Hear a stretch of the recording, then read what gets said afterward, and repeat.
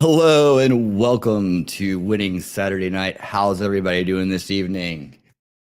I hope you're doing well. TC, thank you so much for getting us started with $10 in the super chats. When the moon is in the 7th house and Jupiter aligns with Mars, you know what age it is. That's great. That's awesome. How you doing, Rabbit? How you doing, Suzanne? Thank you guys so much for being here.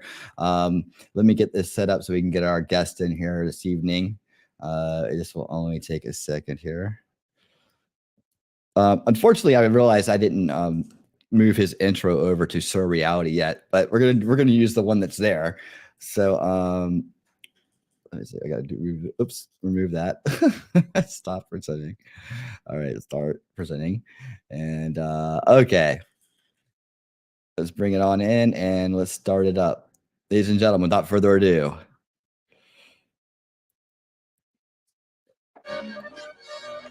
This bullet just handed to me. Stricken airliner approaching Chicago. 面白いよ。ニュースの実感です。札発音が伝えます。ヘッドストライカー。That's my favorite part. Come on, finish. That's Scrim's bar. Possible. They're on instruments. All right, ladies and gentlemen, welcome to the stream, ShizzyWhizNut. How you doing, buddy? Doing great. I was watching, I had noticed that before, but your intro, is that T3 on your intro? Oh, it might be. It might be. It looks a lot like T3. Doesn't it? It's crazy how similar they look, isn't it? So scary. She's going, nah, nah, nah, nah, nah, nah, nah. Nah, nah, nah, nah. You know what? I think you're one of the first people to actually figure that out. Hey T3, hey Suzanne, how you doing? See, T3 is going. She thinks it's funny, but you're not scared. I didn't say it was scary. I said it's scary how real she looks. That's what I was saying. Yeah. You know, when she sings, she sounds just like that too. I know. Just a little bit more Jersey to it, but you know. No, T3 still has a great voice. Yeah. Always. She should sing more. Yes, she should. Hey guys. Hey Daisy, how you doing? How's it going? I know there's a lot going on tonight, and I appreciate everybody. Hey, thanks, Daisy. I appreciate everybody being here. I know there's tons of stuff going on Saturday night. Yeah, we're gonna have a good old fashioned hippie party tonight and talk a lot about it. Something Shizzy and I know very well, especially being in this area that we're in. I even brought a guitar. Oh, Yeah.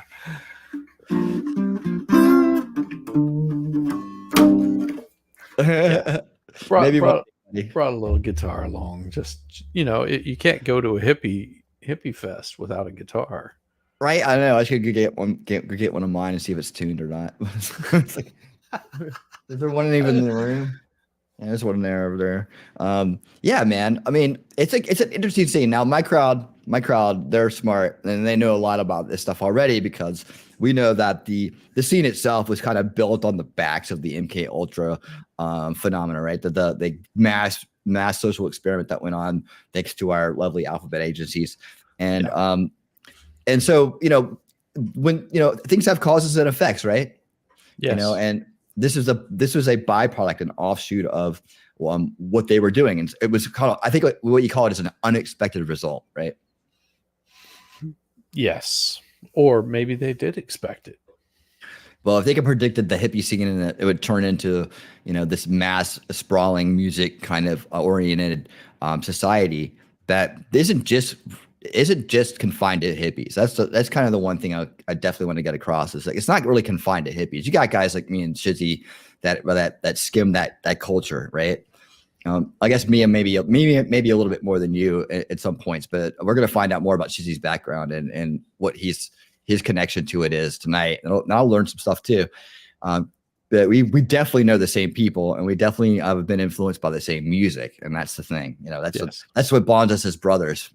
We've been there and we've been the crew on that. We know the road. We're road dogs. We're old road dogs, and I was telling a friend the other night that when you've done that and you run into somebody else who's done that, especially in the same scene, and not necessarily even the same scene, but especially the same scene, same people, you have an instant bond. You just look at each other and you're like, oh, hey, what's up, man? I got your back. It's like automatic. Yep. It's really automatic. And that's why me and Shizzy just hit it off like that. Once we started hanging out and talking, it's like, oh shit, dude. It's amazing how many people that we actually found out that we know of, not necessarily that we were close associates with, but that we would run across, the same crews and same people. And that's that knowing like, yeah, there's certain sketchy people out there. So we were able to communicate and say, yeah, did you ever run into X, Y, or Z? It's just like, yeah, it's just like, okay. so you know what I'm talking about. Yeah. So, yeah. Well, wow. With all the way up to 18 viewers already. How about that? It's very interesting. Thank you so much for being here. Please hit the like button. Let me know that you are alive and well. And I'm also on Rumble as my awesome mods like Rabbit and T3 and Suzanne and Daisy and so on have been putting in check. Rabbit, thank you so much for putting this up here. I appreciate that. In fact, I should pin that up there for you. Rabbit's so awesome. Yeah, I love, dude, all of you mods that just do so much for the channel, man. I tell you, I can't put it into words how much it means. I really can't. It's so important. And we're already up to 20 years. Wow, you got people cheering you for 420. Oh yeah, hey, yeah, cheers. Let's do it. Hey, perfect show for it. Perfect show. Expect to see a few others pop in the night too as well that are part of this culture. That's again, I was explaining the other night that when you have been in the culture and understand the culture, and you're in a scene like this with multiple people from all over the place, and you run into somebody who understands it, you have a little bit of a bond there too. It's like you remind each other of the good times.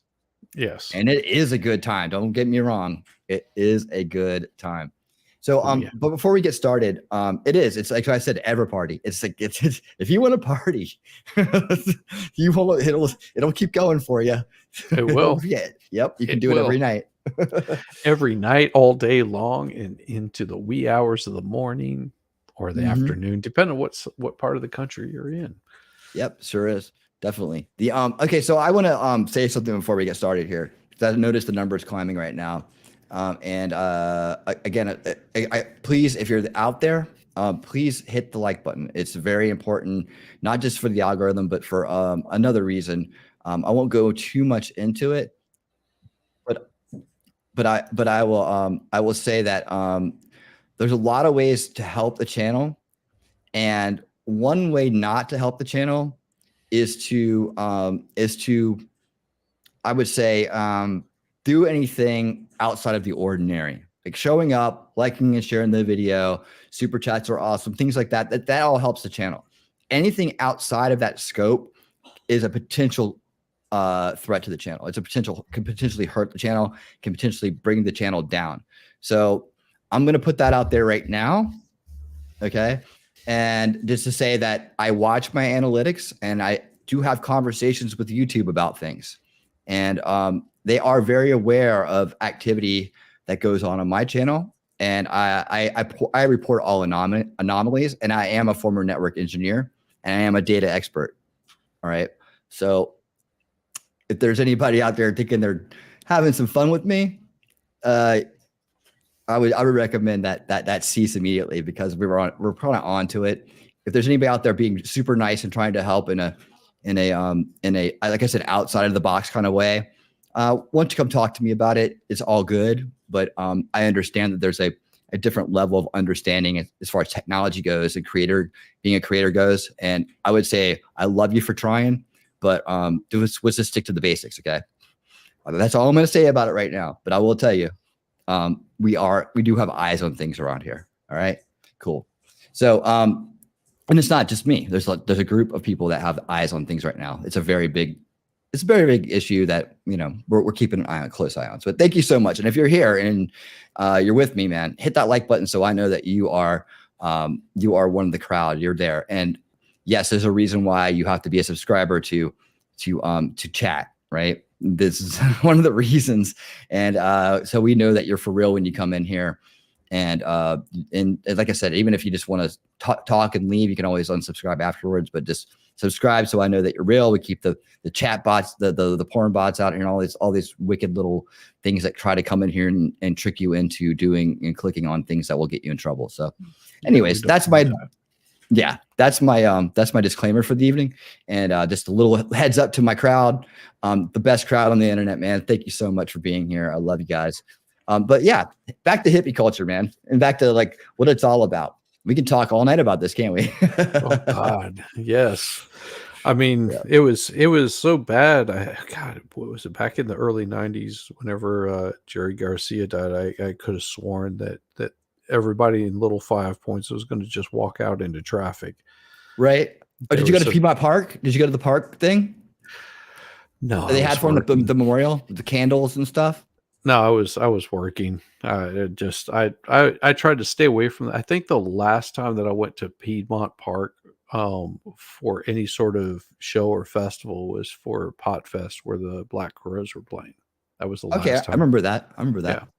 Yeah, that would have been what, 98 or something like that, 97. So it was weird. I had a great time. Yes, you could probably find pictures of me there, because I was looking very unique. But yeah, I was there for the last Pot Fest that I think it was Black Crows, and I remember it was actually a really, really good show. And people tend to forget that, you know, the reason why you're going to something like that, you know, outside of having that sense of community, of being in the same place, is that there's a nice mesh and meld of people from different cultures and different ideas and different, you know, work ethics, and just you get this big mishmash of people that makes it so unique.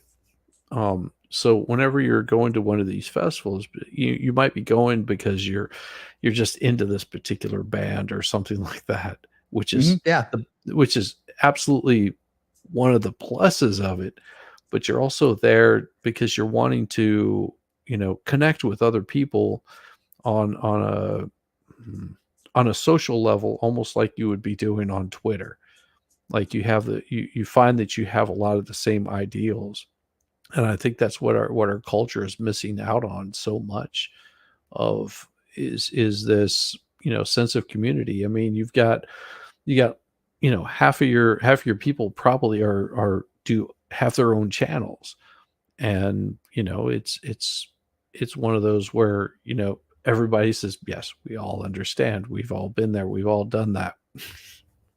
And that's what those kind of festivals are like, is just, you know, sharing and getting to know, you know, the guy that's hanging out next to you that goes, oh yeah, you know, I'm a banker during the day, and you're going, oh, I'm just, you know, I'm wait staff in a hotel or some crap like that. So I mean, it's really cool that you get that big wide variety of people, and I think that we've lost some of that. Oh yeah. Yeah. And I think that's what people are looking for too. Like for me, that this culture, like I got into it like right at, I think, my tail end of my senior year of college, maybe. and it's a band called Fish. Like I really wasn't much of a Deadhead before that or anything like that. Not that I ever was a Deadhead. I mean, yeah, I played the music. I know the parts. It's fun music to play. I mean, it's really exploratory. That's what I love about jam bands. I love about the improv part. I always described it as like kind of like Scramble Campbell. You know what I'm talking about? Painting a picture as the music goes on, right? It's you're making live art, and like if me and Shizzy are playing together, we're having a conversation, right? And I'm listening to him, I'm feeling him, he's feeling me. He brings it up, I bring it up, I bring it up, he brings it up. You know, we bring it down together. I'm listening to his groove. He's hitting the bass, I'm on the guitar. I'm just like boom, boom, boom, boom. You know, and then we're connected. We're in this thing called, well, one guy would describe it as Zambi, right? We're in the state, yeah. We're in the state of being kind of like one organism here with the whole band, and we're all connected. And it's a very great feeling for a musician. It really is. What do you think, man? Well, and also because the crowd gets to experience it where they become one with the music also. Oh yeah. That's you know where it just sort of all blends in, you know, and it takes away all of those anxieties that you might have about being, you know, the person that you are. It is a sort of zen. Oh, we got 5 gifted memberships coming in. I just noticed that. Oh, thank you. Thank you, Rabbit. Oh, we got Michael R38. Welcome to the winner's circle. Tam, welcome to the winner's circle. That's so awesome. That was Talking Trash and Truth. Thank you so much for doing that. And I think I saw one from Rabbit too, or is it Rabbit got one? Let me see. Let me see. Okay. Oh yeah. In your Myers, right? In your mirrors. I hope I'm not totally trashing that. But welcome to the winner's circle, and Watson, welcome to the winner's circle. Thank you so much for that. And I thought I saw. Oh yeah. Okay. So Rabbit was thanking. Okay. Thank you so much for saying that, Rabbit, and thank you to the mods for always expressing the gratitude towards all the support. I really appreciate you guys being on top of that. Well, we got we're sitting here at 25 viewers. Wow, that seems to be a number that keeps coming up on my my streams lately, and I find it very interesting. And I'm glad that everybody's here. And I hope that if you are here, you'll hit the like button. And again, I'm on Rumble as well. Hey, let me say hi to Rumble real quick over there. Who's over there? Hey, how you doing, man? Thank you so much for being here over there on Rumble. Appreciate it. Appreciate it.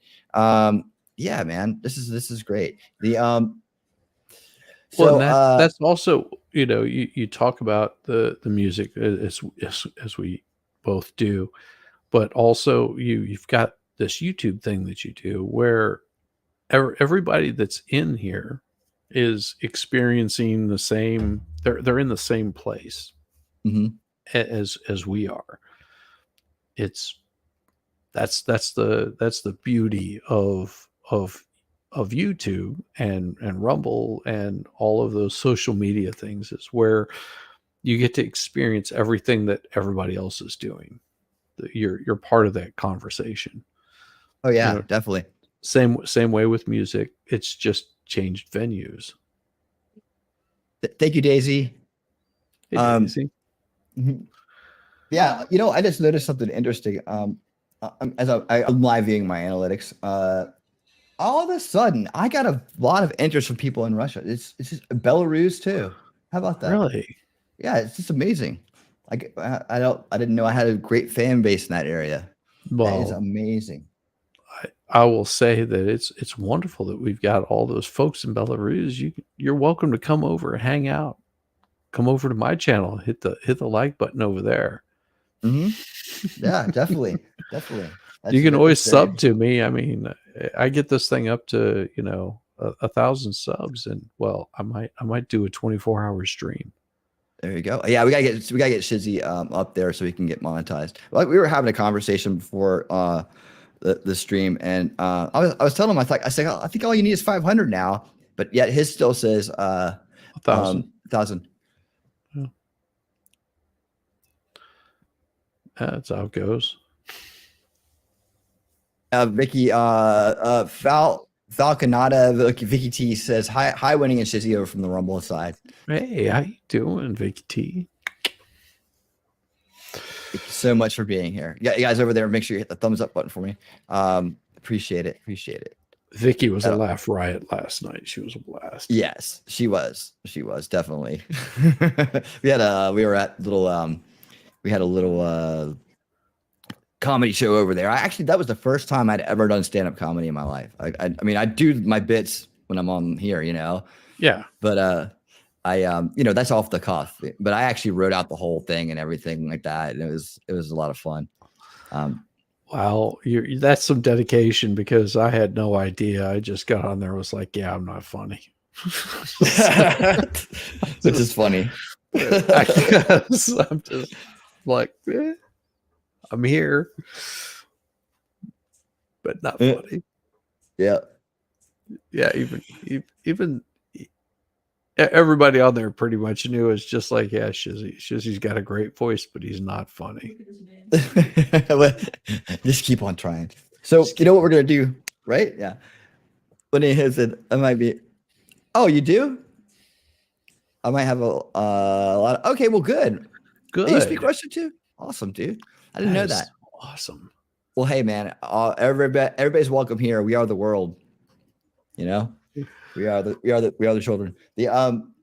So what we're gonna do is we're gonna dive in again. I was saying we know where the origins came from, right? And this is I would call it an unexpected result of the MK Ultra trials of the 50s to 60s and stuff like that, and so on. But this came out of it, right? So what we're gonna do is dive back into the origins of a group called the Rainbow Gathering, right? And the Rainbow Gathering would be like, how would you describe the Rainbow Gathering? I would describe the Rainbow Gathering as a very elite group that is very limited on the amount of people they would like to have join them. Their idea kind of open, yeah. Their idea is very, very much structured around being inclusive to everybody, to want everybody to come in and basically have a nice, wonderful time and realize that you're part of this world. So think peace, serenity, calmness, and eliminating all need or want for material possessions, taking them back to that hippie culture of the 60s that was taking over the world at the time. Yeah, and you'll hear Woodstock. I agree. I agree. And you're going to hear that in the words of the people who founded it or have been back around during that time, what their ideals were, right? And then we'll take a look at it and we'll kind of talk about where it's come today. And then I want to talk about the difference between the gathering and a reunion and what that is, because that's more of a modern thing, the reunion. And I still have to rewatch. Hold on, Vicky said I still have to rewatch the beginning of last night's show. Oh, you should. It's so funny, dude. It's really funny. It was good. Vicky T brought it. That's all I got to say. She brought it the whole way. Yeah, she when you just let her go, and she has a lot of funny stuff to say. Hey, T-Rex, how you doing? Just off the cusp stuff. Yeah, it's very, very entertaining. I'm happy you're here, brother. I'm happy you're here. Okay, so well, that's weird. I had 100. Okay, that's minutes. All right. I'm still I'm kind of keeping an eye on the analytics one here on the side. And again, if you're out there, even if you're not in the chat, please give me a thumbs up so I know that you're with us here on planet Earth, right? So we're gonna watch this documentary called "We Love You," and this is we're gonna have a lot to say about it. So maybe we'll just jump on into it right now and get started. I would say the Rainbow Gathering started out exclusive, maybe. They were, I guess, inclusive for what they called counterculture. And I think I meant to say this earlier, is when I first entered the scene, I had this really, I don't know where I got the idea from, but I thought this was the anti-establishment, if you will, right? But a lot of my exit from the scene, if you will, at least being deeply involved, was the realization that it was quite the opposite. And that was a big wake-up call for me. And that was just, I really just couldn't believe it. It's hard to imagine people who want to live free and who want to do what they want to do and so on could be so dedicated to establishment ideals behind the scenes and in public. and just be blind to the fact that they are completely being, I'm not talking about your average showgoer. I'm talking about people there. Like Vicky to me is a showgoer, right? Yeah. She's got the style. She loves the music. It does good things for her.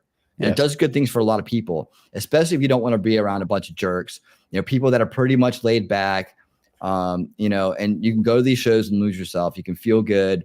You can have adventures that you wouldn't have normally in everyday life.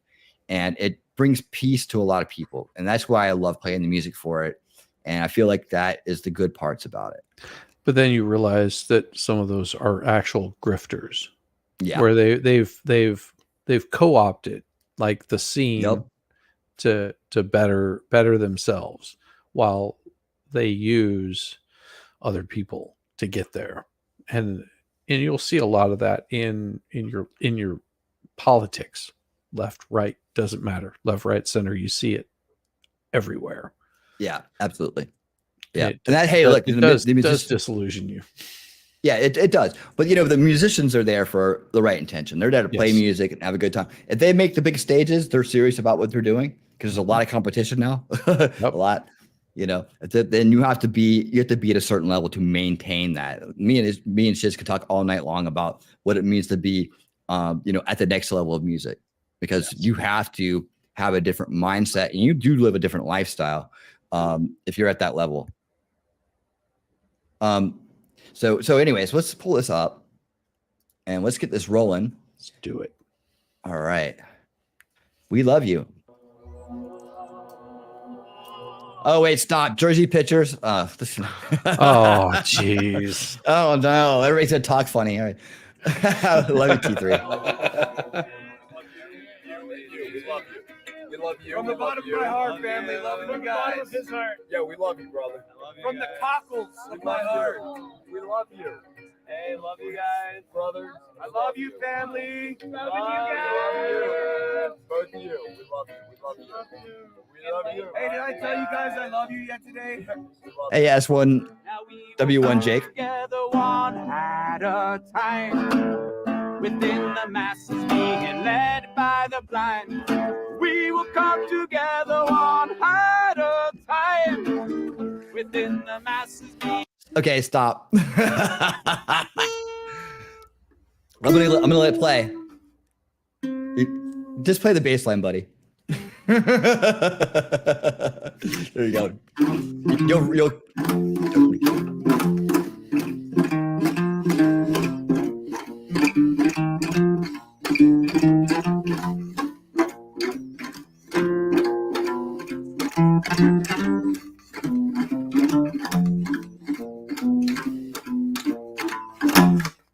There you go. Rock and roll, baby. All right. This scene right here you're seeing, this is a very common scene at not just festivals, but gatherings, reunions, and so on. And the bonfire in the middle in the circle, guitar players playing songs, usually drums, like you got cajones. The cajones are real popular these days. You also have the other types of drums. I can't think of the name of it right now. The bongos, and you got the what's the djembe, right? Well, and a lot of these kind of circles that you would run into, people would have extra instruments, and I can remember vividly being out in California, and sitting in a room that was just massive, and instruments hanging all over the wall. And it's just like, if you're going to come in here and hang out, you have to play an instrument. We don't care if it's just finger cymbals. You're going to have to grab an instrument. You're going to have to play. You're going to have to be part of it, because this is that kind of vibe that you're getting out of it. Yeah. You're not a spectator. You're part of this group. Yep. And I'm telling you, if you're looking for a good time or a good party, you can you can just be a visitor to the scene and you'll have a blast, right? Yes. But warning, you might not ever make it back. It's true. I mean, it really is addicting, and it's alluring, and it's sexy, and it's fun. It's so different. It's so you throw a few things on top of that, mix that little cocktail in, and you're in a very euphoric state at these things, and it's great. I mean, I'm not gonna lie to you. But the the ramifications of being part of this scene, like constantly, is completely different. We'll get to that at the end. So I like I like the Vicky method. You just go and you have a good weekend. You come home and you get back to it, right? That's pretty much where I started, and because of the music, it took me deeper into it. But yeah, there's a lot of again, this guy sings great. He probably wrote this song. I don't know if he did or not, but there's a lot of great musicians that never are going to make it that are in the scene. I'm telling you right now. They may not want to make it. But they can come there with a guitar and be a musician for a weekend, and they can play some great music and sing beautifully. And you'll have hundreds of people to sit around a campfire singing with you, man. It actually is a very, very, a very wild experience. And I'm actually getting goosebumps just thinking about it because I've been there, you know. Mhm. But here you go.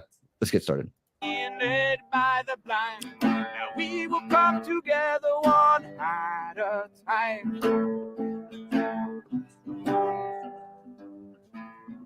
Once we realize that we don't have to mow, we can stop today and just let the plants grow. The food and the medicine appearing from the ground, 'cause when we leave her alone, Mother Earth will abound. Leave her alone and Mother Earth will abound. Just leave her alone and Mother Earth will abound. Just leave her alone, Mother Earth will abound.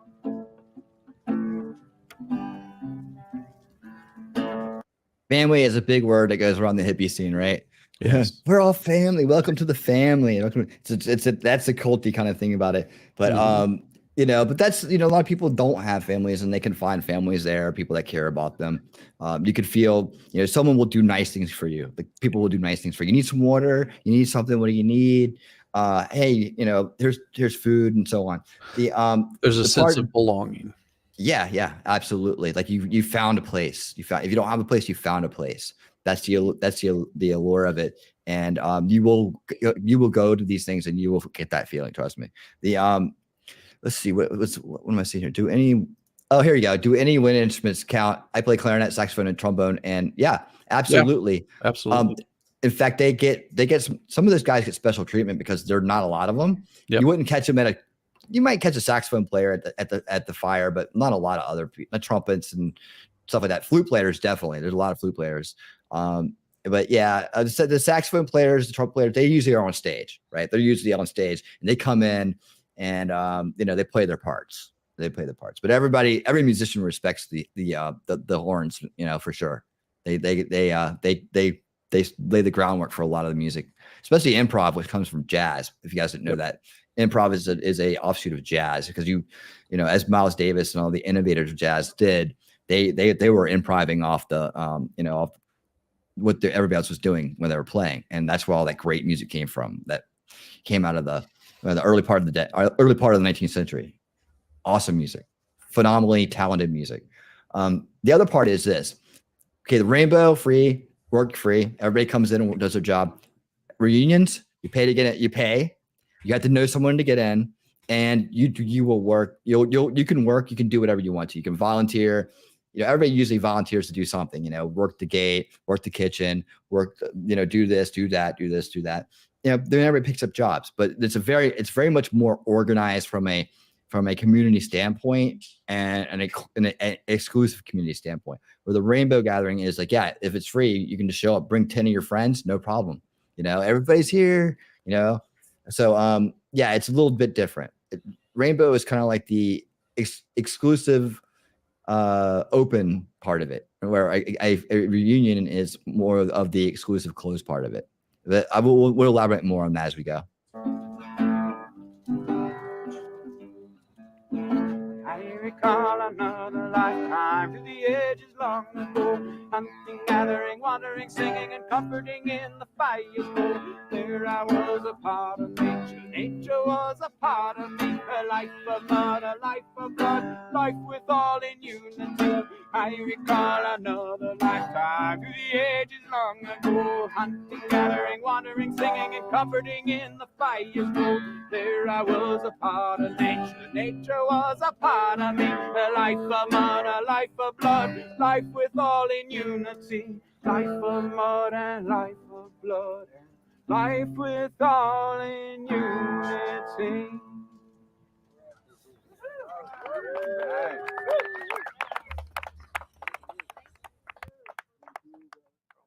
we have created a space where magic can exist.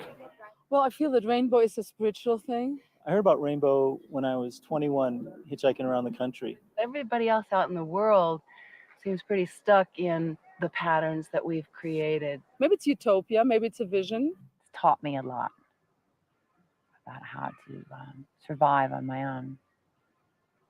But I think coming back to the earth and coming back to a simple kind of lifestyle in the woods to sort of consider there's water, there's wood, you have to protect against the cold. It takes people out of this capitalist attitude of consuming all the time. I like the rainbow gathering because it's about freedom. I love you. Welcome home. These are some of the things that people say at a gathering that you wouldn't necessarily hear out in the world. The energy of the gathering here it's so diversified because it's all the microcosm of everybody in the world. That must have been day one because everybody's still dressed. Well, and I'm noticing that she's saying, "Oh, it's a microcosm of everybody out in the world," but I have yet to see anybody that is Hispanic, Black, Chinese, Asian. Yeah, I mean there are some blacks. They're like kind of mixed in here and there. Not a lot, right? But you know, then you go to the stage, you might find more playing on the stage. Well, you see them on the stage, but I'm talking about like their group tends to look like a lot of just white folks. Yeah, like very, very, very white bread there. I agree. I feel that this is how humans are supposed to be living with each other. Our oneness is our power. You're going to sit down next to somebody and they're going to tell you they love you. Some people don't understand what it is, but see, what rainbow really is this, or to me, that wherever grass grows, wherever wind blows, wherever sun shines, it does so upon a natural child of God, a natural child of humankind, my natural spiritual brother or sister. Dude had serial killer glasses. Right? Sorry.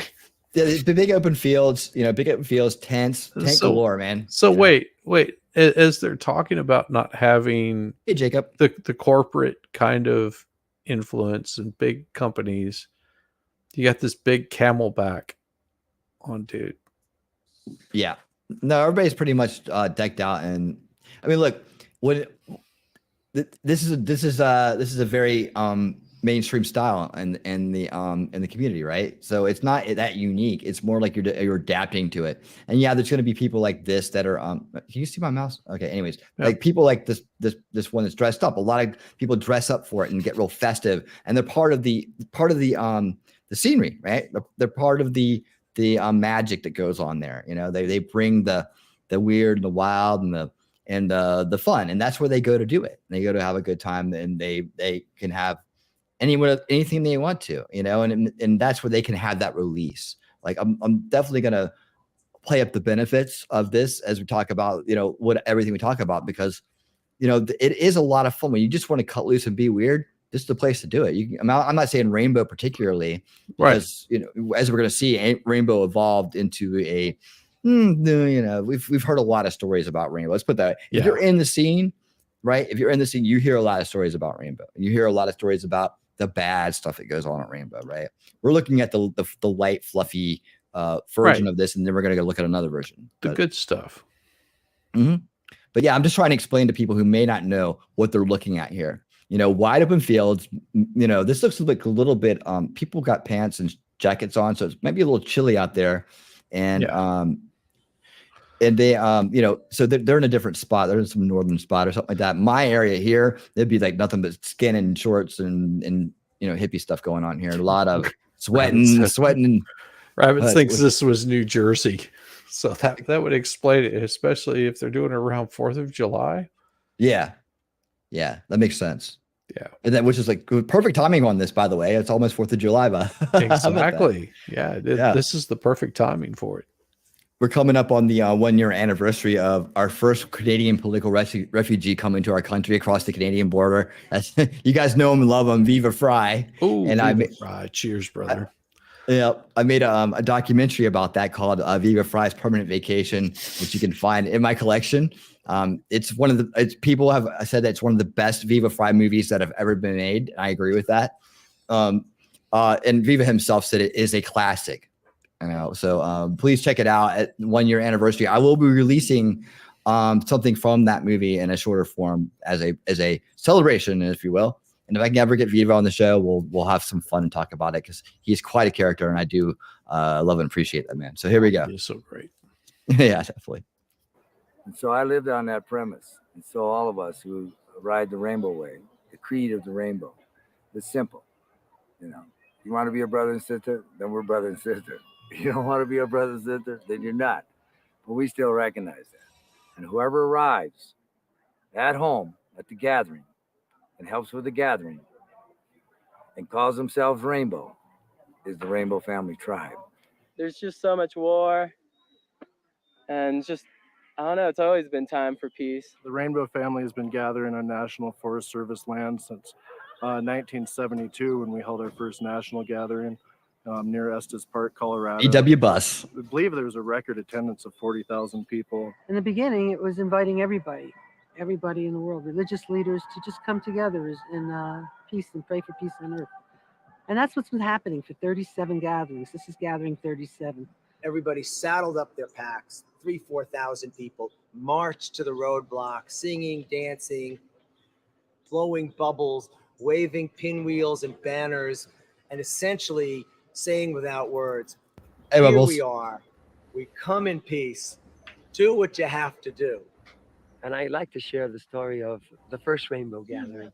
Grandfather David, a Hopi elder who showed up at the gathering. And there he was telling us about the prophecy.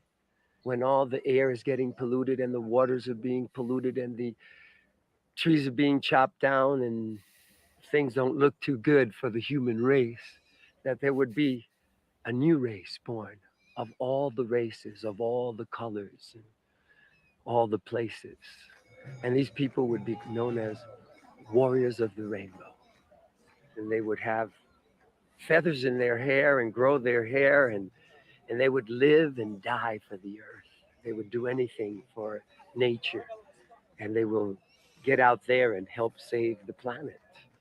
And there will be a sign, he said. The sign will be, there will be a white buffalo.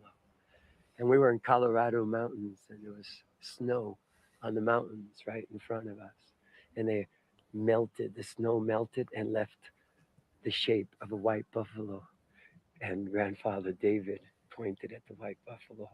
He said, the prophecy It's like a dog. I was about to say, it looks like a cat that's been startled by something. And says, Yeah, it's just like But dude, if you're tripping your ass off, it probably looks like a buffalo. I mean, I can convince people it's a buffalo. They were not, with their state of mind. Right? It's like Grandfather David probably saw it first. Like, look, and a buffalo comes. See it? It's over there. a white rabbit. Right? Yeah. Follow the white rabbit.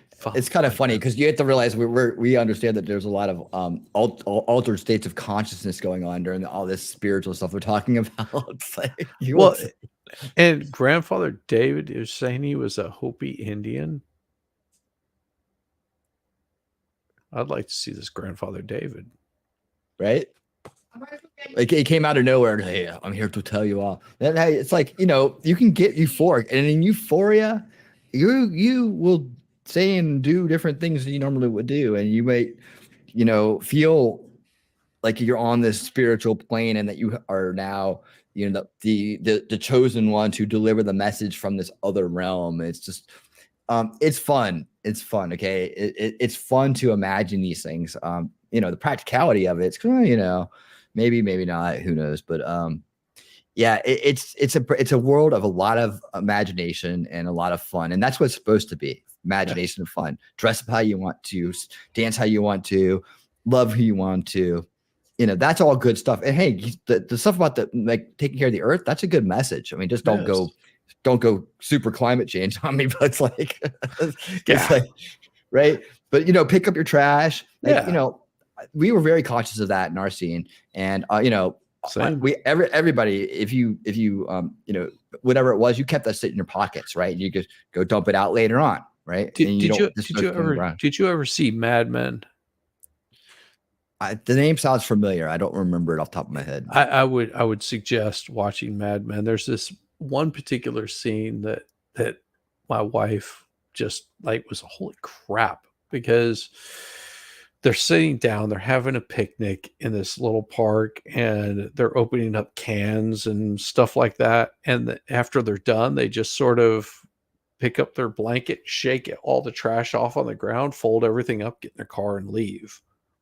And that's pretty much the attitude that everyone had back in the 60s. There wasn't, they weren't looking at doing, 50s, 60s. They weren't looking at, picking up after themselves. It was like, oh, somebody else will pick this up for me. Yep. Hey, T3, my recommendation is, I don't know what kind of music you're into or whatnot, but my recommendation would be to go to like a Fish show or like a Dead Company show first, and just get there early and just go walk through the lot. That's going to be a lot of who's going to the gatherings these days. And I'm going to show you some modern gatherings. I mean, they're still going on. I got videos of people that have taken videos. That's the other difference between a gathering and a reunion. You're not going to find any video footage or photos of reunions out there, because that's highly frowned upon, and you'll get thrown. You won't get invited back if you do that. So there's that peer pressure on top of you to never ever disclose the secrets, disclose the locations, disclose the individuals that are there. It's so you can be a private hippie, right? A private family or whatever you want to call it, right? So that's again, I'm just going to point out the differences as we go along between this and what's going on today and smaller circles.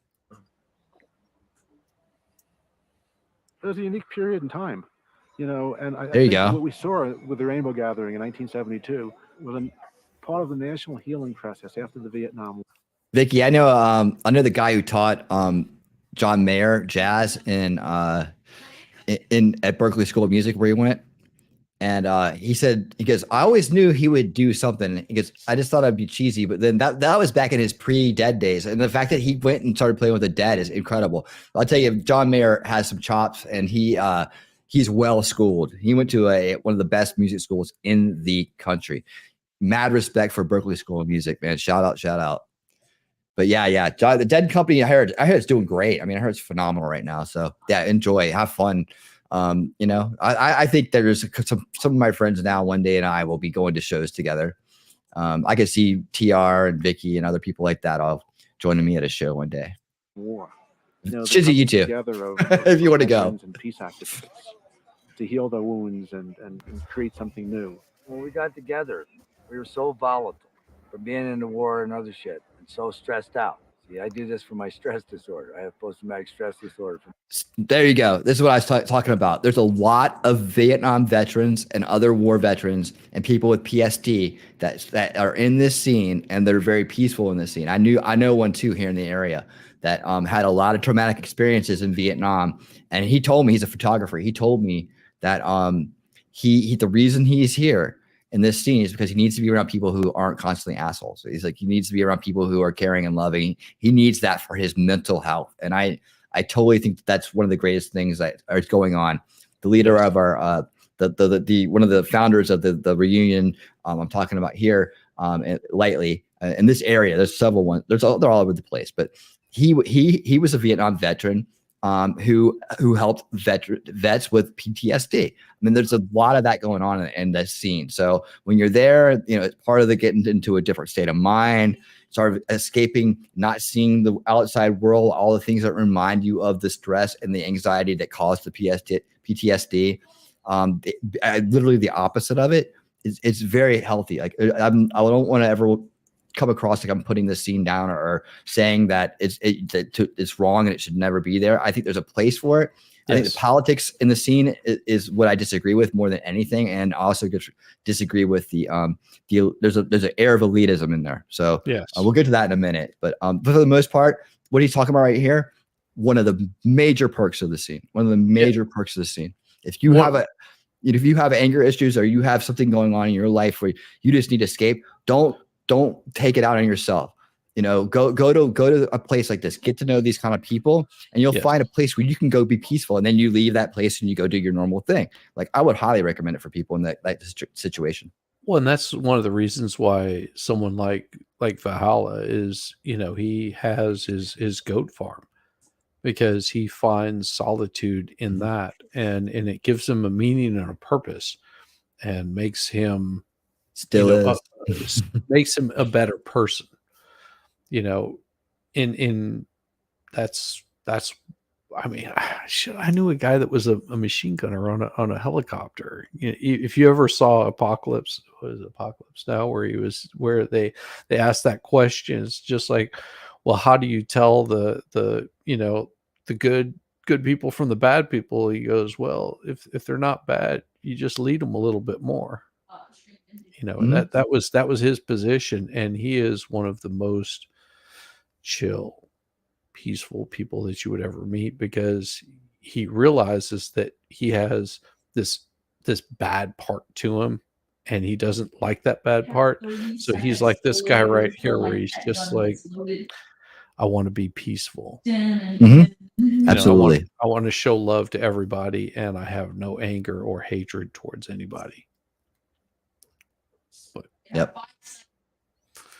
Be in the military. Okay, they don't want to give me my claim, but I have that, and I have it for all these years. Okay, now we figured out something. Okay, for one, we started rescuing brothers that came out of the war, who we found in the streets. They're just like, one day they'd be in Vietnam, 3 days later they'd be standing in the streets of Seattle. Come in the on, middle of the people night, not now. even knowing Smile on your brother. Everybody get together. Try to love one another right now. This is our way of service. This is our karma. We can't overcome what we did. yeah, he knows.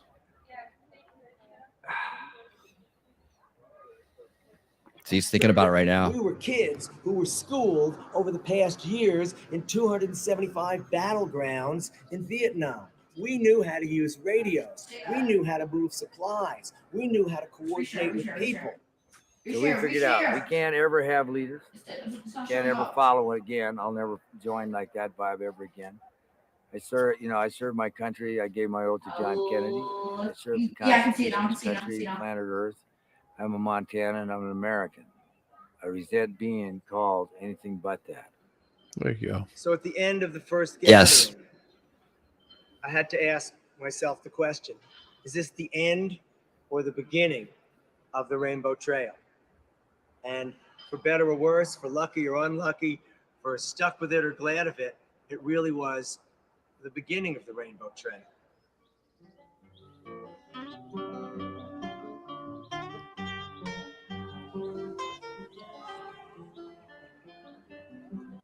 Okay, they could have tuned the guitar for that. I mean, yeah, just God. a little bit. I can't stand on two guitars. I'm still liking that she's got like the nun habitat on, and she's riding around in a wheelbarrow. Right? I know.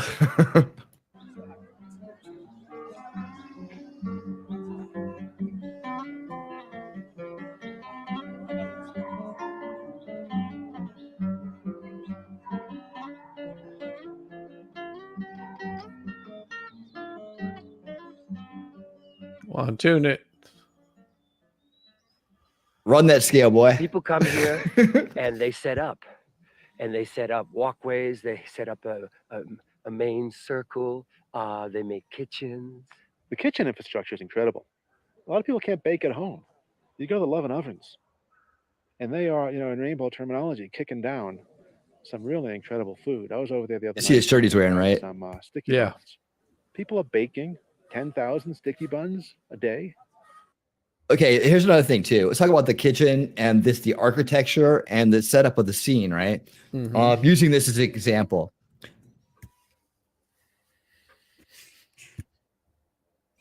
Hey, T3. Hold on a second. Okay. So look, in the middle of the woods, you'll see these ovens picked up, right? People bring refrigerators out there. They'll run power to it. Oh, hey, thank you so much. T3 with $5. Hey, Winning, can you turn up the video just a bit? You and Shizzy are way louder. Yeah, absolutely. Is it not all the way up?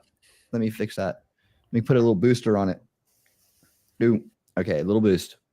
There we go. All right. Thank you for bringing that to my attention, T3. I really appreciate it. And thank you so much for the support. It's And hey, T-Rex. dude, I'm sorry, T-Rex. What is it? 2 T's there, man. I mean, just added the third one. I mean, T3 might be you know, pretty hot, but I don't think T3 is hot and drives a 18-wheeler. But don't tell her what she can't do. All right. Oh, I mean, she can drive an 18-wheeler if she wants. I'm sorry, T-Rex, buddy. I know the difference between you two. But yeah, dude, you know, if you want to go, you want to check this thing out, man, you're one of the few people I would probably meet up with and do that with. All right. So I know you're a good dude all the way through, and would you know, wouldn't mind hanging out with a distant idea. Anyways, the kitchen stuff, right? Like you're building everything real naturally, right? But there's like this food coming out constantly, and you can swing by the kitchen anytime and get something to eat. This you know, but the architecture there, you got a lot of like hand built stuff. You got a lot of people who know how to build bonfires correctly, like really stack them up and do them right. People who know how to rig, who know how to like run line and know how to tie knots and like put up giant, huge tents. And I mean, there's a lot of skill going on here that are real earthy, woodsy survival kind of skill. Oh no, I got $2 for that. Winnie has called me T3 like 4 times this stream. Jesus Christ. Yeah. Yeah. Well, maybe I keep on your mind. No, it's just like I see the T and the T and they're right next to each other and I'm going too fast. So thank you. What he's telling me and what I'm telling myself now is I need to slow down, but not that slow. All right.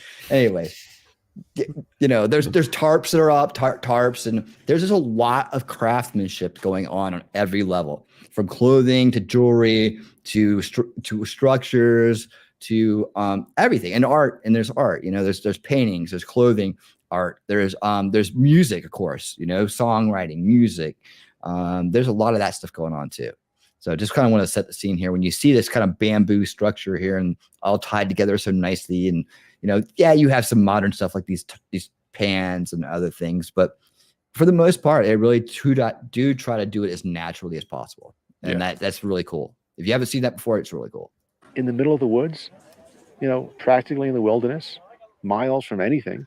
This is incredible infrastructure. How to work with available materials, you know, mud, you know, and a little bit of bonding agent to put something together and ultimately build these ovens, which will, after a week, dry out and crumble apart.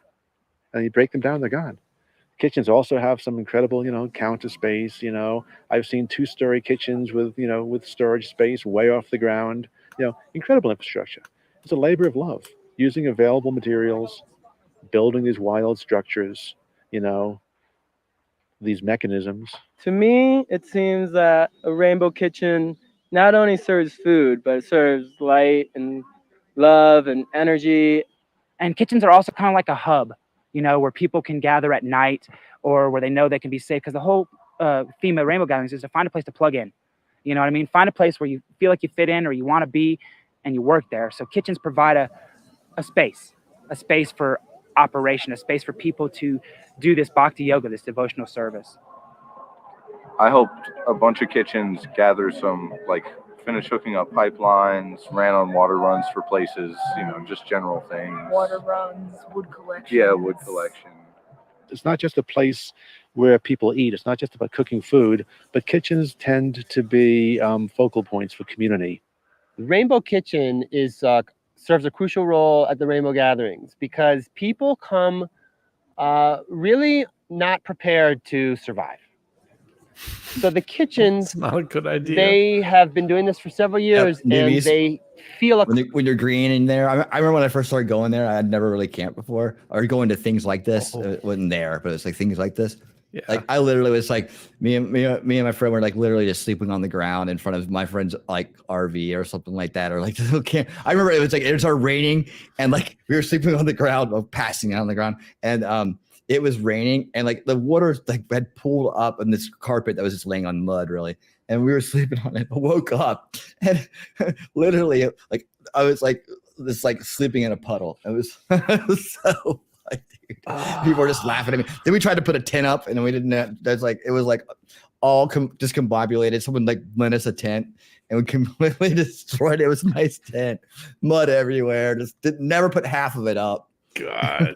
So green. See, So green. I came out of the military, so I was like prepared pretty much for anything that was coming up, and it's like, well, we got to do this. So like, no, actually, that was a really bad idea.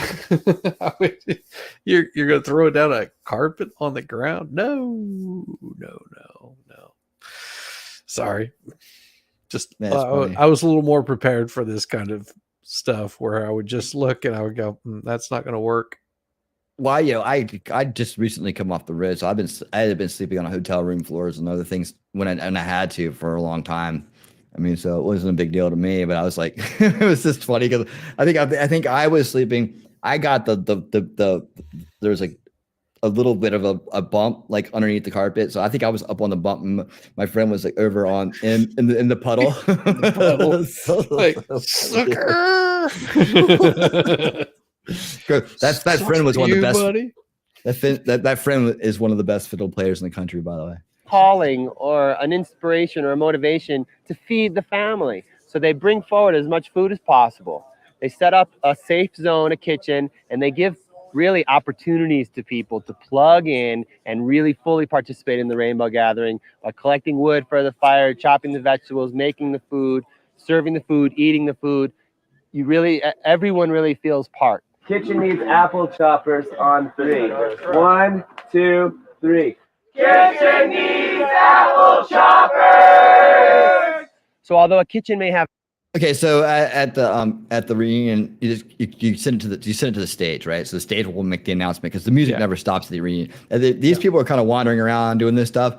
The reunion is more like you got a stage you built, and you have bands 24/7. Like from the time everybody wakes up and it's reasonable to start a band. And then some people just get up there early and they'll play guitar by themselves or do something, whatever, and it's all good. But there's a schedule, so you know when the bands are coming on, you know when you're playing.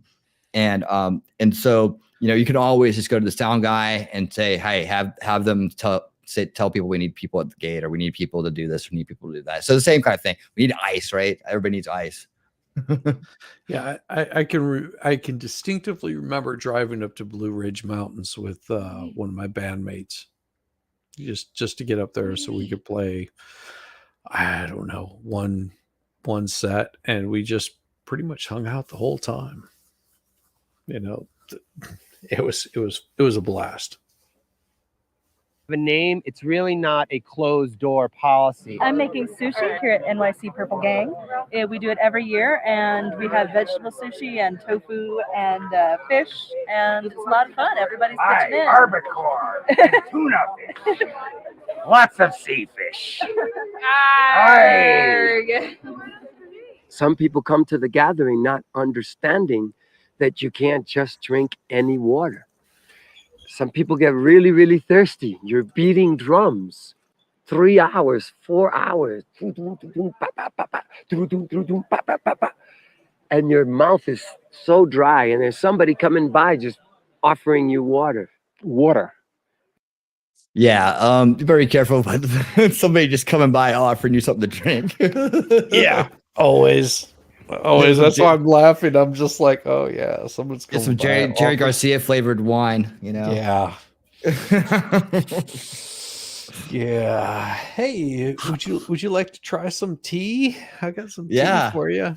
Yeah, sounds good. I'll drink some tea. Why am I seeing like ants crawling all over my? Hey Melvin, how you doing, man? Welcome. I haven't seen you around before. Welcome. Hope you are enjoying the show. Welcome. Happy to have you here. Welcome to the family, man. It has always really impressed me.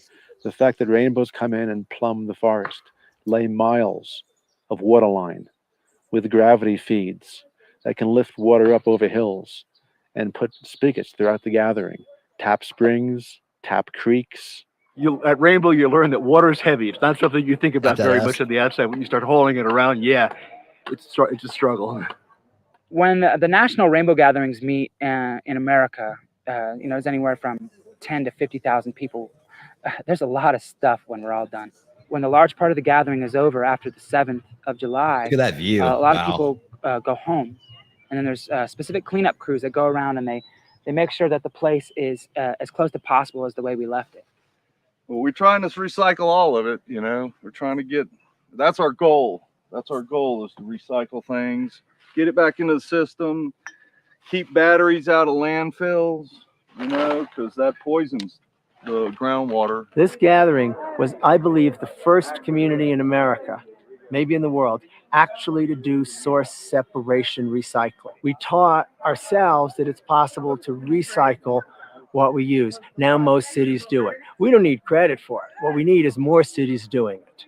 First of all, is get all the stuff out. We are only here for like 2-3 weeks, and afterwards it's completely disappeared. The camp, there's no trace of it. We disappeared the fire pits, and we naturalized the ground cover and all of that. And then we have a crew that comes through and does micro. They do micro trash, and they get, even the little stuff, cigarette butts, everything, and once we get that, there's the last guy out. And he's always off and looking, and he's a good friend of mine. I've personally went and got him back in October in certain gatherings. Because how could we be, rainbow people speaking these things of peace and love and unity, and then we did go and trash Mama Earth? The Granola Funk Theater came to be with a bunch of crazy ass kids running around on Grateful Dead tour, and now it's like a family tradition, pretty much. It's become that, Basically, we wanted to create a space that appealed to all the senses, a place where no one would go away unfed, from the youngest to the oldest. If it wasn't the music, it was the dance. If it wasn't the dance, it was the literature. If it wasn't the literature, it was the food, and so on and so forth. The Granola Funk also builds a huge theatrical stage out of wood and whatever else we can find or throw together. We give a platform for people to speak their mind. Art is fleeting. And we build this thing. It takes us 6 or 7 days to build it. So you make those incision cuts first. You try. Put your foot on it. Make the incision cuts first. Knock it back gently. You gotta be careful up here. A safety railing up here. And after we get that, we should do art stuff on that. You know what I mean? To round the structure.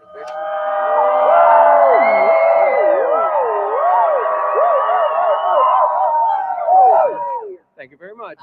So much great entertainment tonight. This show is going to blow your mind. We also pride ourselves on being a non-dogmatic place. A lot of the places at Rainbow Gatherings, have a very specific spiritual nature, which is great. You know what I mean? There's Christians and Krishnas and Buddhists and Muslims and pagans and atheists. And the Granola Funk prides itself in being a eclectic, but non-denominational and bipartisans, and accepting to all cultures and which in theory all rainbow people are. Love that falls upon the weak and weary. Love that brings the darkness to its knees.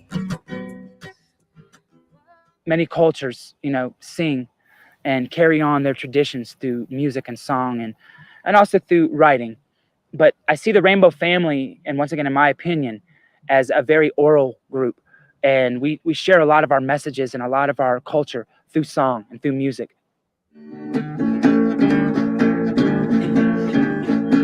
If we put up philosophy, make this guy know fly highway, love you special, fly highway, just take you home, I take you home, I take you home, I take you home.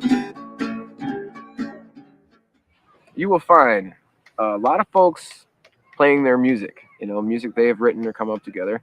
You'll see everything from belly dancers to jugglers to little Susie, 4-year-old Susie singing Twinkle Twinkle Little Star to a crowd of 1,000. We love you. Welcome home. All I know is that the world is where I wanna be. With the wild nights and the wild dreams and the wild tobacco to soothe our. All right. So sorry, I had to step up for a second and get my food together. I think I know this girl. I think so too. Yeah. Mm-hmm. I'm pretty sure I know this girl. I don't know. Yeah, I mean, God, it's their spitting image.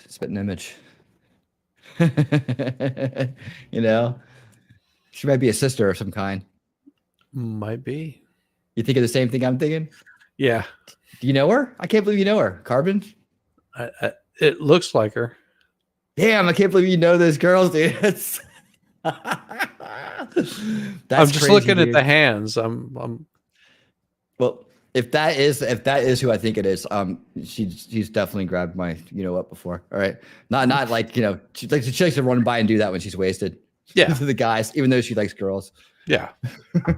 All right, here we go. Yeah, there was so many girls that were so disappointed by a particular lesbian that used to come through Atlanta quite often to find out that she was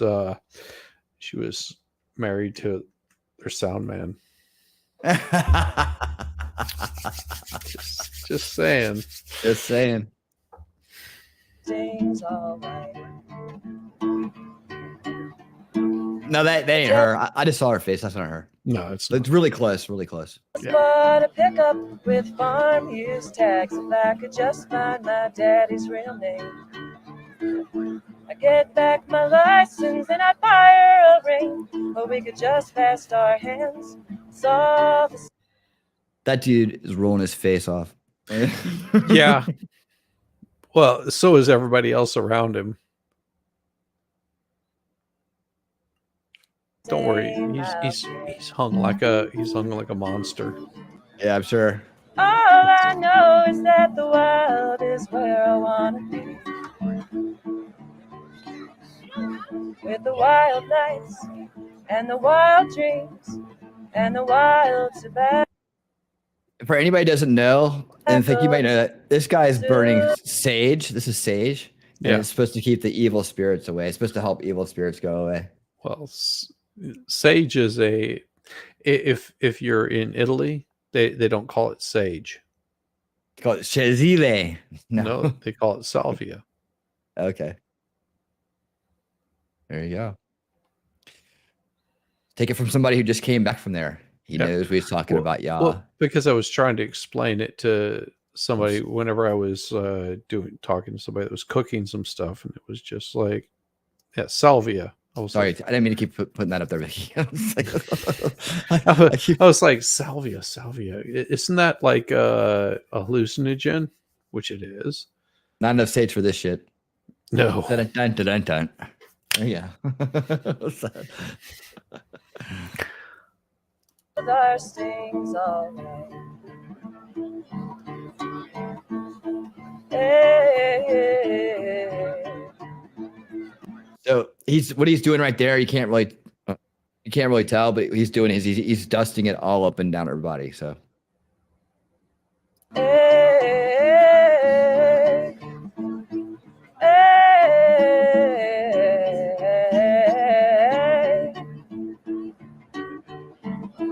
I promise we'd make love all the way to Walmart in the back of our resurrected Subaru. With Big Mama at the wheel, there wasn't nothing I wouldn't say or do for her.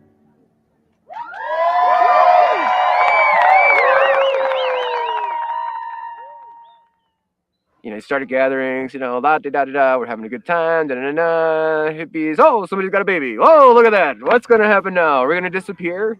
You know, is the gathering going to be supportive for the elderly and the children? Because if it's not community, right?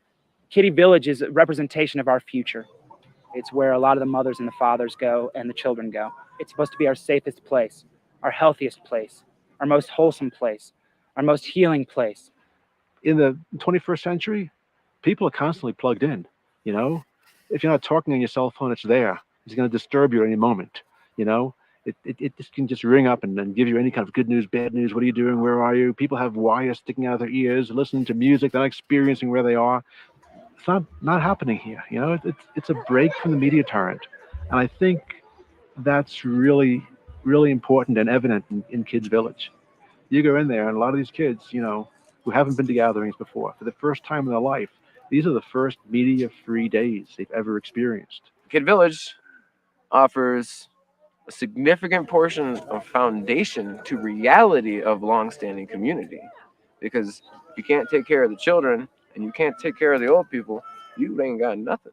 We also try to let them be free, get a little dirty, mess up a little bit, but all in all, it's a celebration. And singing and dancing in Kitty Village, there's nothing like it.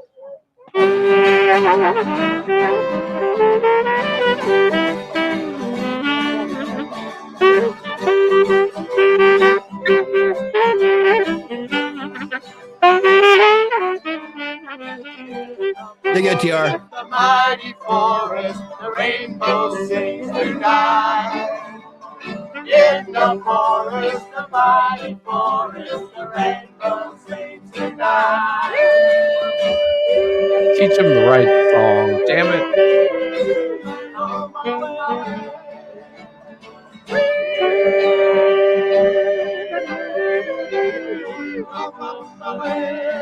Way up, Troy! Way up. Teach them the right song.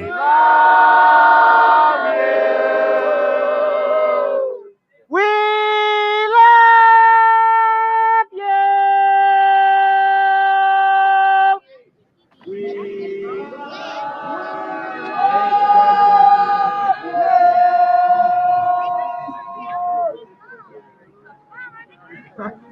He is so bad. Sweet.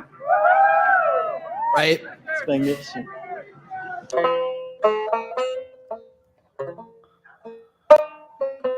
No, please don't. No banjos. Oh god. No banjos. No banjos. You're like a Man, pig. you better be shredding it like Bella Fleck or like Andy Hall. Well, no, not Andy Hall. Here's a dude. Man, there's some shredding banjo players there, man. There are some shredding Yeah, banjo there players. are. But whenever you hear that, Jeff Mosher. Actually, Jeff Mosher's been on. He was in a video that I did for a show way back. I can't remember which one it was off the top of my head right now, but it was about your mind and like it was about man in the mirror. It was about Man in the Mirror. Yeah. Yes. So yeah, he did a great job on that. And you see him play around town. He's around. Yeah. I'm sure you know Reverend the Rev, right? Yes. Yeah. Yes, I do. Yep, he's like a character. We've definitely jammed together a bunch. Yeah. Unfortunately, that's another one that just is like so far left. He's not right, but he's such a good guy. He really is a good guy. He's comforting, great storyteller, and he's just a really, really solid. He's a really great guy. That's all I can say. He's a nice person, great banjo player. But yeah, I forgot what my point was now because we started talking about banjos. Well, we're in the South, and you start playing banjos, and other things come to mind. Let me look back here. Oh yeah, you said it's back there. Okay. Yeah, that's all. Let's leave it at that for now. Oh, I remember what it was. To almost 30 people were watching. Hey guys, please smash that like button. It helps so much. It really will let me know that you're out there and you're digging what we're doing. Let's see what we got up to. What's our likes at right now? Let's check it out. We are at we're still at 17 likes. Okay. Well, I know there's at least half people out there. Just please hit it for me, man. Let me know you're live. Let me know you're live. And on Rumble, we got the thumbs up button, which is very similar. It works the same way. So it's very easy to click. And if you like what you're hearing and you dig it, please consider subscribing because we are winning reality here. Absolutely. Yes. All right. Subscribe to this man right down there. Yep. And subscribe to this man right next to me or right up there. Or which way? Hold on. He's down there. All right. Up there. Yeah, it was ShizzyWhizNut. He does great stuff too. We're very similar. He's covering some great topics and you will enjoy it. Except this guy up here, he's smarter than me. Oh, don't listen to him, man. Don't listen. Don't listen. Don't listen. So smart. Here we go.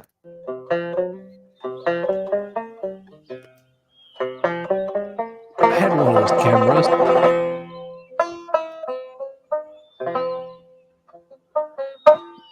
I like the woman in uniform.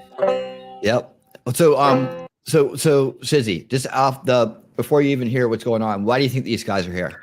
Well, they are there because, of course, they are on public property, and they probably don't have a reason to be there except for what they're doing, and the National Forest Service, because those are not like your typical.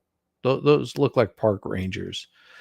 They are. Yep, They're they are. there to make sure that these people that are cutting up trees and stacking trees are not really doing it like they're supposed to be doing it.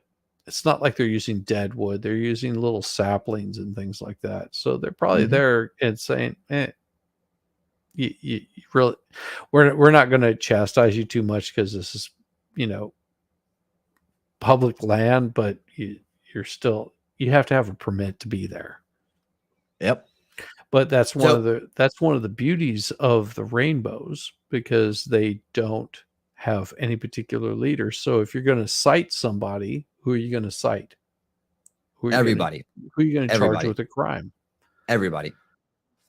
That was what we're going to see. And here's the difference between, again, a gathering and a reunion. Yep. At a reunion, the land is private. They pay for the land. That's why you pay to go there. You pay for you pay for everything before you get there, and then you're set for the weekend, right? Or however long you go. They're there for how long? 3 weeks. Yep. That's almost a month, man. Yeah, that's doing a lot of change to the ecosystem of property. Yeah, and believe me, after nearly a month of this, you don't think there's an ebb and flow to this, right? I mean, imagine you're living in a tent for a month. Okay, you're here. It's this every day. It looks good for a little while, right? Just put yourself there for a month. Now you're ingrained in it. You're more used to that than you are the outside. Yeah, think about this. How long was Woodstock? Like the original Woodstock, how long was it? Oh, it was a week, maybe. I don't know. Hey, you know how many people actually saw Jimi Hendrix play at Woodstock? 100,000? 25,000? What? Try about 30. 30,000? No, 30 people. Oh, yeah. Because Woodstock got completely rained out and everybody was packing. It was the very end of the show. Everybody left. There were very little people there that actually saw Hendrix play. So whenever you see Hendrix at Woodstock, that's just video coverage. And they're also clipping in like massive crowds that were there earlier, but not to see Hendrix play, because that was towards the end of the whole show and everybody was pretty much packed up and gone whenever Hendrix played. There was very little people there. So, whenever people say, oh yeah, my father saw Hendrix play. Well, he's one of very few, because there's not too many people that actually would have seen Hendrix play. You might have seen it on TV or some sort of movie, but actually seen Hendrix play, there were very few people there because they got rained out. True fact. All right. Yeah, it's true, man. Hey, that's an interesting fact right there. Let's see. In Montreal, Canada, we have something similar in July called Shazam Fest. Nice. It's my hubby's gig. He has a circus psycho show and tons of performers there. That would be cool. That would be a blast. Yeah, no doubt. Do you know that one band that traveled around? They were kind of like they were almost like a circus. Do you remember that band? I can't remember the name of them. Maybe Vicky knows. Vicky might know them. Vicky would probably know. Yeah, they were very artsy, but they played at Floyd Fest the same year we played at it, and they were like, it was like watching a circus, man. It was crazy, but they're a band. It's like nuts. They're aha, how you doing? It's like a Russian. It was like a Russian or Romanian circus. It was crazy, dude. Yeah, great music, man. The guy was shredding it. But it was so unique and interesting. Anyways, let's see what these park rangers are gonna do here, because we're gonna have a couple of different takes on this right here.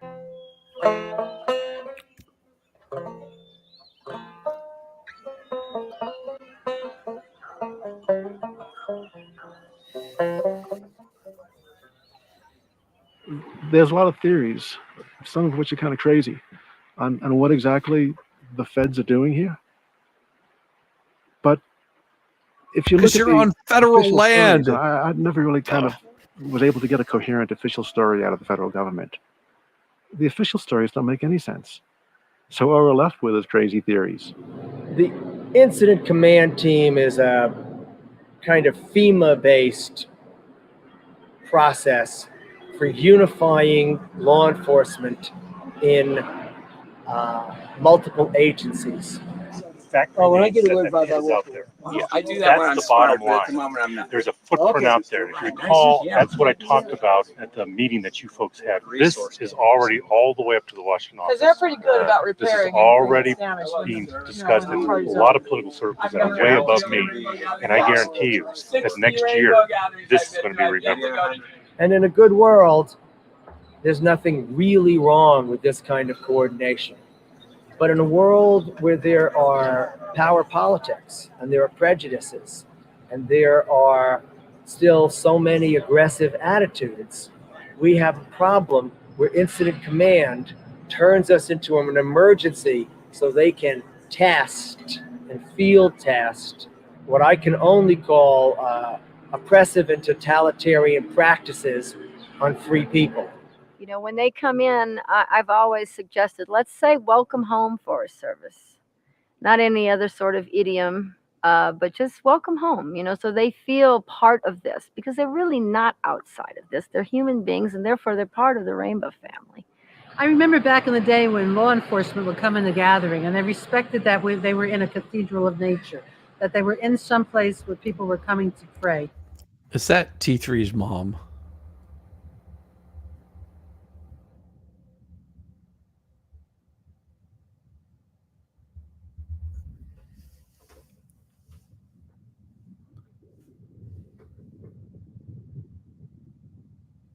So I got down on my knees and I started oming.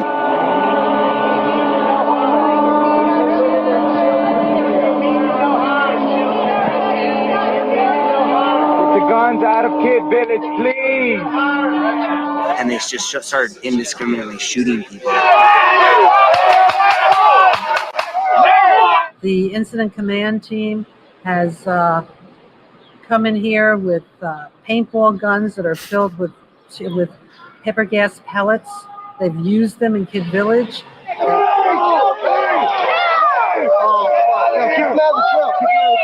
He just got shot in the face! Get him on! Get him on! Here, watch your face. Bend down.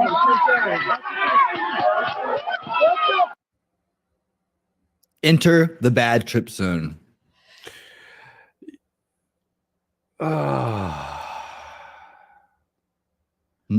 Saw Hendrix Spectrum in Philadelphia in 1969. That would be so awesome.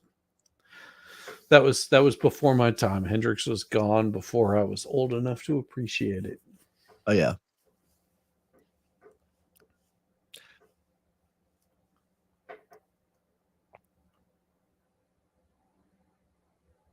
Blue Mushroom Circus sideshow. Oh my goodness. Nice. That's gotta be trippy. That's gotta be trippy. Yeah. What is it? Where does this go? Is this the? I almost thought that was Bonibus, whatever that band was. It called used to called Bonibus something. Bay. Bay 3836. Link is Ah, cool. Performs Bon. She does sick Sick burlesque. burlesque. Awesome. If you guys have never seen an actual burlesque show, they are so cool because burlesque isn't all about getting naked. That's not what burlesque is about. It's the tease.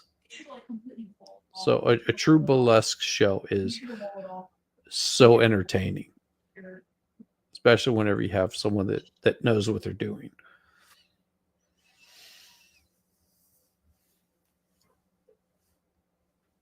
Got quiet over there.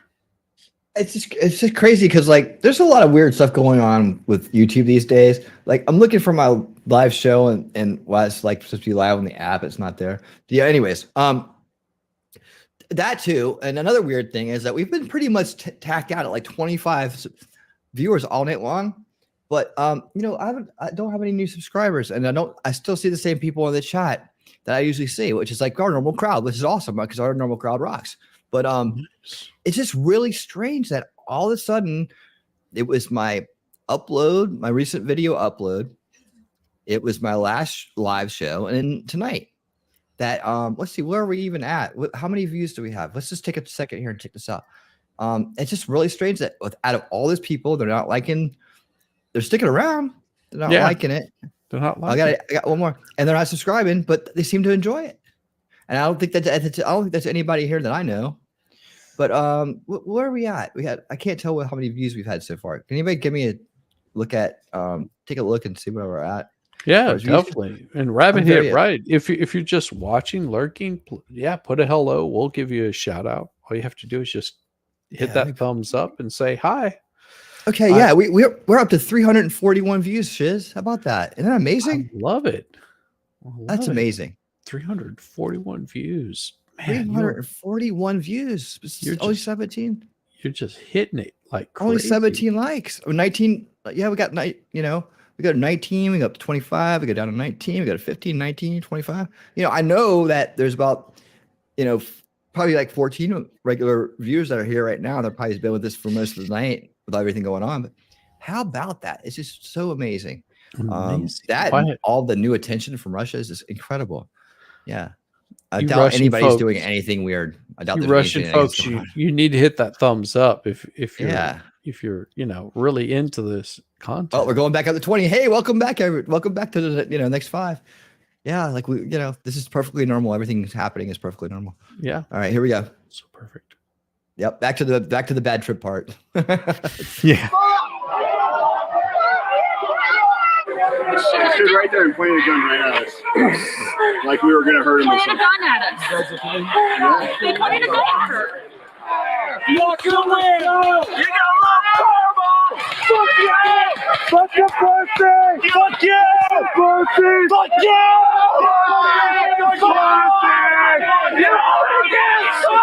You're shooting this! Oh my god, that's Kitty Village. That's where all the children of this camp are and their parents. That's where they're all camped. There was probably a good 80 children within the general vicinity of the fucking gun. They were shooting everyone.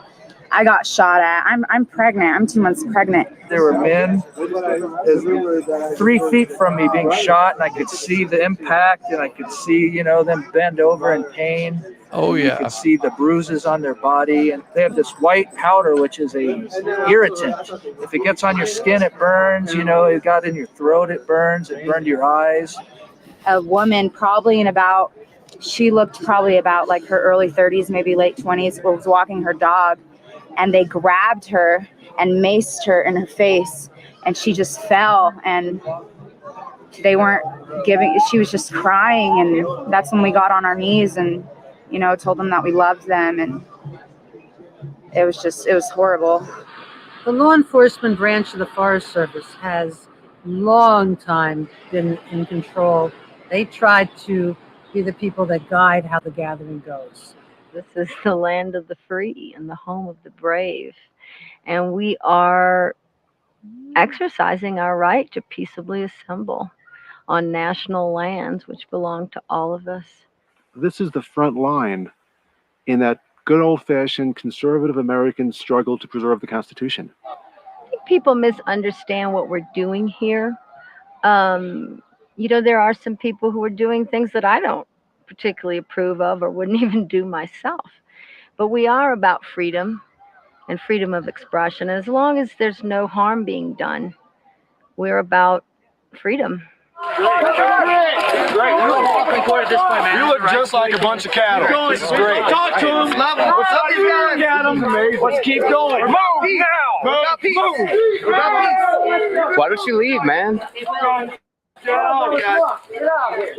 Just leave. It'll end the conflict. You know that it'll leave. Just leave. Brother, walk a little faster. You're not going to get all 30,000 of us. This is the Forest Rangers camp. They like to do this.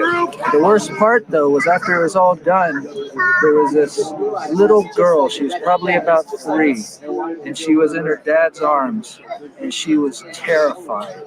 She was crying and shaking, and it was... Okay, Shiz. Yeah. Should kids be at this place or not? Should kids be at a place like this? Yeah. Well, that would be up to the parents. Mm-hmm. I mean, I have no say-so in that. Right. I mean, if it was my kid, I probably wouldn't bring him to some place like this. Right.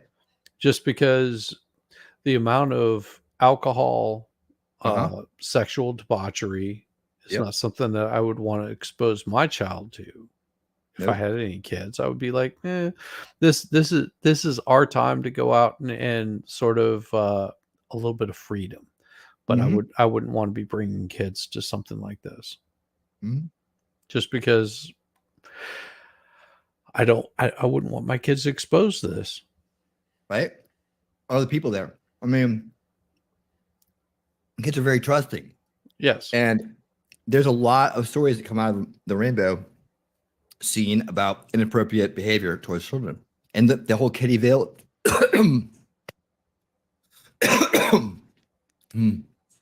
Give me a second. I got you.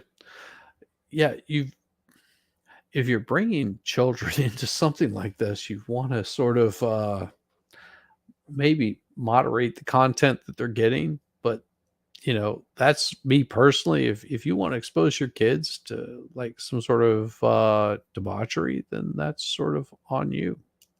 I mean, I've got no say-so in that. But don't expect it to always end up well. I mean, there's something to be said about, you know, trying to protect innocence of children. Thank you. Yeah. So the parents are there to have a good time too, right? Yeah, absolutely, as they should be. Yeah. So they do that, and there's days of it, weeks of it here. Yep. Almost a month of it. How do you keep that up for a month? Right. And you know, and then keep up with the parent and stuff. What they have is communal parenting, right? So everybody takes turns. They all look out for the kids and blah, blah, blah. That means Mr. Scraggly over there, right? Who has no kids, who just is there to get fucked up. And he's been there for long, just, you know, eating the free food, finding a place to hang out with people who won't tell him to get lost. Shooting shrooms. Yeah, he's looking out for your kid too. Good idea, Yeah. right? And then what do you think? What do you think the teenagers are doing? How about the teenagers? Yeah, Teenagers. What do you think they're doing? I can imagine whenever I was a teenager what I was trying to do. You know, Oh yeah, lots of that. The Let me tell you hormones something. were just raging at that point in time. I can't tell you how many church revivals that I've been to where, you know, it gets dark at night. Yep. And they and get not only that, the access to all kinds of things to try, all kinds of new experiences to try. It's right there, and you know, you see mom and dad doing it.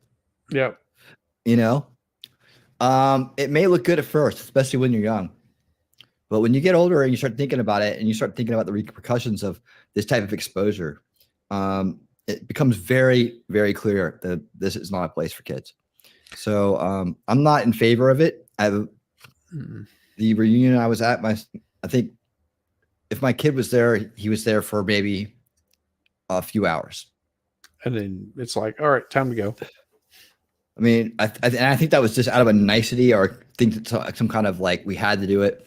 But you know, he was also conceived at one of these things, so it's like it's almost like yeah, the kind of yeah. So, anyways, not a rainbow, a reunion. But yeah. So, anyways, that's a lot more controlled. This scene right here isn't that controlled. I mean, you got let's a bunch put of it this wasted way. people that are playing music with the kids and stuff. That's all nice and good.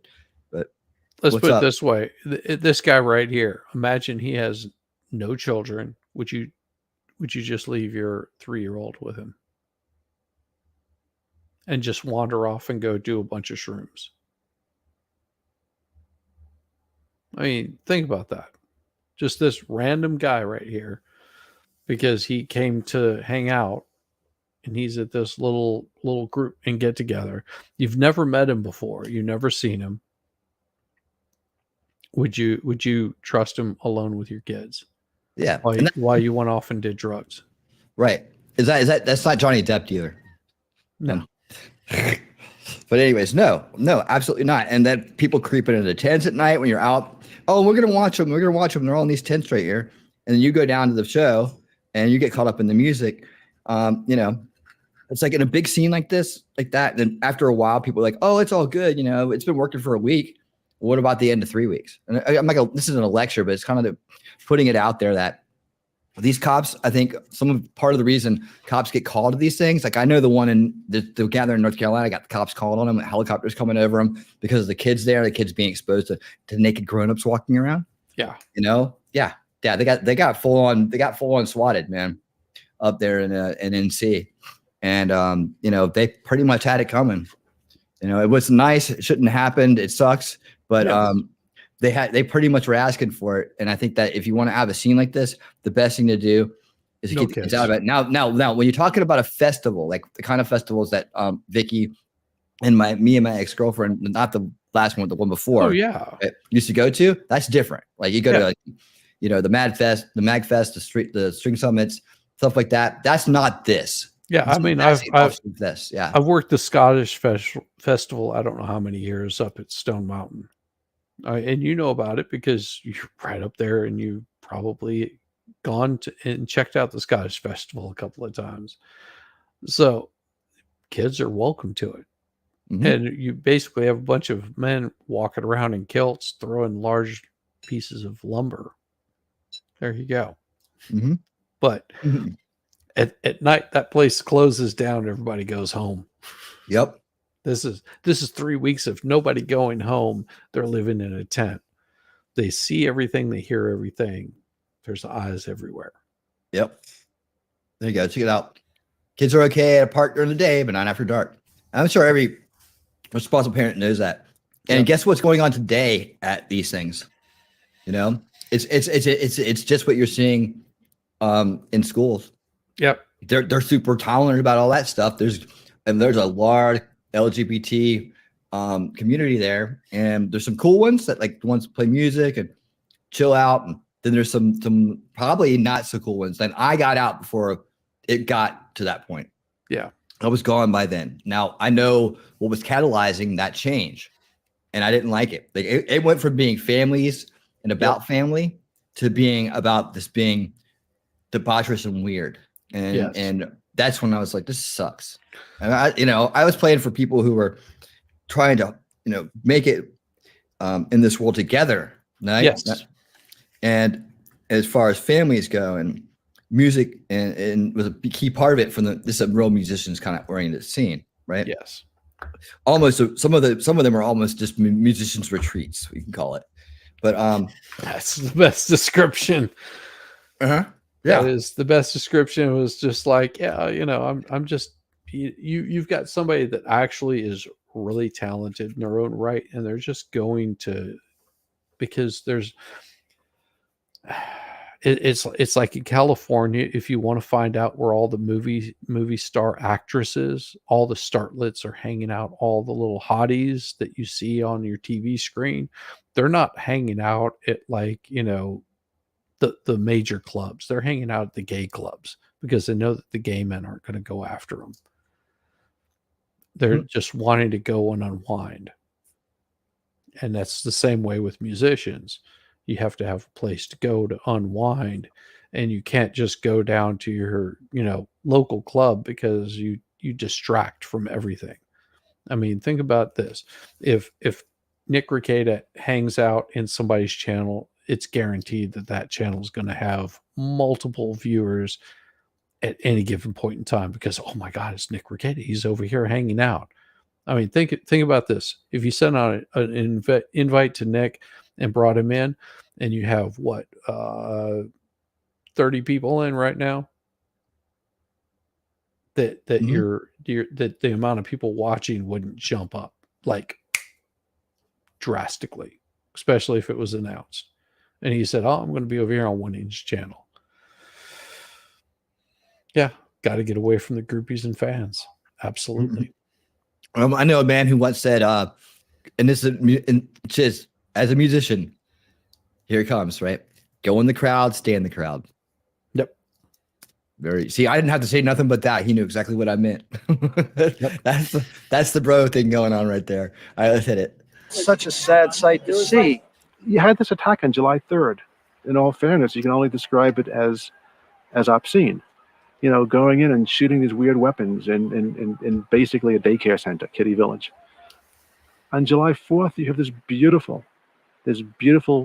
silent peace meditation. Well, when I come here on the 4th of July, I know this is where I'm supposed to be. My main purpose for coming to the gathering is the 4th of July silent meditation that we do for world peace. And it's the most powerful prayer that I've ever been a part of. We're silent till noon, which is really powerful, just seeing all these people just walking around in silence.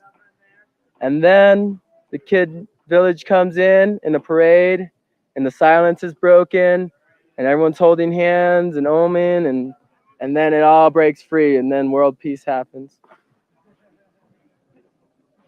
The prayer on the 4th, for me, is the core, the nectar, the cherry on top of it all.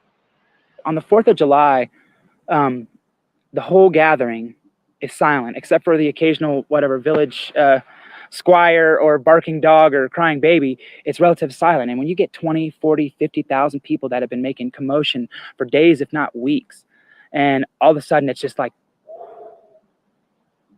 the wind that you can hear right now. And there's a mystical thing in that. Most people, don't go silent in their entire day except for when they sleep.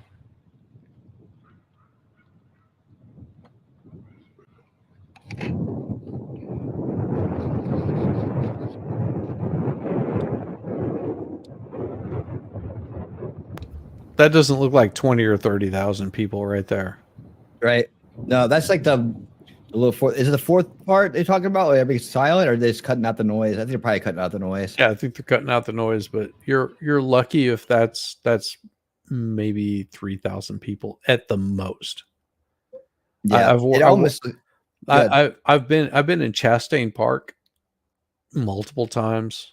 What is it now? It's a different name, but I've been in Chastain Park and working multiple stages, and whenever you see 10,000 people, this is definitely not it. Yeah, no. I've looked off a stage at 10,000 people, and that's not it. Yeah, that's not even close, dude. Yeah, I've looked off stage in front of 10,000, 50,000, 100,000. Yep. Yeah, that's maybe 1,000 people there. The Bonnaroo stage is like crazy. Oh God, you can't see the end of it. It's just nuts, man. Yes, absolute nuts. Okay. Sorry. Hit it. No, you're all good, man. Please jump in anytime.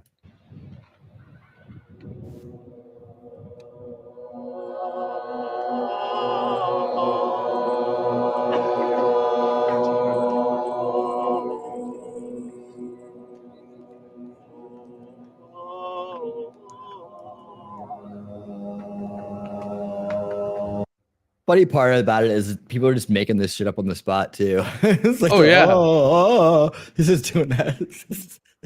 I don't know. I'd be that guy going meow, meow. I mean, hey, can we run back to the tent during this part? Yeah, it's just like, hey, everybody's here. You and me over there.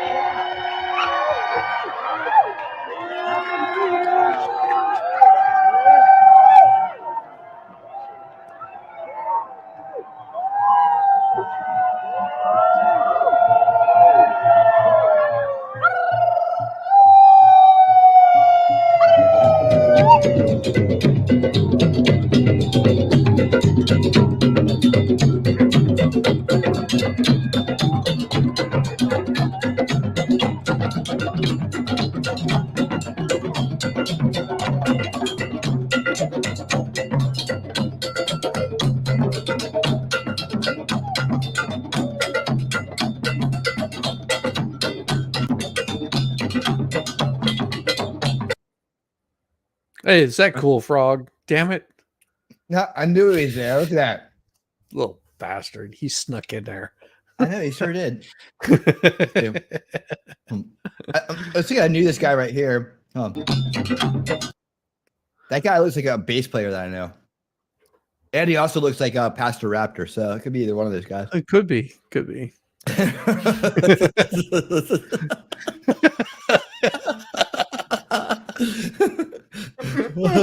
Okay, carry on. There's the guy. This is gonna look like a year.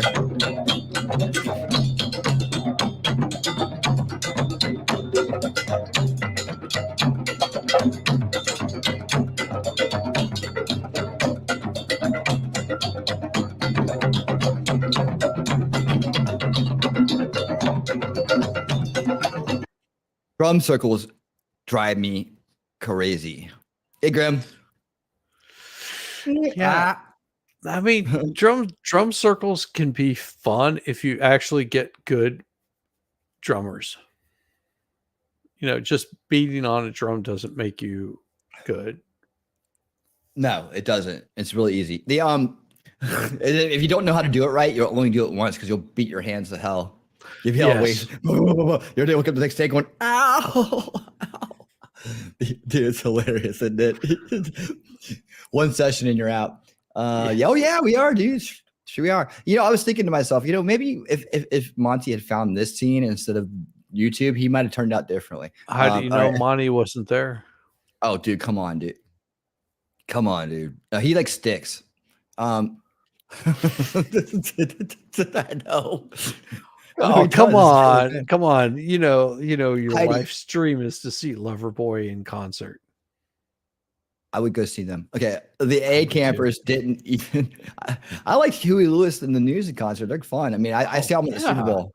They rip. Huey Lewis and the news are awesome. Heidi says the A campers didn't even enter the forest. I went to relatively small ones. I knew I didn't want to be part of the nationals. Yeah, they're all over the place. By the way, this is the national one. I think we're seeing footage from. But yeah, there's smaller ones. That's what I'm talking about. And when I talk about like the smaller gatherings and then even smaller reunions, right? Even smaller reunions. And if rainbow people sneak in there, I mean, they get in through friends or they get in through the music part of it, right? Like helping with the bands or something like that. Most of them don't play, but it's like they'll come in and they'll be like the handied people and they'll come there and we'll work and they'll live there and stuff. So it's like something like some free help or something. Corey, the nature is the answer. Yo, I'm a hippie, figured out hop on it. And how's it going, brother? Excellent. Welcome to the family, man. Yeah, me and Shizzy and I are Atlanta musicians, and we've had quite a run with the jam band scene and other associated genres like Southern rock and so on. And I've had a lot of experience in these scenes as well. So maybe we've met each other before. If we have, man, it'd be awesome. But thank you for being here, and I hope you enjoy the reality of everything that we're talking about. A lot of good stuff about it, a lot of reality to it. So we don't try to snow anybody. I saw one up here earlier. I just want to say, I'm joking, but y'all people would think I am. Okay, no worries. See, that's me. That's me.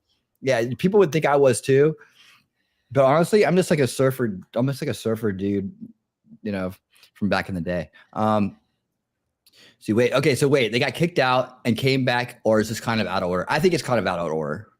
No. I think that whenever they came into that particular area, there was some disruptions that happened, and they came in and pretty much put a little stop to some shenanigans that might have been going on.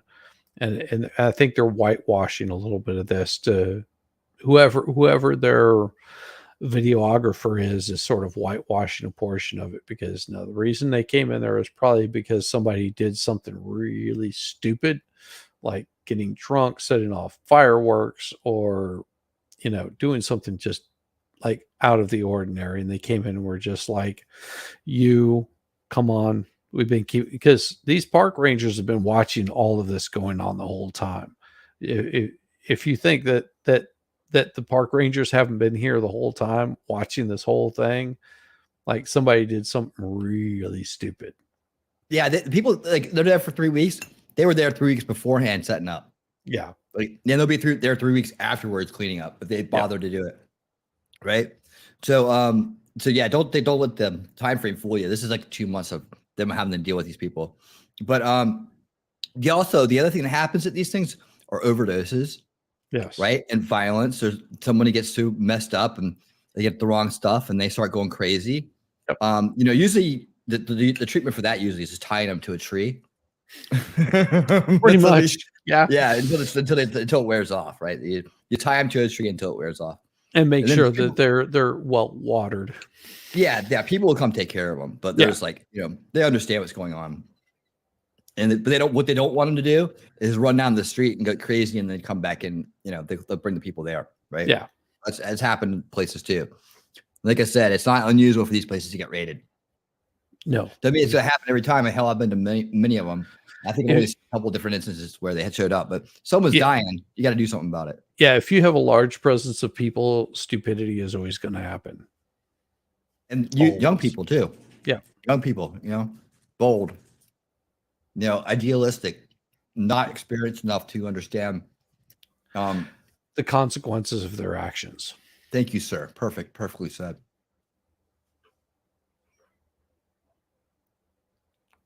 Hey, T3.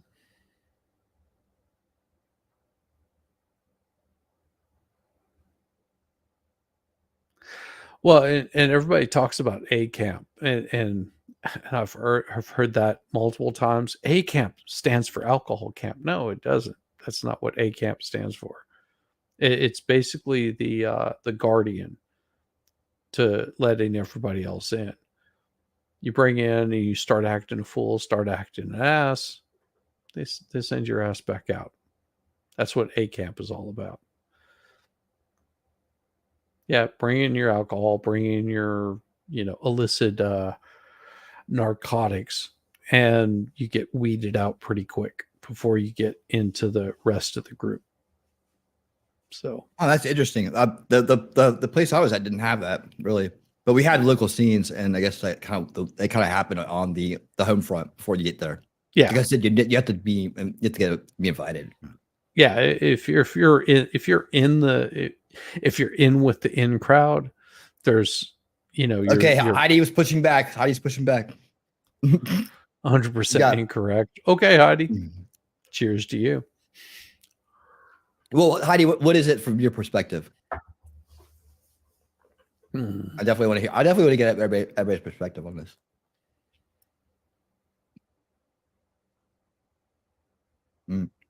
I'll wait for it. Well, I definitely want to hear what you have to say.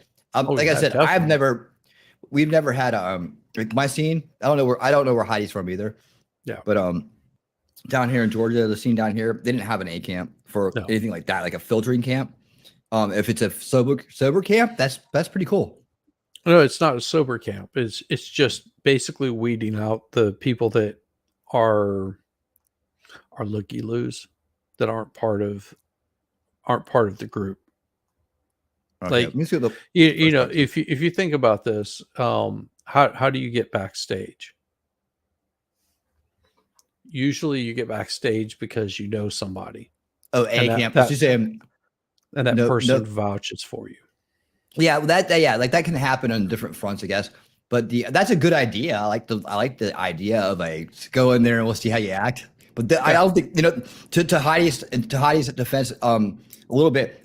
I mean, I don't know people that are not motivated or want to spend their time doing that at these things either. And it didn't. No. From that point of view, it's like, well, maybe it's your first year. You might be in a certain camp, and I just don't think that the ones that I know at least aren't that organized or motivated. But they'll have a kids camp. They'll have a whatever camp. No, but we have a tween camp even. You'll usually be able to come into the larger fold because everybody already knows you. And campers didn't even enter the forest, so we're really small ones. Yeah.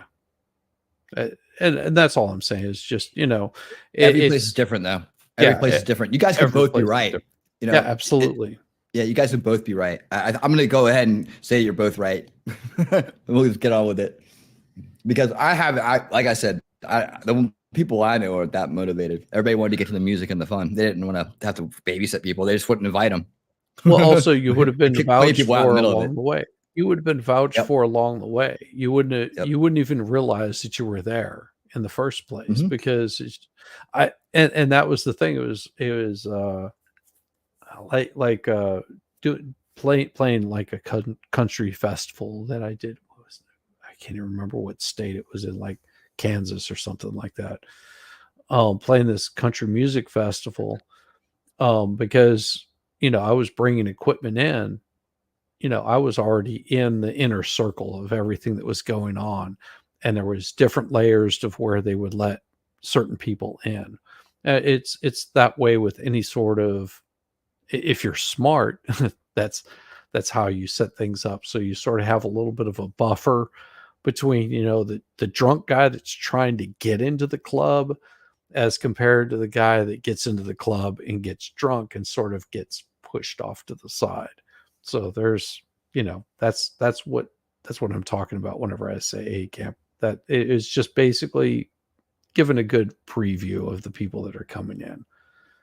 So you've got a good festival, good group coming in there, and you can vouch for this person. Say, oh yeah, they're cool. They're not here to cause problem. They're not bringing in firearms. They're into this scene.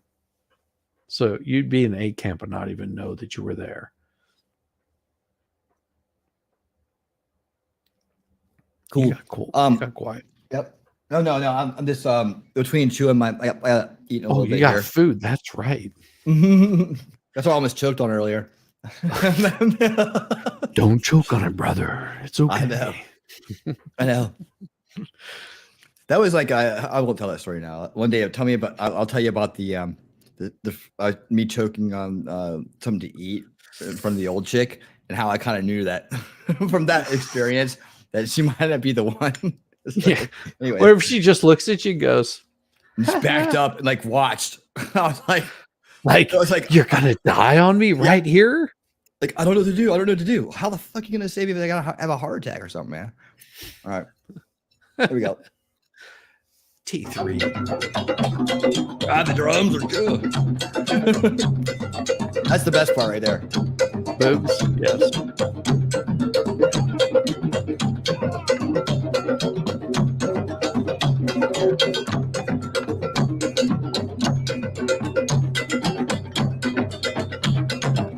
Somebody get that guy a sandwich.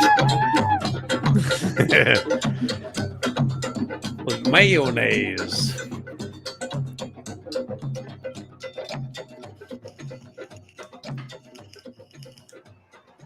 I came for the spirit. I came for it so I don't ever have to ever come back again, although I probably will, because I've had such a beautiful time in this most magical of places.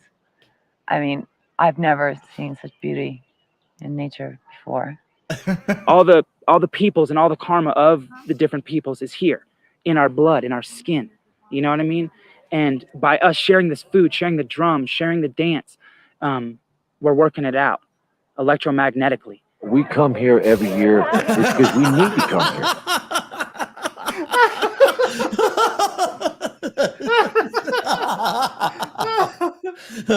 Electromagnetically, man. Awesome. And you've seen the I almost rise choked on that. You've seen the rise and fall of Western civilization, right? There was like part 1, part 2, part 3. Where you had musicians that were talking about the music scene in Los Angeles. Oh, come on, tell me you've seen it. Oh, I'm gonna have to. Pretty sure she's part of it. If not, no. So let's watch it. I need to hear it again. Oh, I'll have to put it up on a stream. I really will do. I'll do a stream on it.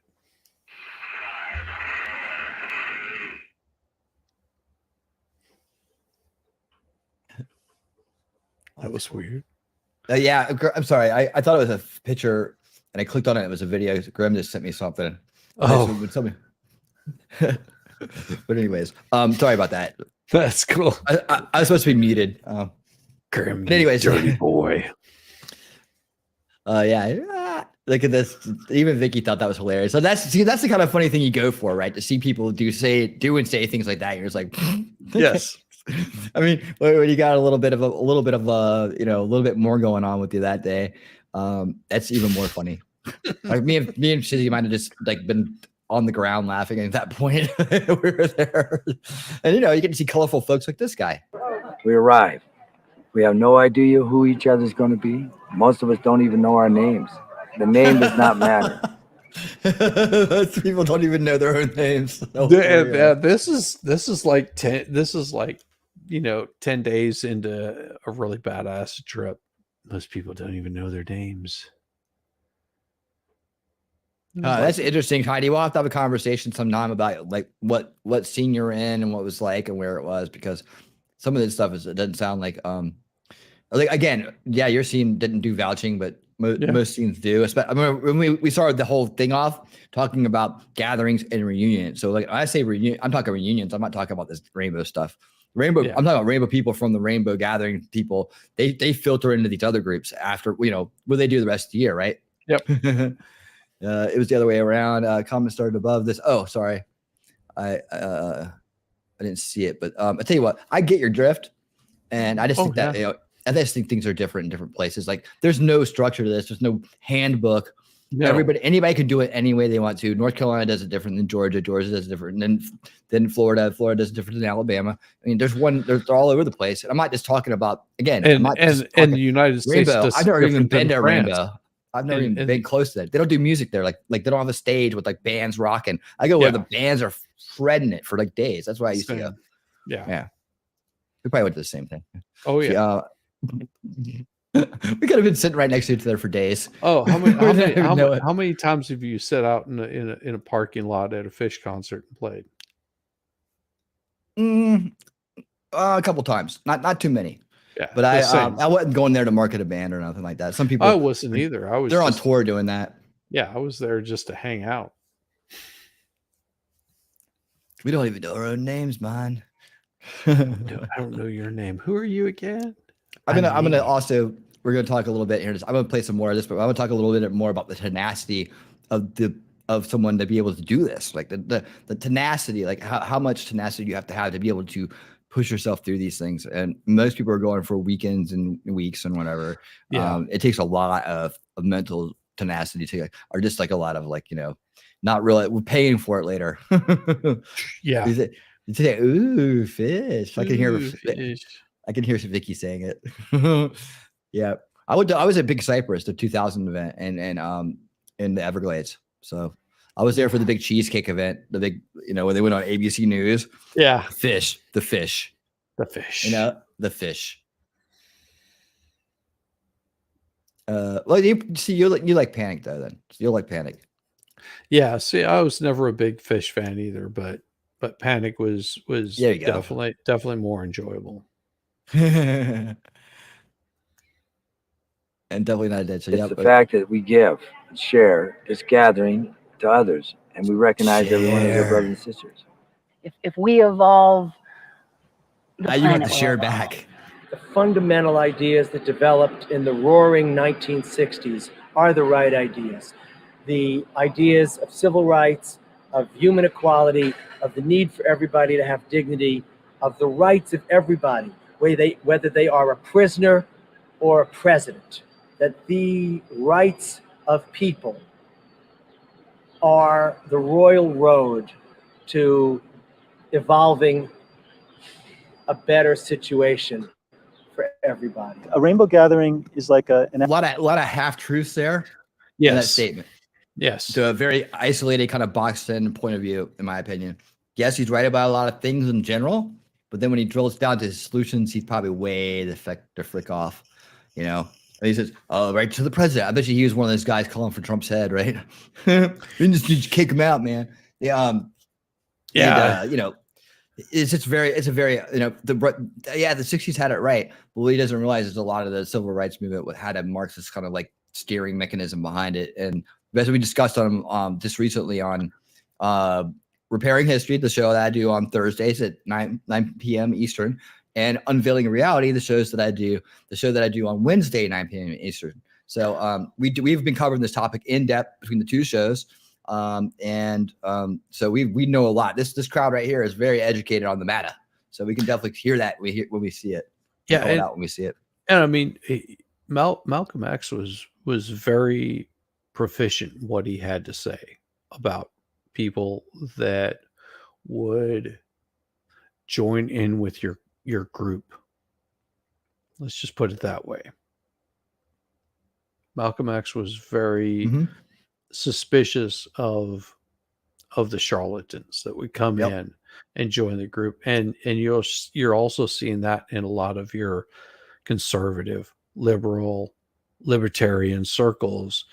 People that might have a little bit of a name for themselves jump in there, and they have so much to say, and they're saying all the right words, and they are empathizing with you. But do those people actually have the same beliefs as you do? That's where and he was very suspicious of that. It's like nothing more dangerous than somebody coming in and they're saying this one particular thing that makes everybody go, that's right, I believe the same thing. And next thing you know, you've got their confidence. This is how cults are formed. Yeah, yeah. And like we talked about cults together. We had a show together. We did cults. And we talked about the different types of cults. Like not every cult is Charlie Manson. Yeah. Right? Not everyone is not everyone is a doomsday cult. Nope. Right. Not everyone is like they come and to steal you and isolate you and blah, blah, blah. There's social cults, the cults of ideas, things of that nature. So this is more of a social cult of idea kind of thing. You don't have, no one's making you go there. Nope. You just want to be there. Just want to be there. Mm-hmm. And people opt in, and those that have a little bit of anytime. wherewithal will co-opt everything that you've got going on that's good. Wait, I need to make sure I put my other screen on. Like, hey guys, if something pops up here and I miss it, like a super chat or somebody doing something really nice and like giving out subs and stuff like that, please let me know. I tend to just look at the StreamYards chat and I'd miss the because I want to have the Rumble chat open on the other side. So in case anybody in Rumble ever talks, we had some good conversation over there tonight between Vicky and S1W1 Jake. I appreciate both of them being over there for a while. But I tend to not notice the YouTube one. I got to learn how to do this better on that part. Maybe I'll just like pop it out and just kind of like lay it on top of each other here. Anyways, let's get back to the show, sir. But yeah, the cult thing is like, watch it. It's like little things. It's like a lot of times it's like you can almost put yourself in it, right? To your ideas or your lack of information. Rabbit makes a good point. There are some good communes that are not cults. Absolutely. Yes. Absolutely. And that's what I'm talking about. Absolutely. Yeah. And there's great things you can do. And there's you can actually go to something like this and not get overboard about it. Okay. And have a great time and a great weekend and really enjoy yourself. And that's the wiser journeyer there, right? The person who's been around longer. Yep. They have a strong sense of self and a strong understanding. They can't get taken in by it. They have their purpose in life. And there's just sort of like, that's cool. I'm doing my thing over here. Yeah, exactly. And you know what? The people that are there that do want to kind of like, have some kind of thing going on with it and want to be special in it and want to live in it late night and day. They're not even going to look at the people that are solid. They're going to look for the people that are broken, and that's more of the shit. Mm-hmm. Yep. And here we go back to the acupuncture needle on the earth. So the rainbow gathering and the whirling rainbow is kind of like the dawn of the new day.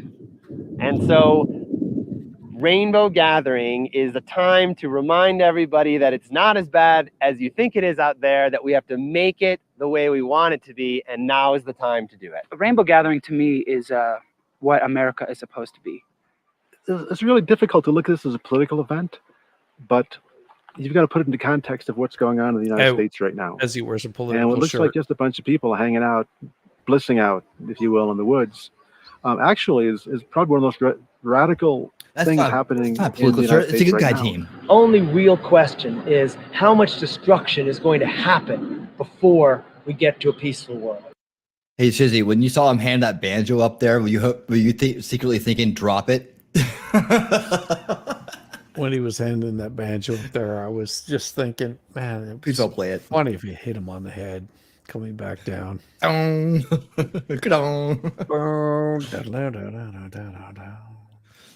No.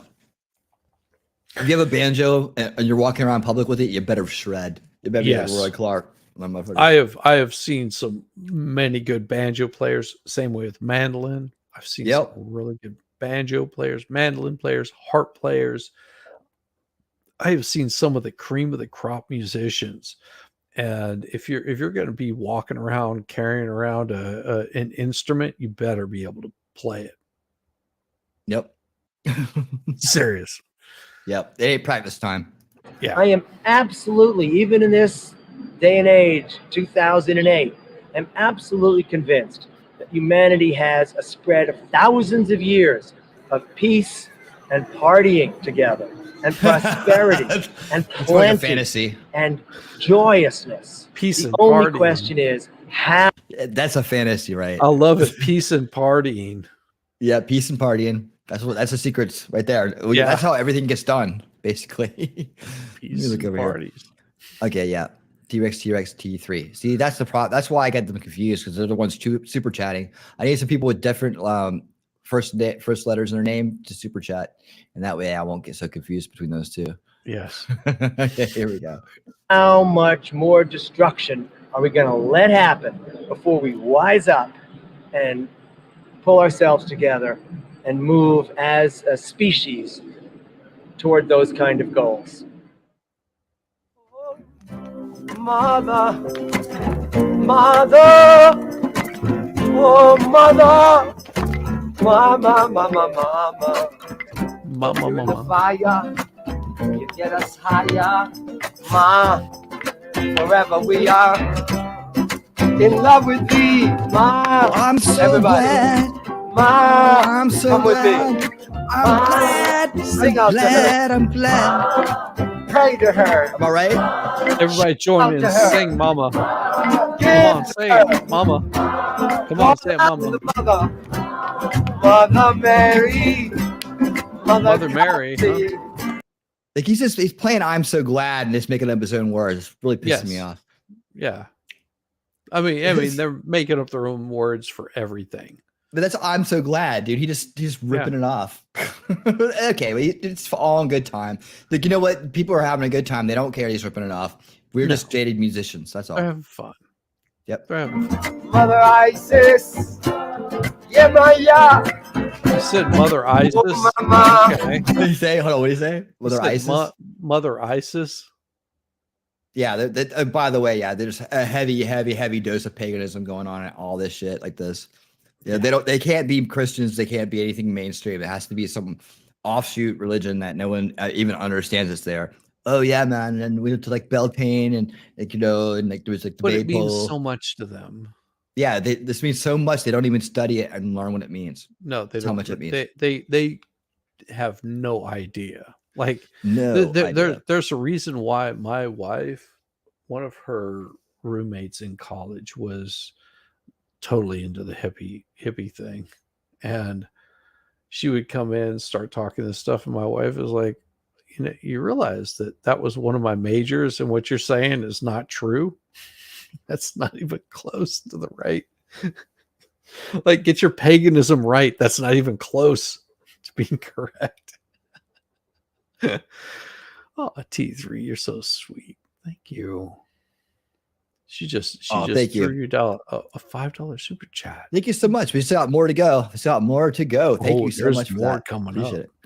Absolutely. We're gonna take another look at it as well. And the from another point of view, same thing. We're gonna stick at the rainbow for a while. For some reason, I put this in the playlist and I don't remember why. So we're gonna watch it and we're gonna figure out why I put it in there. I must have thought it was important. Damn, I need a shave. Look at that. It's getting all. Yeah, you almost have a 5 o'clock shadow. No, it didn't show up with the camera. It's almost 5 o'clock. No. Let's see. Okay. 5 o'clock somewhere. Damn it. Now this one is the same. You're gonna see some of the same people here. This is called Inside America's Wildest Hippie Commune. Ooh. So we're gonna go right back there, and it's like just like a part 2 kind of thing. All right. So we'll go with it. We'll roll with it, and then we're gonna look at what they're doing today, and we're gonna continue the conversation about that and the evolution of it, because it started from roots. We all have a good idea what it's like now, right? Hopefully we've done a good job explaining that to you guys and helping you guys get an inside look. You know, you can decide whether you want to go and do something like this or not. Or someone brings it up and start talking about it, you're like, oh yeah, I kind of know about that. I watched it on this great channel the other night with these two really cool musicians they're just chilling, right? So let's go ahead and get this guy. Remember him? He's back. He's back. He's back. This is all right. Stop giving away the next video. All right. 50th anniversary of the Rainbow Gathering. We love you. He's aged. Now, who put the rock and roll in here, man? This is not the appropriate music for this. No, it's not. Although I'm looking over here, and that girl looks like she's naked. Yep. She's probably got a little tie on her neck, and it just goes down the front. It's called a schmuck, I think, or something like that. I forget what it's called. Smock. Yeah. I don't know if that's right or not. I could have it wrong. I think that was also the name of a haircut at once too. Welcome. She looks pretty. That's pretty topless. Hold on. Yeah, I was gonna say. Oh, that guy's pretty well known.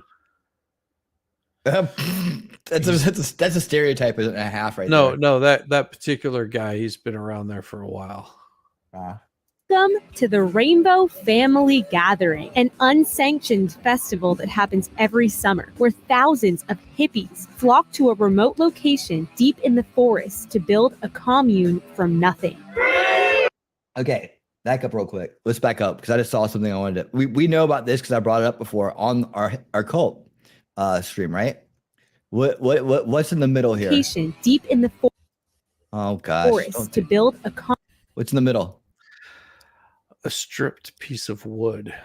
That's the maple. I guess. I mean, or is it this? Is it just coincidental that's standing there with nothing on it, right in the middle of everything? Well, it is because they planted that there. Yeah.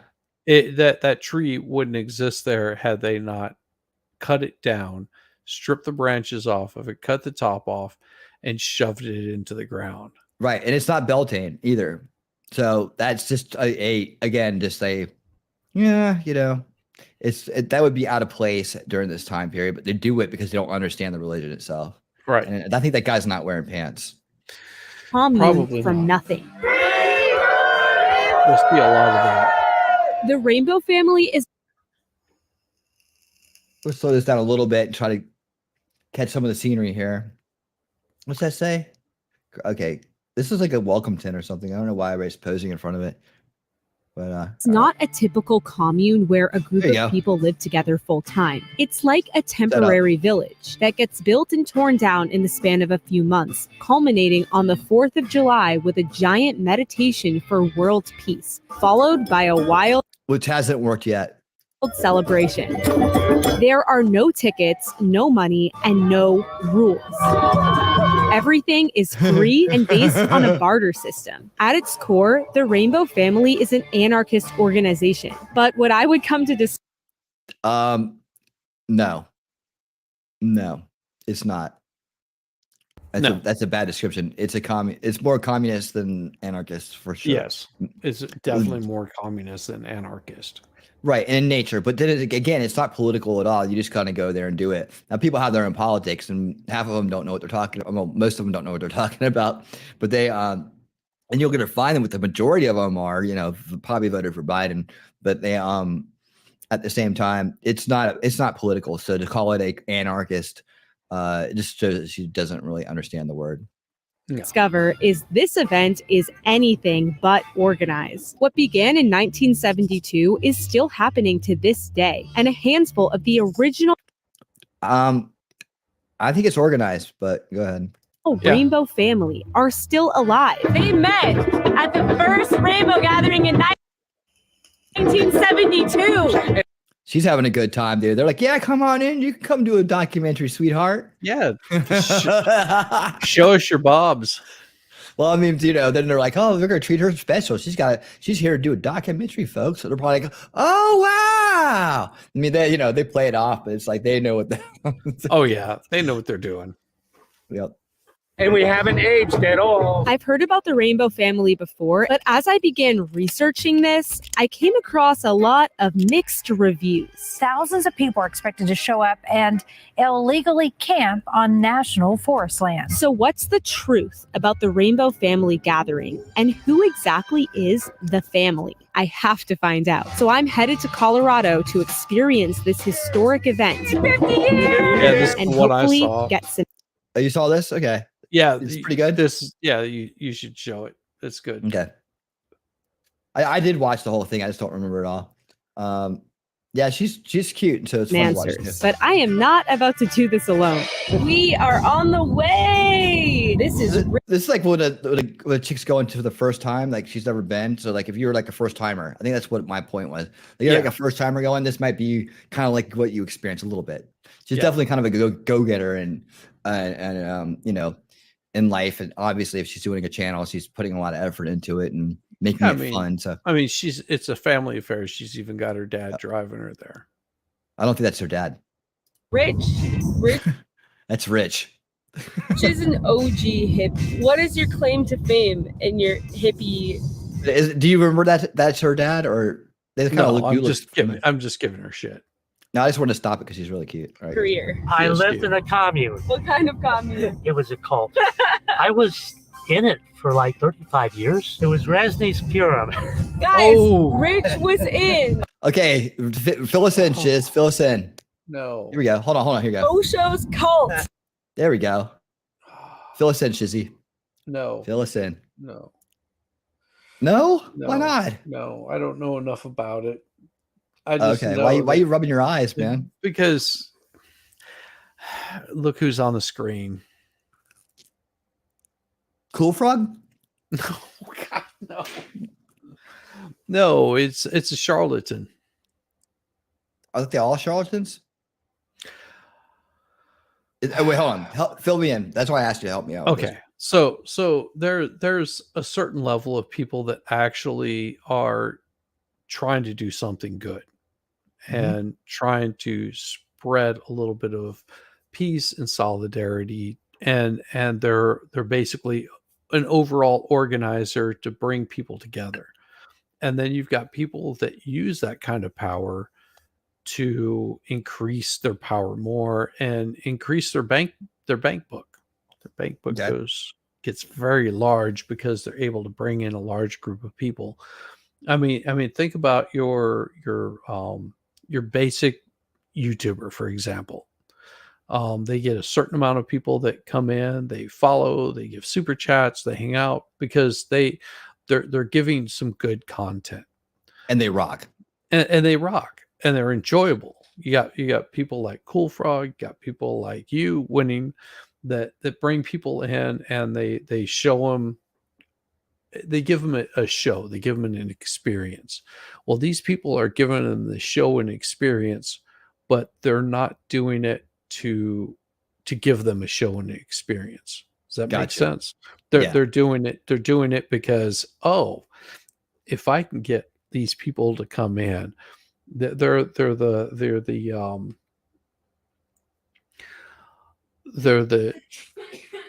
leaders of Cuba is the best description.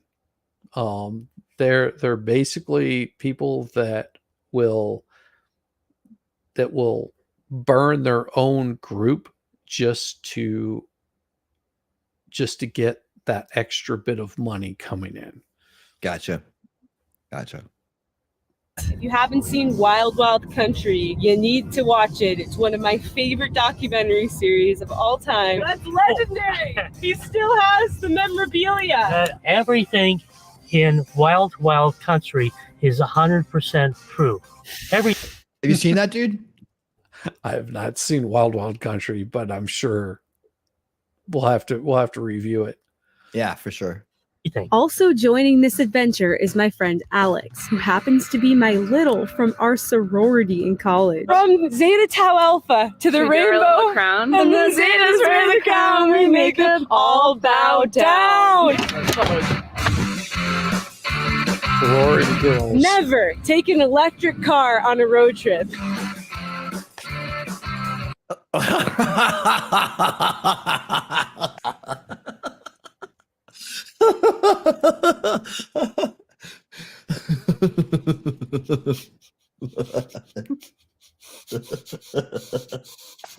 Oh my god. Dude.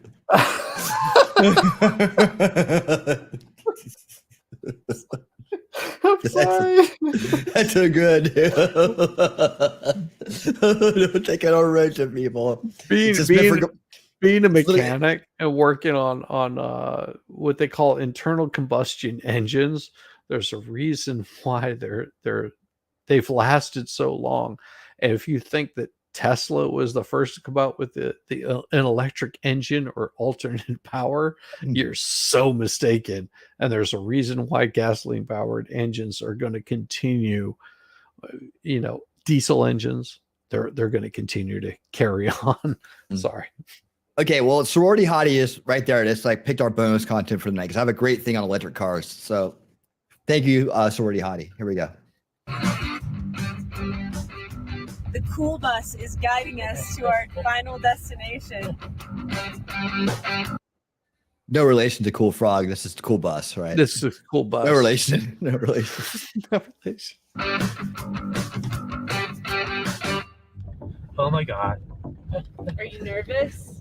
A little bit. A lot of law enforcement. They're getting ready. Oh my God. Oh my God. Oh my God. Oh my God. Oh God, what's happening? Oh my God.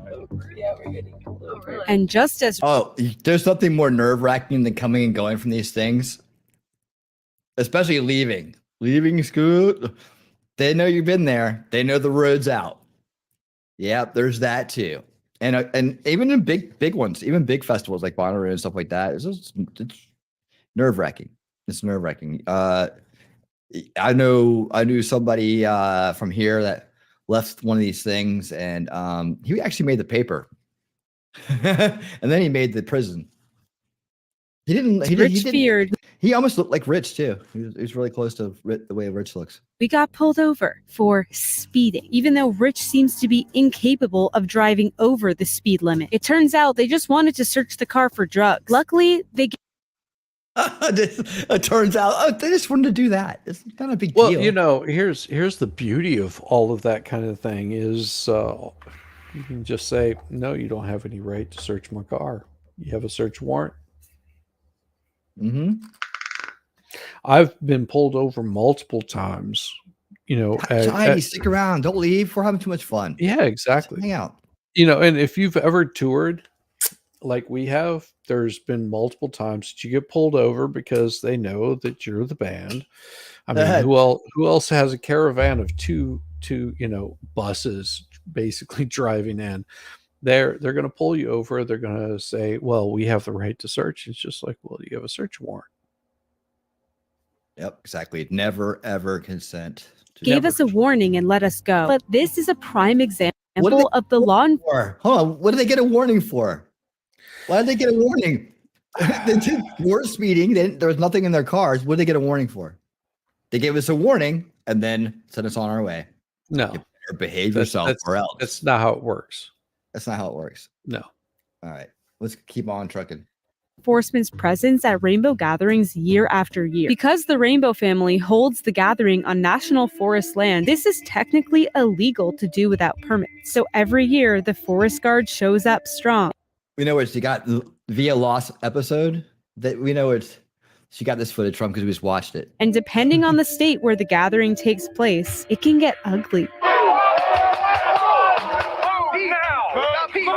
Luckily, being in Colorado, where the first ever rainbow gathering took place in 1972, the forest guard seems to be here just to keep an eye out and make sure everyone is safe. Oh, and to take everybody's drugs.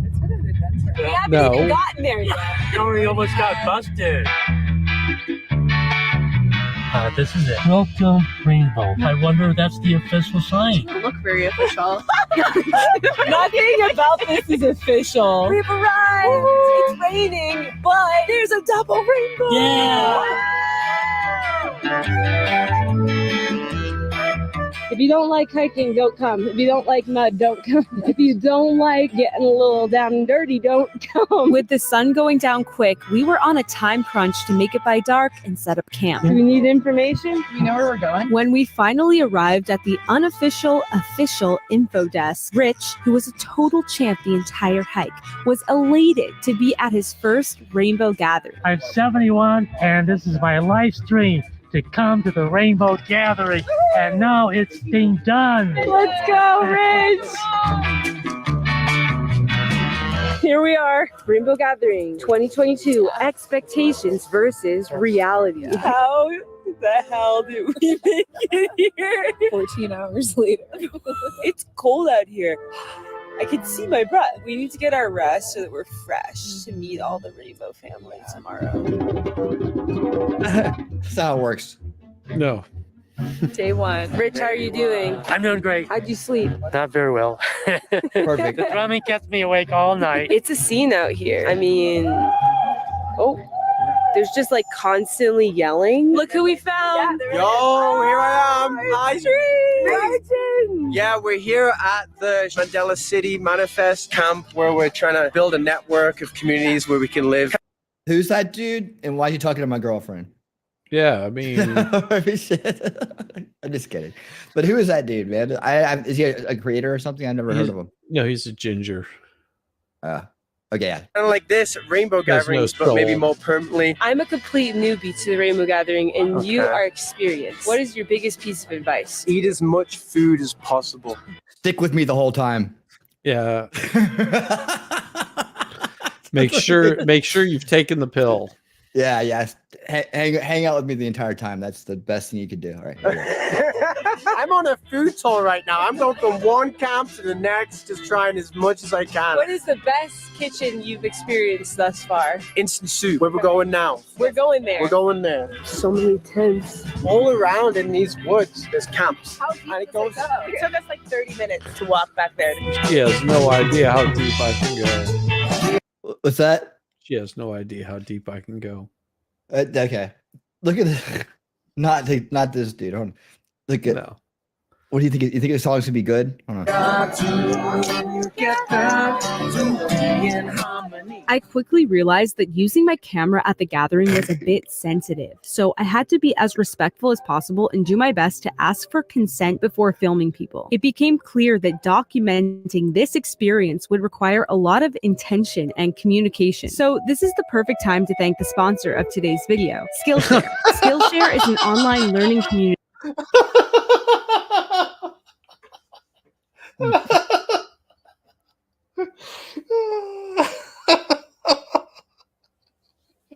Documentary video creator. I loved this class called Document Your Life. There you go. I'm sure you did. I played it for like 5 minutes. Up is there are different camps Well, you should scattered see. through mud. You should see the rest of her video. She's got more to it than just this. Oh, really? If it's her that I'm thinking of, because there's another one out there. Okay, throw me the link. Throw me the link. I'll see if I can find it. Okay, now this is camp status. So is this what we're talking about here? Miles throughout the forest that build makeshift kitchens where volunteers cook all day and night to feed people for free. This is instant soup, but it doesn't seem like the process is very instant. It's not. There's a lot of love and energy that goes into this. I've seen hundreds of mouths get fed at this kitchen. So right now we are on our way to the main meadow where apparently a group of the elders from the Rainbow family are going to be sharing some stories. So I'll tell you about the 72 gathering. Have I ever told you kids about the 60s? World He's Fair got game. moves. How you doing? Hey, fair Thank you game. for- Oh yeah. I guess. Yeah. I was 22. I was a hippie that had gone to Woodstock in '69, 3 years earlier. That changed my life, and I was looking for the next step on my path, and that was in '72 at this Rainbow Gathering. It was, in some ways, even better than Woodstock for me. Okay. What year did they say this started? 72? Yeah. Okay.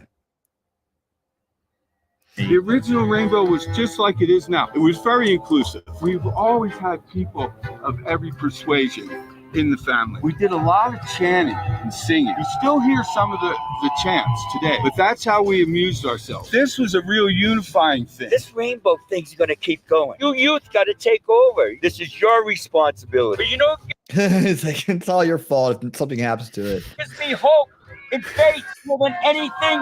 It's the rainbow family of living light and love.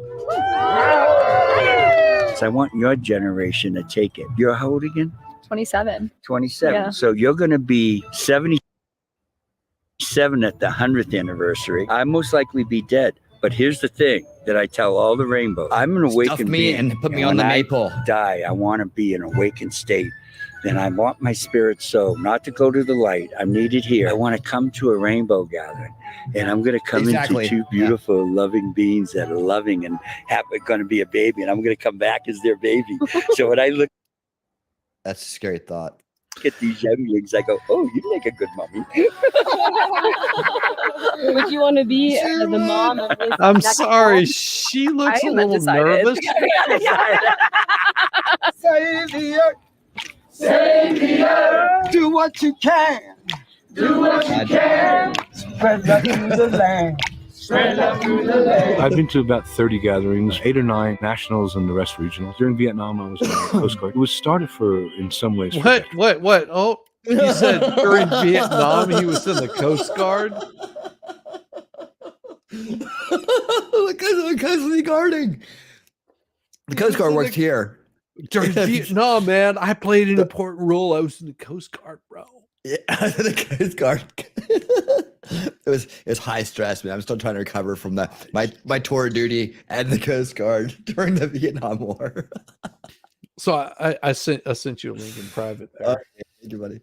Oh man, that's too good. Front gate were the hard-drinking veterans who had gotten back from Vietnam. And the hippies in the back were taking care of the Vietnam veterans. And that's what the early 70s were like. I would say that every kind of person shows up at the Rainbow Gathering, every kind of religion, every kind of political and socioeconomic alignment. And it's a time when we set aside our differences. And it doesn't always happen without conflict because we don't all agree on any one thing. We're not coming here because we have one belief system. But Except for Trump bad. it is rustic. It's very rustic. Not for the bougie hippie. No, it's not glamping by any stretch. It's hardcore camping. And hardcore camping means I mean them, not us. going to the bathroom in the woods. So if you're not Oh cool my with gosh. sitting in a hole, just don't come. I'm still like undecided. You don't even have Porter Johns there yet? No. Yeah, but at least we had Porter Johns, man. You can do Porter Johns. Yeah. It's not that hard.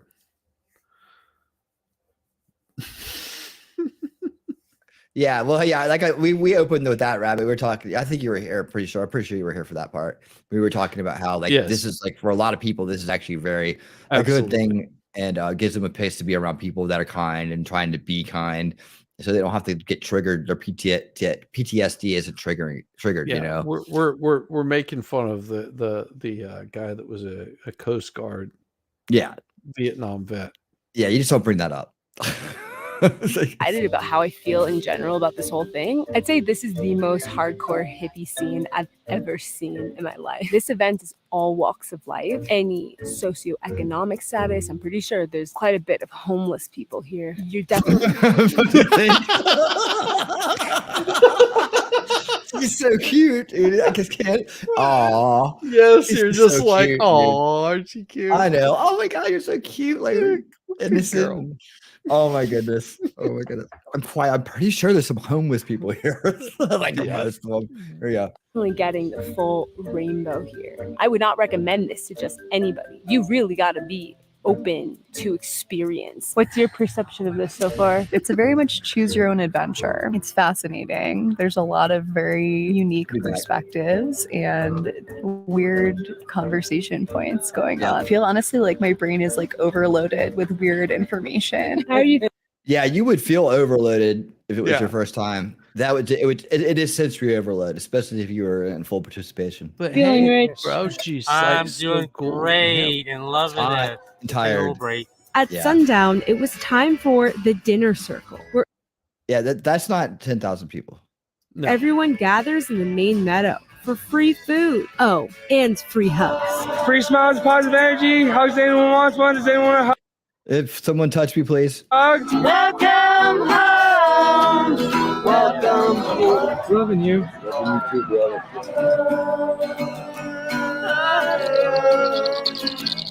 Welcome home. This part sucks. Never liked this part.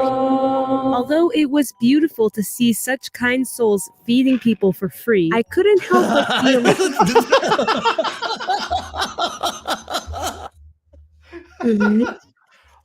These here seeds grew out of my poo. Here, I'll just throw them on your plate.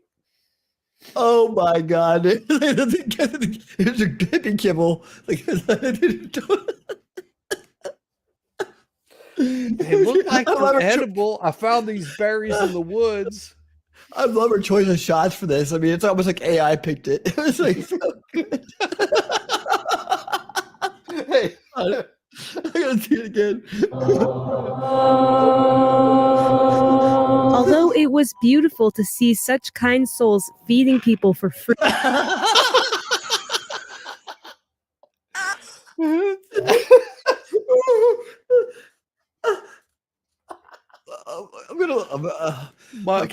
My wife would see this. And first of all, the bowl looks like it hasn't ever been cleaned. It's like a plastic bowl that's just been sitting there. It looks like someone threw some rocks in it. Share the food. All right, I gotta get myself together here. Free. I couldn't help but be a little concerned about the overall sanitation situation. Knowing that people getting sick has been an issue at past gatherings, my appetite was quite small. We call this vegetable pate. Tartar. It's like we're not sure what's in there, but we picked it out of the ground. Was it anywhere near the sanitation dump? It was close, but don't worry about it. Just pick the nuts out of it. You'll be fine. Hold on. Let's do kid reacts. Hey, come here. Would you eat this? Would you eat out of this bowl? What do you think of this dish of food here from the camp out? Get closer. Why are there coins in my food? Thank you. Oh my god, dude. All right, please, I hope that there's something else on top of this, like some kind of gravy or something. But others seem to be loving the food. Dude, I love this kind of food. Rainbow food's my fucking favorite. Thai noodles did look pretty good, so I decided to give them a shot. It's really good. I'm a big fan. Yeah, when you're starving, Wow. It just amazes me how they're cooking all this food in the forest. Here comes the magic hat. You know that making the magic hat parade. If you've never seen it or you just got here, this is how we collect donations to buy fruits. I learned. Oh, I hate those. I hate those things right there. Oh my goodness. Oh god. Oh my god, dude. This is how we collect donations. So yeah, you don't pay, but then you gotta start paying when you get there. Yeah, there's the this is how we flute collect players. donations so we can like support some food. Well, here's some beads because this is like free, bro. Oh wow, did you wrap that with like wire? How about this? You take my beads and exchange it for some food, bro. Even crab tastes like sour lamb when you're hungry. Yeah, that's true. Yeah, you get hungry out there. You burn a lot of energy walking around. What year was this made? Let's see. Hold on. Oh, this is like 2020, isn't it? Oh, this is recent. Yeah. Okay, yeah. So you're gonna see like a lot of the new thing going on. This looks like a dude I know who used to play bass around here, but he wouldn't. He might be. No, he didn't. He couldn't play guitar. He was a bass player. He wouldn't go to this kind of thing because he had an alcohol problem. Well, he's probably smarter than that too. Yeah. All right, rock and roll. Is that the only time money is seen at the rainbow is for the magic hat, which is actually just a bucket used for donations that help to. It's actually just a bucket. It's just a Provide the bucket kitchen. to collect money because, well, we With food realized that supplies. barter system doesn't work with the rest of the freaking world. Yeah, yeah. Look, this dude. Look at this. Is this? I'm trying to see. I'm looking at this fiddle player when he walks by. Let's see if he really knows how to play this thing. It looks like a learner fiddle. You know. Yeah. All right. What did she say? Hold on. Shameful. I've had a better light shows. MIG welding. Yes, I agree. Right. Oh. Whoa! Magic hat!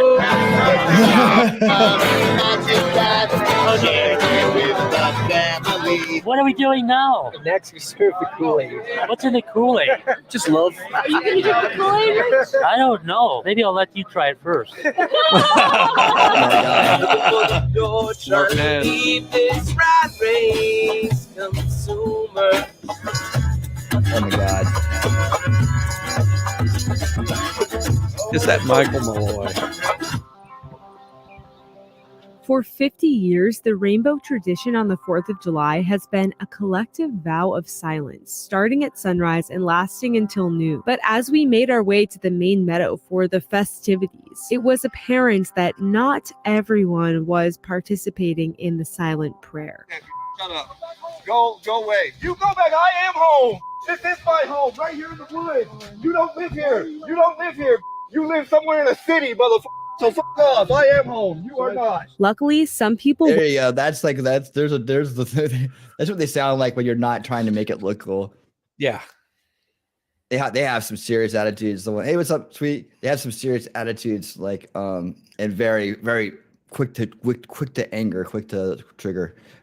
This is the rainbow types that are just like, there all the time. Like that's their life, and they're like, very possessive. And that's a very elitist way to look at things. But anyways, that's not even close to what I'm talking about. Went over right away to diffuse the tension. I felt it was best to not amplify the situation with my camera, so I headed to the meadow, where ironically the Rainbow family was gathering for their annual meditation for world peace.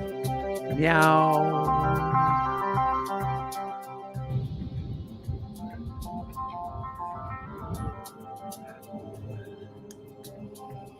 This might be the cultiest thing I've ever done. You might feel that way. She joined a sorority, and this is the cultiest thing she's ever done. I'm just saying. Just saying.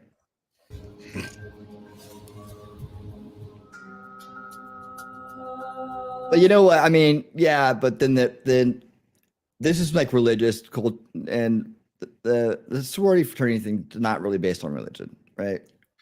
Well, Probably. I mean, I don't know. She did pierce her nose. Yeah. But that's just trendy. Well, that's not cultish at all. No. At first glance, it's easy to judge this stereotypical scene of hippies holding hands and omming. But as I witnessed this historic tradition take place, I began feeling a deep sense of connection to the original hippies of 1972, who started this tradition for a reason, for a purpose. That's right when it hit. Were fighting for something back then, for peace, freedom, equal rights, and a better world. And the Okay, stop. Full stop. That's not what was going on. No, it wasn't. At all. And in fact, many of these were just had the hippie style, but they were actually college activists. Yes. We've learned too on this channel where everybody's a lot smarter than the rest of the world, right? My crowd is educated. They know these things. But go ahead, Shiz. No, I like what Tweety had to say there. I love living in Colorado, but I prefer showers and shaving and, well, civilization. Still watching on Roku. Just got stuff to do, but yeah, cool. Never. That's okay. Yeah, definitely. Get naked, no money get later. comfortable. Magic hat. We love you anyway. Had other. No money. Okay, yeah, definitely. Yeah. Cool. All right, rock and roll. path they led continues on to this day. Although the failures and shortcomings of the counterculture seem to linger 50 years later, that day in the meadow, it became clear to me that hope is not lost, because here they are, still standing for something. Hope's not lost. Hope is never lost. Of course not. But this is man, she needs to hang out with me, and I think things would be all right. Okay. Yeah, I mean, That's all it is. I Look would at the I would great sh- I would show buffalo. her where hope is. Yep. Who's hope? Shit. Okay, hold on. That the great buffalo came and gave sign. It's Oh up my in the hills God. there. Look at the buffalo.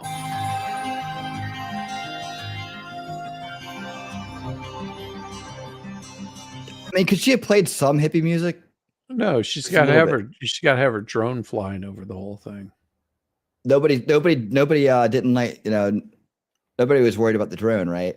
No, it Listen, wasn't there. cops, man. Look, the CIA, they're always watching this. Like, there's some guys out there talking about it. He goes, look, they're right there. Everybody looks up, like, holy shit. Then we looked up and we saw it. Hey, did you guys see that UFO? Did you not see the lights, man? There were little people in it.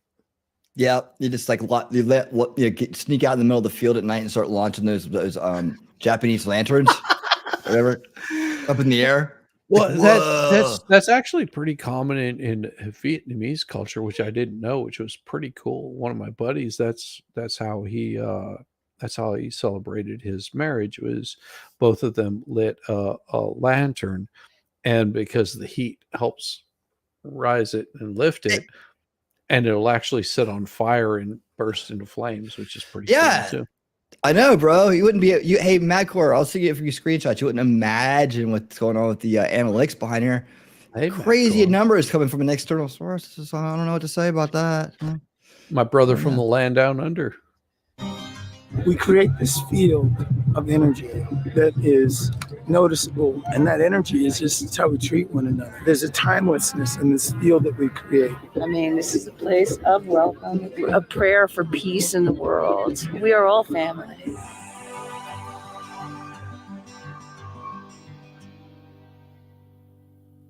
The family is the one wearing the belly button. If you have a belly button, you're part of the rainbow family. This is what you expected? Yes, it's exactly what I expected.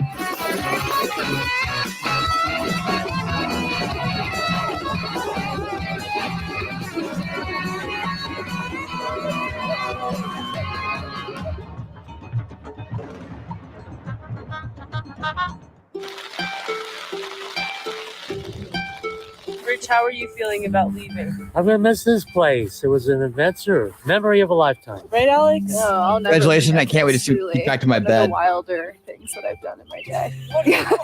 Rich looks like he got the time shit to beat out of Head him. on out. Yep. Now it's time to get the out. Just having a good old time. Yeah, Rich looked like he got the shit beat out of him. I'm just Let's saying. see. Yeah, sleeping on the ground is hard on you, and like Yeah. and the older you get, the harder it is on you. Yeah, the old people get all crinkly up there. Thanks. They're like, man, they're probably like the whole time. Like, I can't wait to take a shower. Like, they probably didn't go to the communal shower. The communal shower is like everybody's naked, just rolling around. It's just, it's like just you got Yeah, hose coming out. it's like a mud pit, and feces is like 2 feet away from you.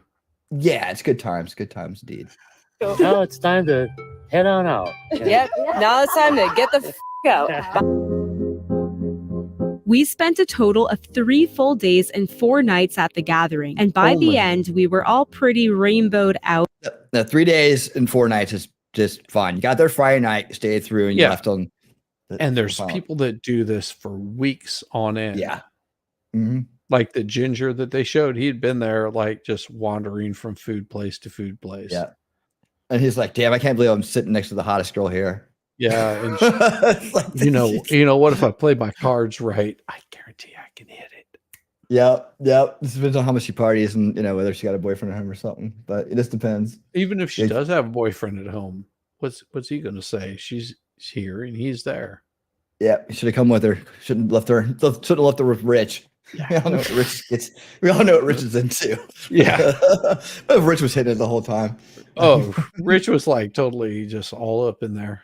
Sure, well, I'll take you. I'll drive.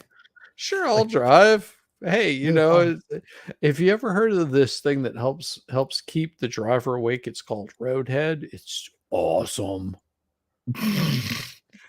Don't let me falling asleep now. We have to make it to the rainbow gathering. Gotta make it there. Oh man. 308. 308 is my lucky number, evidently. 308. It seems to keep coming up day after day. Like I should go and play 308 in the lottery. I think. All right, I think those 3 winning lottery numbers will do well. 308. Hey, ladies and gentlemen, if you play the three number lotto, what do they call it? Powerball, or I don't know what they call it, like the Shockster. I don't know. I don't know. If you play the low number lotteries, like just like 3, the number of the day, winning reality's number of the day is 308. Okay, so go play 308. All right. Oddly enough, that was like the number from last night too. I don't know how that keeps happening.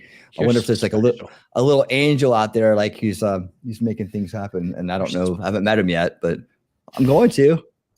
And ready to return to Babylon, as the rainbows say. Although there were many aspects of the gathering that tested me, by the end I understood why this event has been so meaningful to so many people for 50 years. In all honesty, this experience was probably a one and done for me. I do not think I will go back again, and I don't.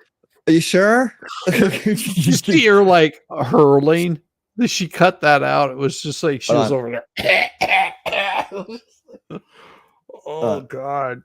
It's gonna get a good close up of that. So The Babylon, as the rainbows say. Although there were many aspects of the gathering that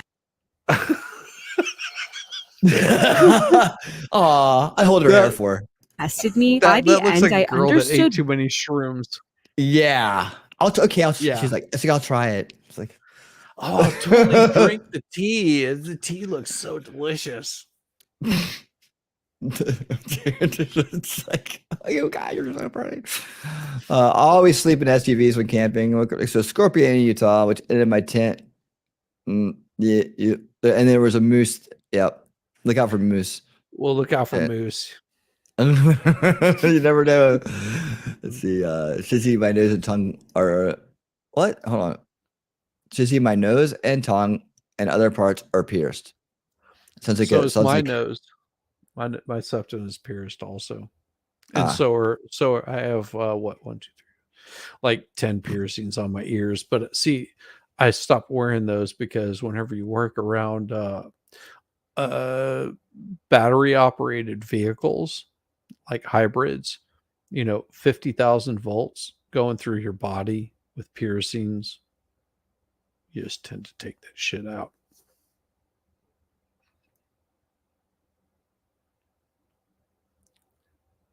It's true. Why this event has been so meaningful to so many people for 50 years. In all honesty, this experience was probably a one and done for me. I do not think I will go back again, and I don't necessarily recommend it to anyone. But if you do decide to go, whoever you are, you will be welcomed with open and loving arms. Easy, let it come, your sister soul, take it easy, let it come, 'cause we're so young, baby. Hold on, man. That better not be a copyright song. It is. Good. Okay, so real quick, should we watch the next part too? Because I mean, our 24 viewers aren't going anywhere. Did you get the one that I sent you? Watch the one I sent you because it is hilarious. Okay, we gotta watch this. No, I have 24 dedicated viewers that are never gonna leave. So let's see how long we'll hang out. You are never getting laid. Is that what you said? Never gonna leave. Oh, I thought you said never getting laid. I was like, you have to have a body to get laid. I was gonna say they get laid quite often. Hold on, this is Vice. This is off Vice. Yeah. I don't know how long this is gonna last because they're pretty much Are assholes. they really? Oh yeah. Look at the little things up in the corner too. Motherfuckers. Yeah, it's all like diced up and shit. They're gonna. Yeah, I'm gonna pass on this one. I mean, if we do it on Rumble side, I guess we can go to Rumble. Let's take a look at Rumble side. How are we doing over there? Hey, watching on the Rumble side. Just give a thumbs up. Yeah, man. Rumble. Yep. And hey, by the way, whether you're alive or dead, please give me a like on this stream as well. I would really appreciate it. It would go far. And make sure you go to ShizzyWhizNut's channel and subscribe to him because we're gonna get him monetized this year. Yes, I'm naked half the time, but you will never see that on stream. Yeah. But if you watch, you might catch a glimpse. Yeah. Just like, yeah. You might just get a little bit. You might get a little bit. Well, it's more than a little bit, but you can still. I mean, a little glimpse. A little glimpse, yeah. Or a glimpse of something little. Ain't trying to dog. Yeah, ain't trying to dog nobody. Ain't like that. Here we go. All right. So I tell you what. I let's just do this. Let's do what I had originally. Yeah, do it. Had lined up. Let's do this one. All right, rock and roll. Okay. I keep saying that.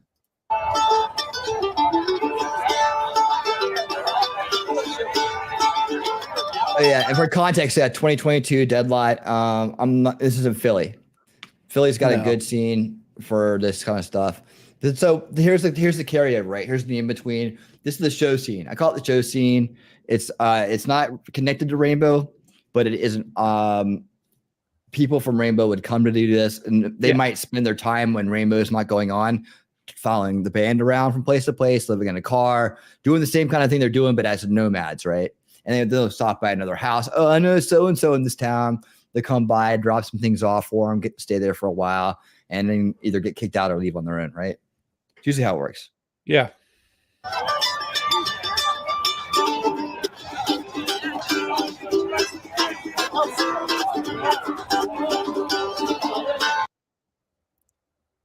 Hold on. Dude, that's one of my songs. He's ripping one of my songs off of them. I'm going back to old Kentucky again. Yeah. Yep. You guys, a little bit of chops. A little bit of chops.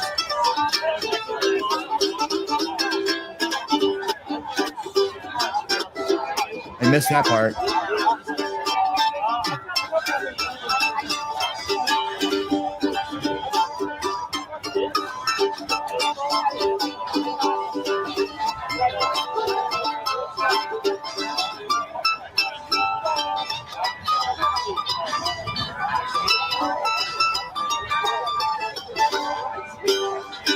Drifter. His timing is off. Oh, dude, he's not playing a song. He's just noodling. Yeah, and that's the thing that drives you crazy about mandolin players and other people who walk around lots with the instruments. You just want to like give them a nice little clock upside the head and say, "You want to find out how time works?" Because it is solid. It is in your head and it stays there all the time. You've got this clock that goes all the time and nothing ever changes.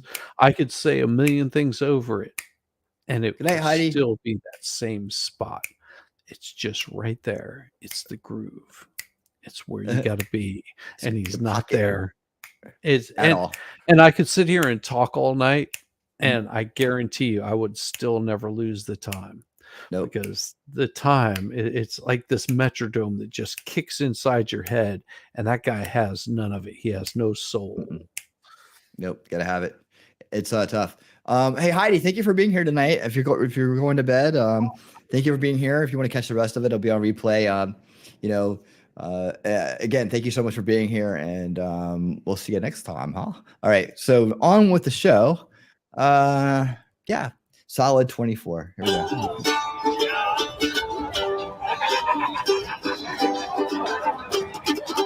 Oh God, dude, stop! Just stop, please stop. All right, I'm gonna have to.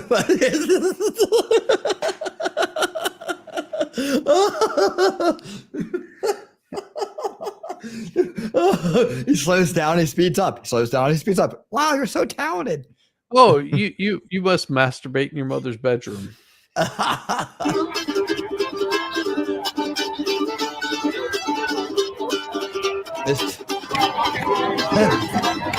The kid's like he didn't go to that car. Yeah, which would have been even funnier. Just could have been sad. No, if it was an old scraggly hippie, I would laugh. Fine. Not a kid. He's a kid. Yeah. They're He's a like kid, made yeah. out of rubber. Ow. All right, now these guys would go around and sell lemonade to people to make money before they get back to Rainbow or whatever. Ice cold lemonade shakedown. Who's thirsty? Step up. Oh yeah, sorry. And at Dead shows, they call the parking lot Shakedown Street. Well, Shakedown Street's like the first row of vendors. Really, that's what it is. Well, and Suzanne, it is actually, I can't count how many piercings, but it is only 13 tattoos. 13. That's it. I cut it. Yeah, off. see, everybody who's a musician heard it right away. That's why I was like, please stop. Why did they use his? Why did they use that guy for this? I don't know. It's because they don't know music, and they're just like, "Oh, you're so good." No lines. Small lines. All right. That a lot of people here too. Is that you on the left? God, you're such a hot person. These are people that would like go to like, you know, they're just there for the weekend. These are showgoers, right? This guy goes to his job where he's probably like the senior VP somewhere. Yep. And you know, little brother here is probably you know, is in college or something. But they Both of them they are got in this college. This dude's Both of got them are money. He's there just chilling out, having a good time. Yeah. So this is what I mean. That's what I was saying. You can go and just enjoy the show. You don't have to be part of the. No, you don't have to. You don't have to be like the biggest Sorry. deadhead. You don't have to be the biggest deadhead to enjoy the Grateful Dead. Bye, Hattie. Night. Sleep well. Night, Heidi. Sweet dreams. Thank you. Love you guys.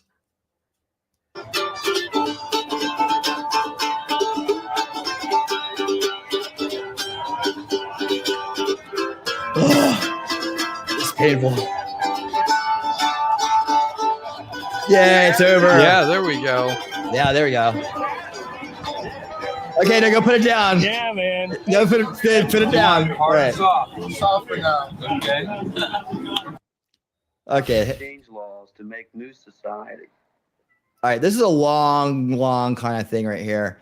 And you know, it's so this is like the other side, the hippie temptations, like a 1967 film Did it about say like Moose Society? the insane. Let's see. My cooking. We're not gonna watch this guy, so don't go anywhere. I swear to God, it said Moose Extremely Society. hard work, even though they. All right, hold on. I just had this in the playlist. Let me go ahead and pull this out real quick. Oops, pull this off real quick. Hey, Shiz. So what did you think of that? God, if I had remembered that guy was playing mandolin through that, we wouldn't have watched that, man. I swear to God. I'm so sorry. No, I you apologize should- to all my musician friends out there. For No, it happens. It happens. We've all been there. I know. Let's see. There's so many. There's so many to choose from now. But there was some other. Go ahead. Well, and I think that the takeaway on this is that you've got a group of people that in the 1960s they had a vision of having world peace, and it wasn't until the 90s, 80s, with the ushering of Ronald Reagan and telling Gorbachev to tear down the wall in Berlin, and separating that separated one country, and that coming down changed the world. And people, weren't even born. Half your viewers probably weren't even born whenever that happened. That was something that all the hippies wanted to have happen. And even people like Phil Collins was preaching about, Ronald Reagan's going to blow up the world. He's got his finger on the button. All it takes is him to reach over and push the button. I grew up watching all that kind of stuff where it was just like, you got Ronald Reagan and he talks like this, and he was just an actor and he's going to take out the entire world because does he have the mental capacity to handle the nuclear weapons that he's been given control of? This in reports, is the president healthy enough to have his finger on the nuclear button? Oh, exactly. Yeah, and it's then like constant bullshit. It's like, and then he says one little thing on the news stations, and all of a sudden, boom, down goes the Berlin Wall. The Iron Curtain is closed forever. Done. I mean, think about it. Whenever he first came into his term, there were hostages that were being held, which I remember distinctly. How many days was it? I remember every single day. It was 365, 340, 725. The days just kept wrapping up. And towards the end of Carter's presidency, all of a sudden, You got this other guy that comes in, and boom, it ends. The strike for airlines, when airlines were striking and saying, yeah, we're going to shut down the airports. You know what Ronald Reagan did? He walked in there and said, well, shit, we'll just fire them. We'll hire some people that'll actually do the job. If you're going to shut down all commerce because of a dispute, we're going to change it. So whenever you see change happening, it's going to come from the least expected place possible. You know, your little rainbow gathering where you want world peace, you might get it. And then where does that leave you after you get your world peace? Because it's no longer a grift for you. Okay, remember I promised you something about the electric cars? Yeah. Oh Jesus. Hold on. And yeah, she's absolutely right. I mean, it's just, it's kind of the dangle. Think about it like this: is it possible? Like this is how I came to understand that, huh? World peace is absolutely possible. See, I disagree with that. I don't think that it's ever possible. I think there's always going to be a struggle because that's part of the balance of the system. And I came to this conclusion because, or this understanding because there's just too many factors we would need to have in place to lead to world peace. You'd have to have a one world government. You have to have a one world currency. You have to have a one world religion. Really, religion was the big thing for me. It was like the religion part is like, okay, so well, then it's not peace. Then it's a forced peace. Nah, it's just less war. No, it's less war. No, it would be no. I hear we're talking about the same thing. Yeah. No, we're talking about the same thing. I'm not saying that that's the way to do it. I'm saying that's what they're going to say that's the way to do it. But really, the conflict with religion, especially in the Middle East and other places around the world, even here in America, religion against non-religion, yeah, and that's always going to be a struggle. And there's no way to resolve that unless you force everybody into the same religion, right? There's no way to do that. So that's the struggle. Yeah, and our Constitution basically said no. Yeah. All right. Okay, let me go ahead and throw this up. Now, what's going on with electric cars and why shouldn't you take them on long road trips? As the very brilliant documentary girl from Colorado said, or wherever she's from. Let's take a look. This is from Serpentine. This is from Serpentine. Yeah, look at all these. These are electric cars. Let's check them out. Let's see what they're doing. This is a field of over 10,000 Neta V Chinese EV cars that are rotting away. Some pretty cars. 21年的，都是50公里以内啊，上牌新车。 And this man has just exclaimed that these BYD cars, all 2021 models, have less than 31 miles on them. Just like that field of 10,000 cars, they all have license plates on them. They're all fully registered and they've been put away to rot. Yes, all of these cars have been left to rot. Why on earth is China throwing away entire fields of electric cars? By now, we've all heard that China's EV sales are outpacing the rest of the world. You'll see the headlines that say, China is now the leader in EV sales, and Tesla's got to watch out, and all this other nonsense. Well, guess what? It's true, the numbers are true. But what you're not taking into consideration is that China is the land of shortcuts and facades. And all of these cars that you're seeing in this field, well, they're counted in those numbers. Let me explain to you what's going on. Should be around. Yes. It's an ad. Their wallet. This is really nice. I never expected this. And so I can chuck that big wallet of mine now. This is fantastic. Thank you. So my dad really likes his extra wallet that I got him for Father's Day because, well, right now Extra's having a fantastic Father's Day sale, which I hope you'll check out yourself. It is. But you're probably wondering. It's a good 2-minute ad, dude. You see it's the Neta a long Vs ad. and the BYDs and the bigger brands that you see huge amounts of them just parked out to rot. Well, you see, that's because They need the numbers in order to get subsidies from the government, in order to put out the sales figures that they've sold more than Tesla and that they're leading in EV production and EV sales. They need to have these fake sales. So BYD themselves will register them and put them on the market and then claim that they've been sold. And then, of course, they've got all those excess cars and they just stick them in a field. And you can make history tomorrow. But there's a bigger problem. There are even more car graveyards. Leonardo. And that has to do with this stupid investment scheme. Let me explain. In China, very often you get these fly-by-night investment schemes. Someone comes up with a good idea like bicycle sharing, for instance. And guess what? People jump on the bandwagon. They raise a bunch of investment capital. They start a company. We saw it go absolutely crazy with the shared bicycle schemes. We covered this on the China show where we showed these mountains of bicycles that had been discarded because the companies knew that if they pumped these bikes out, they'd keep getting investment. So they just kept pumping them out, even when it wasn't financially viable, because like a Ponzi scheme, you just keep getting your investment money in. And all of these bike companies pretty much shut down except for two. And a lot of the people that started these bike companies ran away with the investment money, never to be seen again. The bicycle sharing schemes kind of came to an end in late 2018.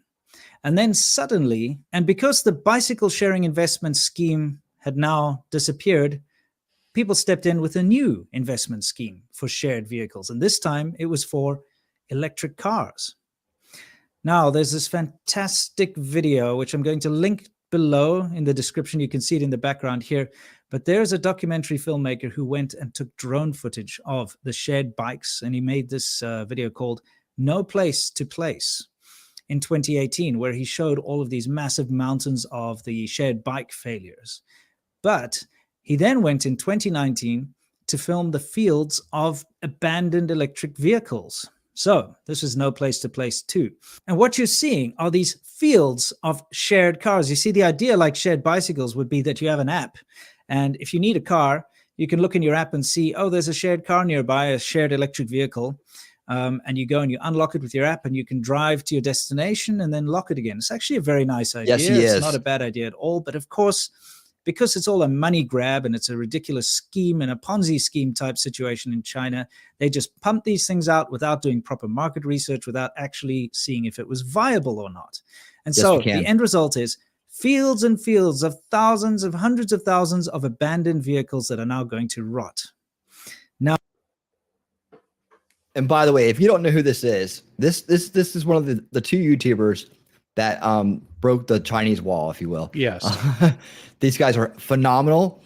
If you want to know anything about China, for the real truth about China, go and I think they call it the China Show now. It was called ADV China for a long time. It's Sephram or something like that. Yeah, he's that. one of them. He's one of them. They both have their own channels, and then they have a channel together. Him and Lao Wei. Yeah, he is amazing.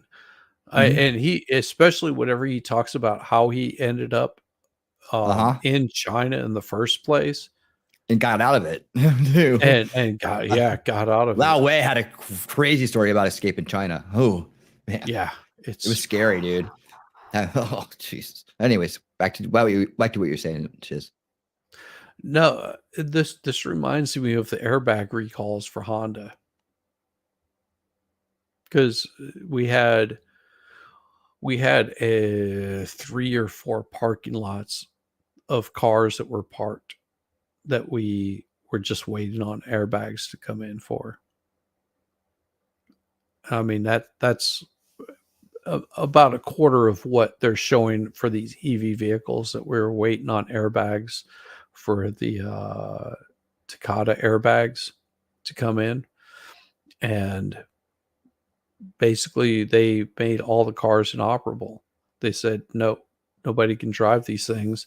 And people were in rentals for months, just waiting on their airbags to arrive. That's a lot of waste right there. Those cars just sitting there doing nothing. A lot of waste. Now, this is where it gets insidious.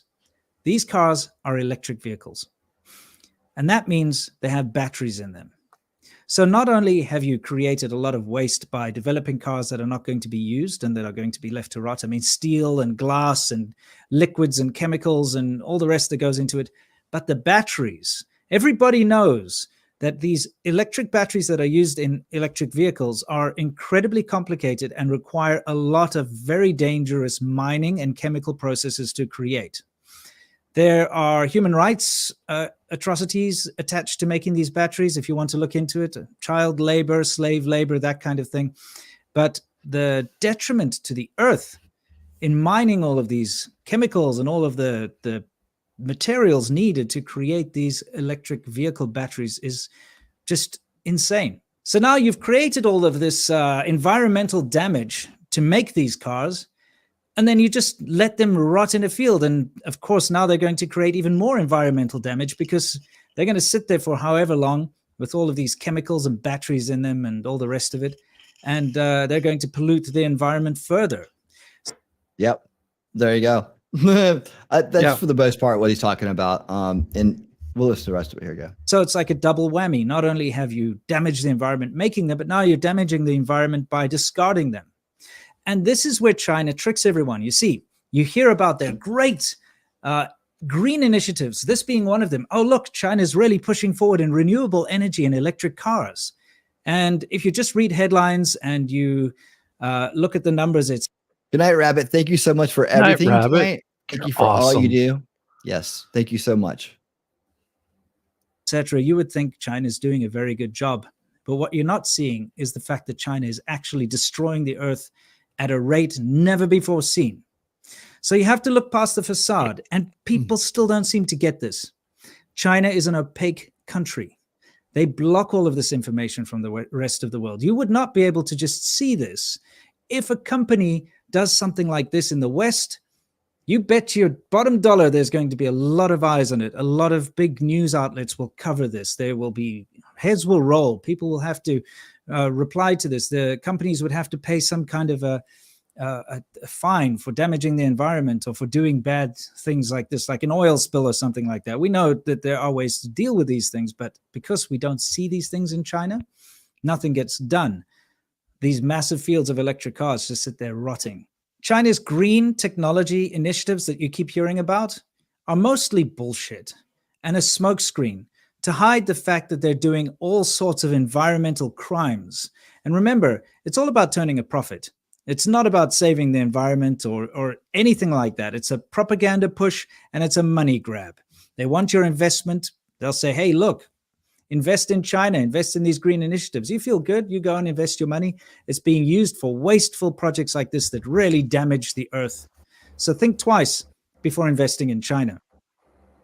Ooh, so cold. There you go. Well, so true. It so is. true. Yep. Let's see. I got some more, but I would like to talk really quickly about a place called Yandex. You ever heard of Yandex before? I have not. Tell me more. Well, Yandex is very interesting. It's a company somewhere in the world. It's been around since 1997. Technology company that builds intelligent products and services powered by machine learning. The goal is to help consumers and businesses better navigate the online and offline world, evidently. And yep. And and actually it's out of Russia. How about that? Yes, Jesus Muslim. You know about that, do you? Oh, you're new. Did you happen to come here through that, or did you happen to find us through that? How did you find us here this evening, sir? Or ma'am? Probably, sir. How did you find that? How did you find us, man? I would love to know. I'm always doing some little bit of market research. Yeah. Russian. Yep. Yeah, there seems to be a lot of traffic coming here tonight and recently from this place. I'm wondering how do people find me over there? Maybe your content is so based that even the Russians are just jumping on it. Yeah, I guess I need to learn how to speak Russian because none of them are subscribing or liking the video. It's early morning in Germany. Found some cool YouTube short from Winning Reality earlier. That's awesome. Awesome, dude. Thank you so much for being here. And guten Morgen. Guten Morgen. I learned German when I was in kindergarten. I still know it. You suck. Damn it. You learned I can German. I still know the days of the weeks. I can still count to like 20, I think. And I know how to say hello, good morning, and good evening, and all that stuff. So guten Morgen, yeah. Yeah, one of my buddies Guten that I worked with, he was actually learning German. He said the hardest part about learning German is the way that the whole like when you're saying something, you're just adding things to the word, the sentence. He said it's so frustrating because it's completely different than the way that we do it here in the West. But he thought it was pretty cool, and he actually was getting really proficient in learning German. He loved it. Nothing like having a mechanic learning German. Mm-hmm. He liked BMWs though, so that makes sense. Yeah, no doubt, no doubt. Well, there's some good news. There's I can look at Toyota's new flying car. I haven't watched this yet. Oh god, it's Pierce Morgan. I want to watch about this Dodson, this dog that got canceled. Dog got canceled? Evidently, yeah, a dog got canceled for some reason. I don't know what it is. How long is this Count Dacula's dog? I don't know. I don't know. This is something Pierce Morgan is. I don't particularly like Pierce Morgan, but he's on Australian news. We can watch that if you want. Yeah, I do want to. We can also zip back into the hippie world too. That's kind of what we're doing. But I wanted to pull that out because I didn't want to forget to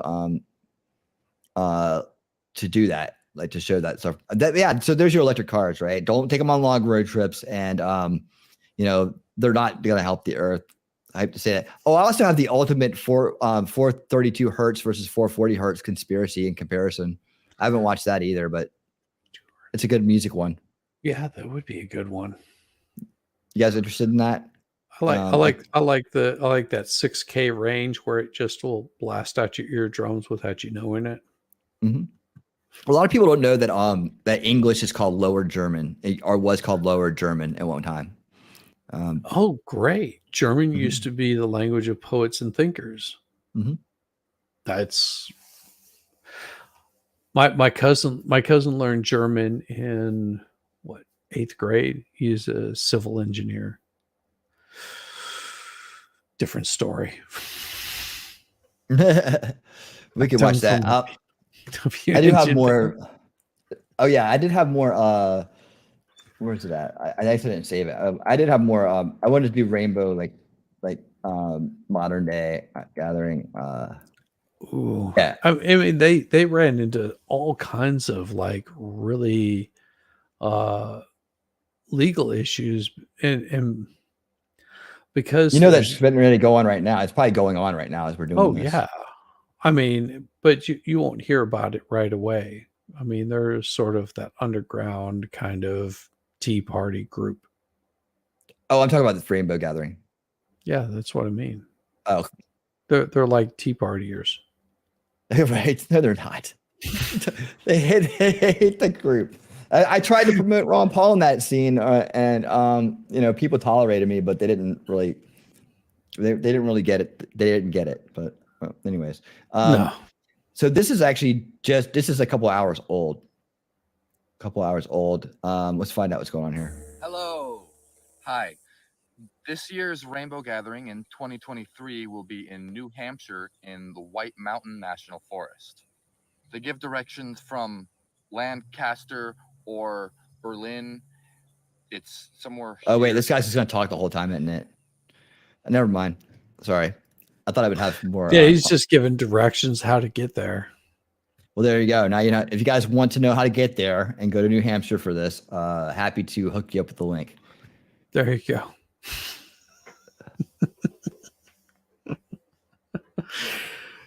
Oh man, Hippie Culture coming back on YouTube? No, Hippie Culture never actually left. The only way to get rid of Hippie Culture would be to stop the music and drugs.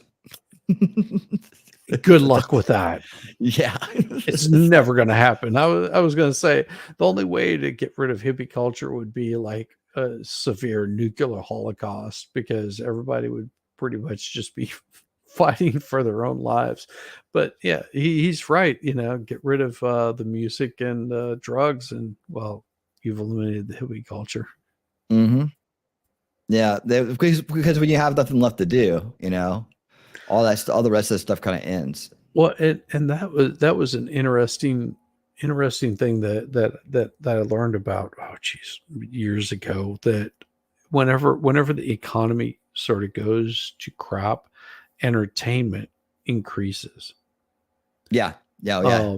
You know, as far as movies or music venues or music shows or anything like that, whenever the economy is tanking, people tend to use that as a nice escape.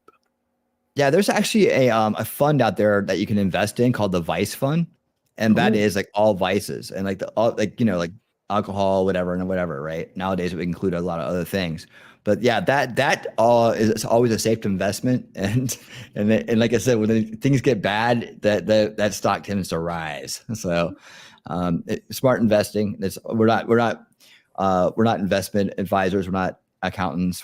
This is not accounting advice or investment advice. Let's give a warning about that. I have no advice for anybody. I'm a dumbass. Right. I can play 4 strings.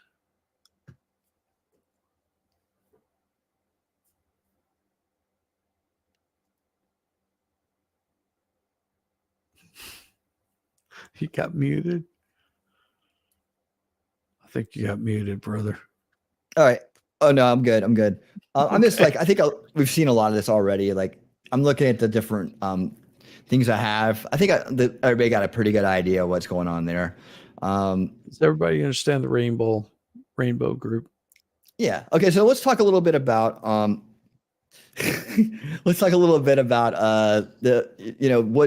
what the difference is. I think I pretty much listed the difference between gatherings and reunions, but just a little bit more on that. That's kind of like where it spurs out.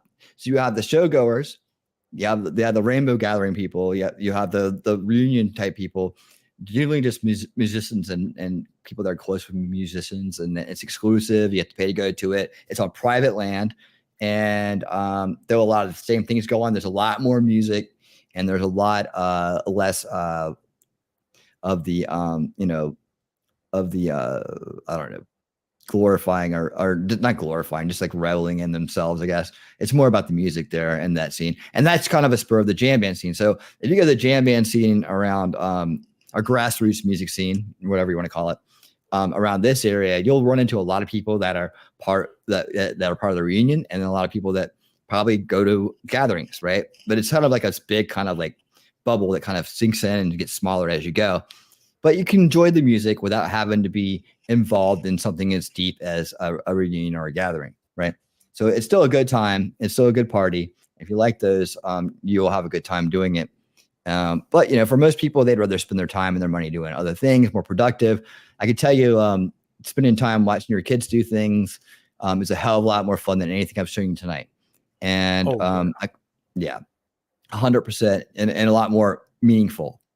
And also, like, going out on a nice boat and going fishing, or taking a trip to someplace in the world and seeing the sights. You'll remember there's a lot more, and the parties kind of get blurry and run together over time, as well as the shows too. I mean, you go to a lot of the same shows. So yeah, I've been to LA, I've been to a lot of states to see shows. I've been to a lot of states to play shows. And like I said, there's nothing better than home and family in the end. Yes, for sure. Let's see. Well, I'll tell you what is we can talk about some music thing, or we can do a little bit more. What time we got? We can go at 3:38. How you doing, Shiz? You still want to go a little longer, or how you got anything? I can go for probably another 30 minutes. Okay, 30 minutes it is. We're gonna do 30 more minutes and hang out with you guys and chit chat and all that stuff. I want to see I guess pro-life or churches. Pro-life. Okay, well, I think you're already watching it go on, but I think it's already there. just look outside your window. Especially in Canada. I know you're from Canada. So yeah, just look outside your window in Canada. You're literally swimming in it. For sure, man. Sorry about that. I hope things get better for you guys up there. Oh God, I hope so too. Yeah, and don't go to any of those suicide booths, dude. Stay away from those.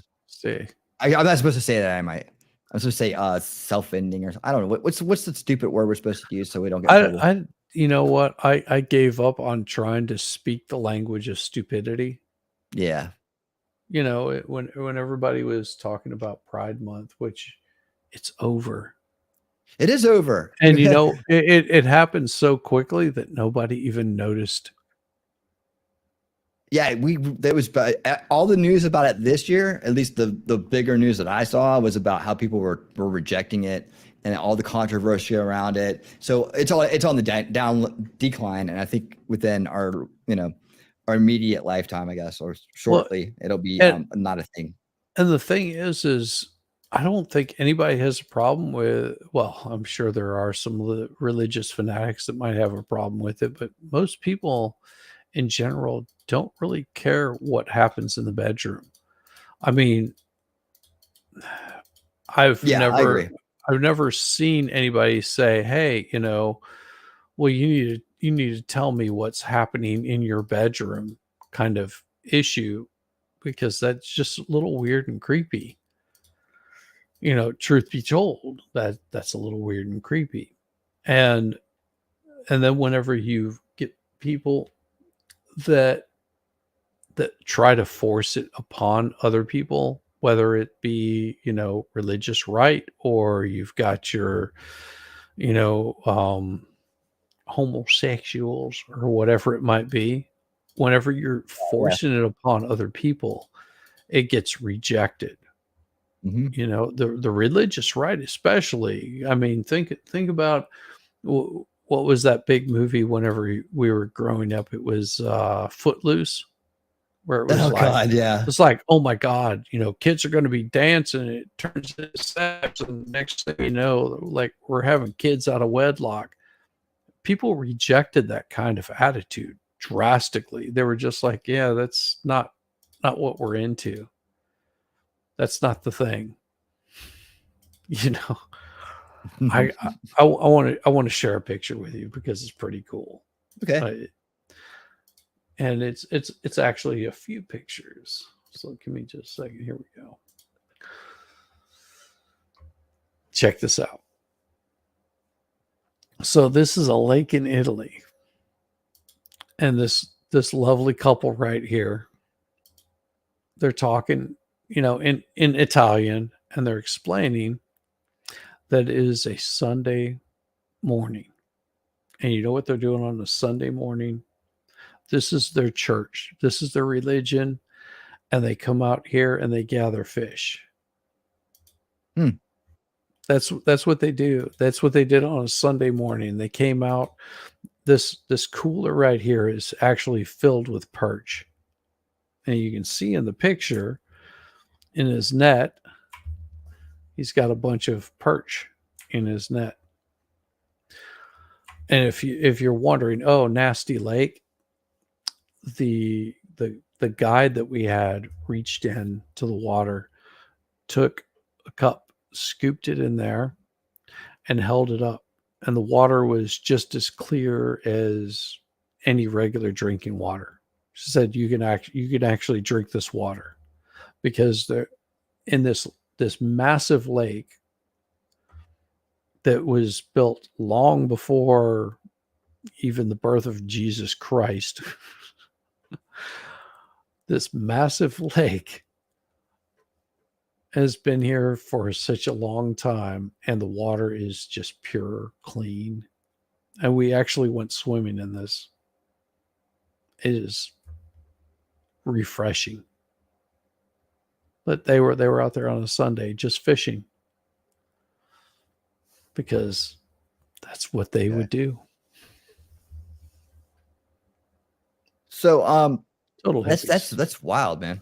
Total that's hippies. Wild. Yeah, you don't hear about it like worldwide either. It's really an American phenomenon, this hippie culture. Why is that? Because the catalyst for it was an American project, right? But done by the American authorities. So people say they might not understand that sometimes, and may even be in denial about it. I mean, originally, we've done this on this channel. It was the MK Ultra experiment that went on that had this as an unexpected result. That was what I would call it.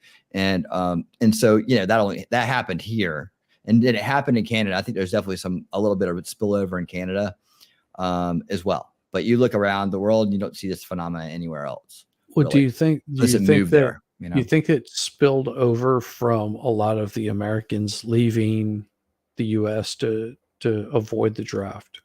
Well, maybe, but I think that more so it's about the tour. So like you go on tour, like Fish tours over there, Panic tours over there, the Dead toured over there.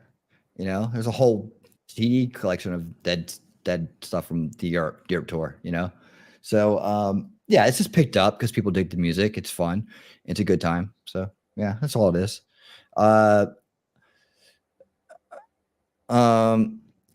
So I'm curious, Sheriff of YouTube, what do you know about Yandex, man? You've been around for a while. You know some of the seedier sides of the internet, man. What do they do? What do they use that stuff for over there? Seems like there's a browser feature over there that likes to direct a lot of people who like to just watch and not participate over to the channel. And it seems to just started happening recently. Kind of interesting.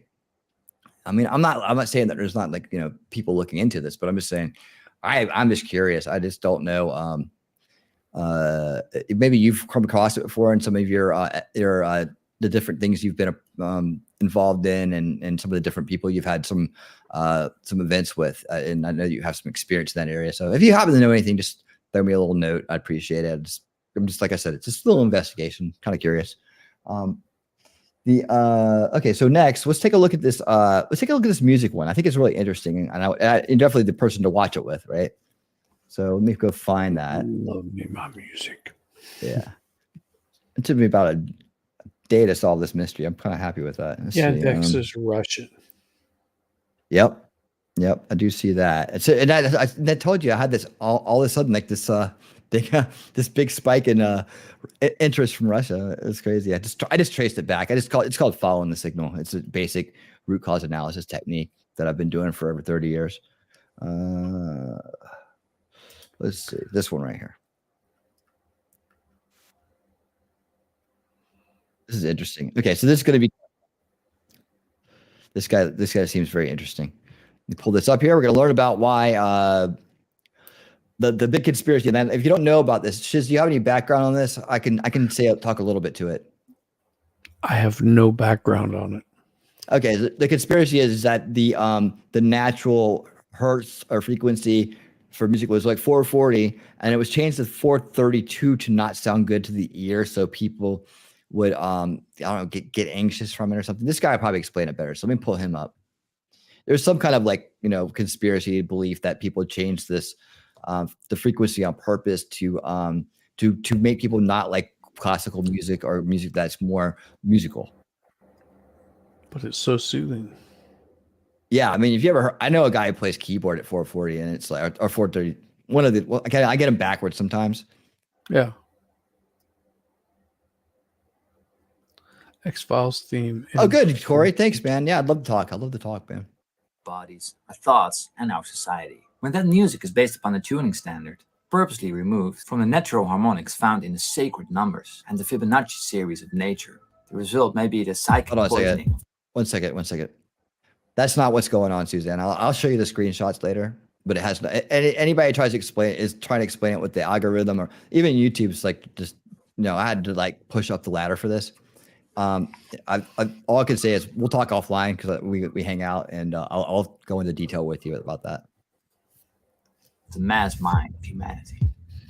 Okay, 432 is a Although better I was one. aware of the rumors, I was not well acquainted with the 432 theory. Anyway, not until I noticed how many comments in my "Do we all tune our guitars wrong?" video were about that topic. So I decided to dive into the topic some more, and what I found out was shocking, to say the least.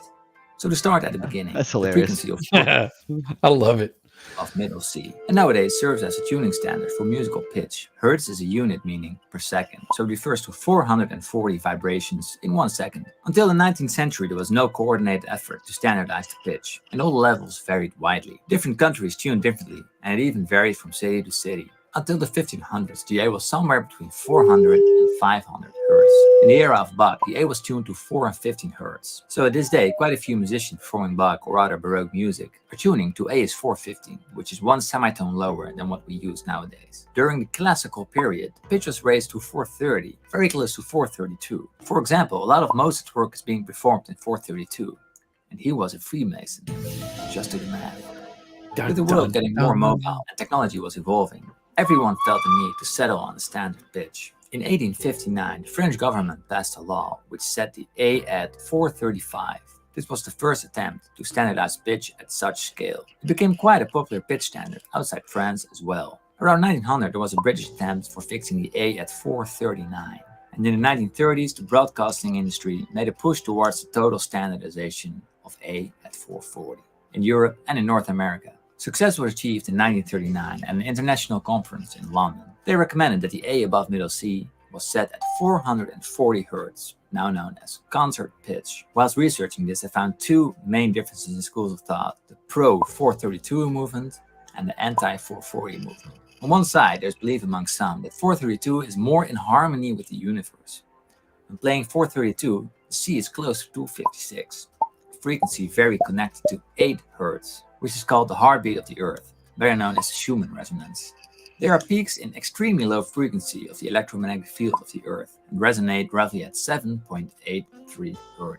Also, it's said that 432 resonates with the universe's golden mean, phi, and unifies the properties of light, time, space, matter, gravity, and magnetism with biology, the DNA code, and consciousness. Studies have shown that 432 musical therapy helps ease anxiety, bring down heart rate and blood pressure, and generally has a soothing effect. Also, 432 has a very positive effect on the third eye chakra and even can heal DNA. Probably true. The other side is pretty dark. Illuminati conspiracy thoughts. Right? Having read it a lot, the Illuminati. I can summarize as follows. Look The out. Nazis had their say in the matter, of course. Joseph Goebbels, Hitler's propaganda man, supposedly pushed the internationalization of 440 in 1939 to untune people and cloud their intuition. If you There it dig is. deeper, you find out that Illuminati is probably involved as well. They supposedly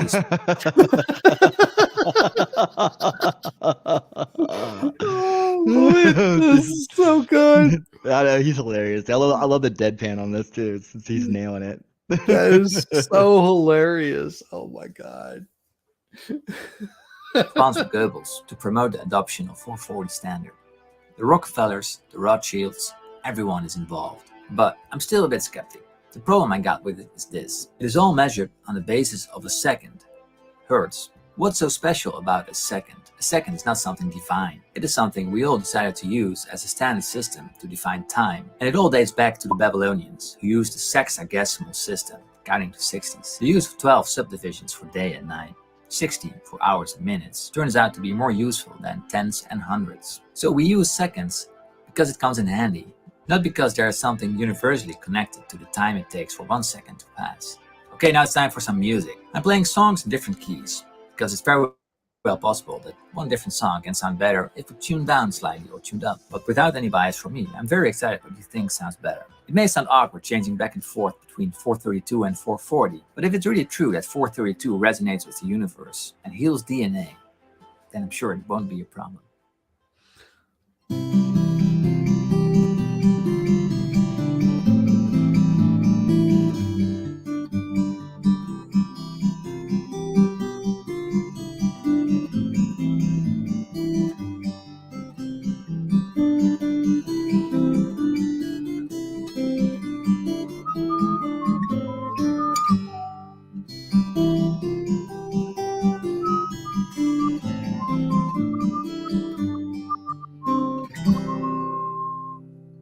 Lovely.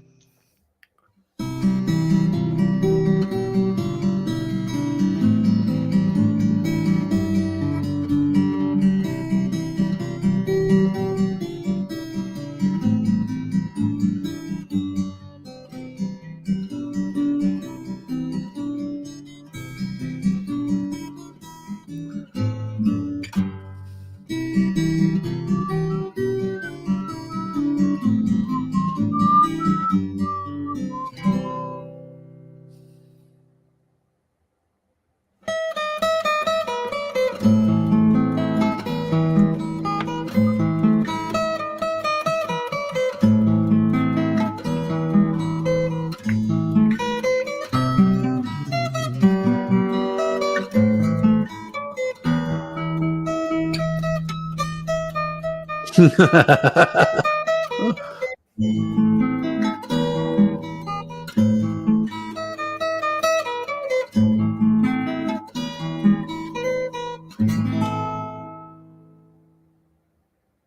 sounded wrong.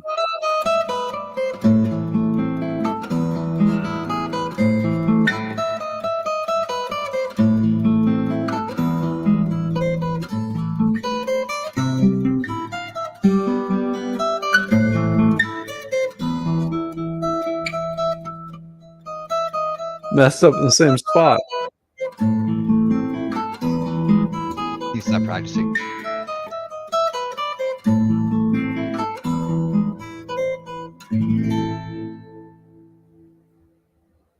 He was out of key.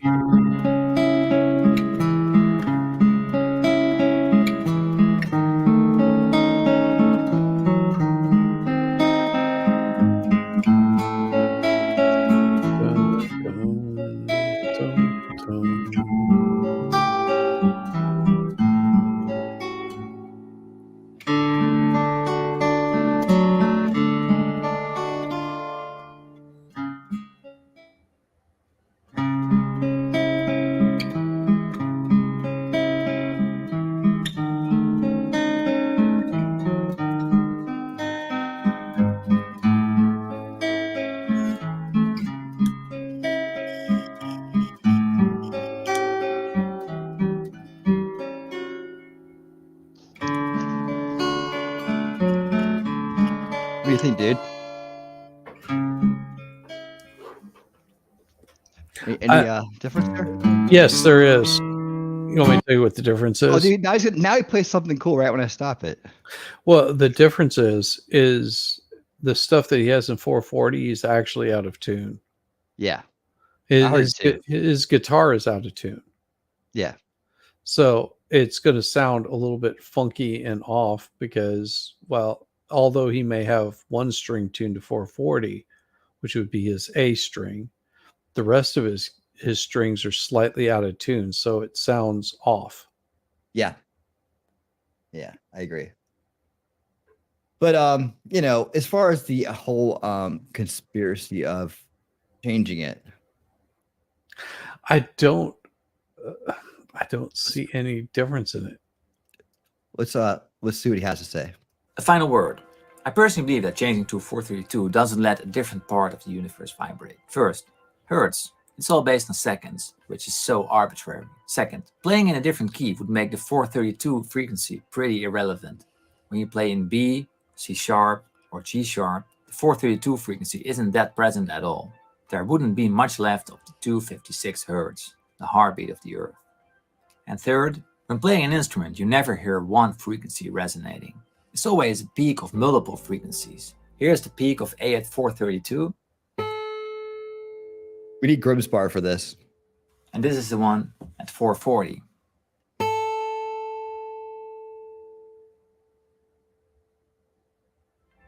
So if you're playing A at 432, you see that the levels at 440 are pretty high as well. The 440 note shows high levels of the 432 as well.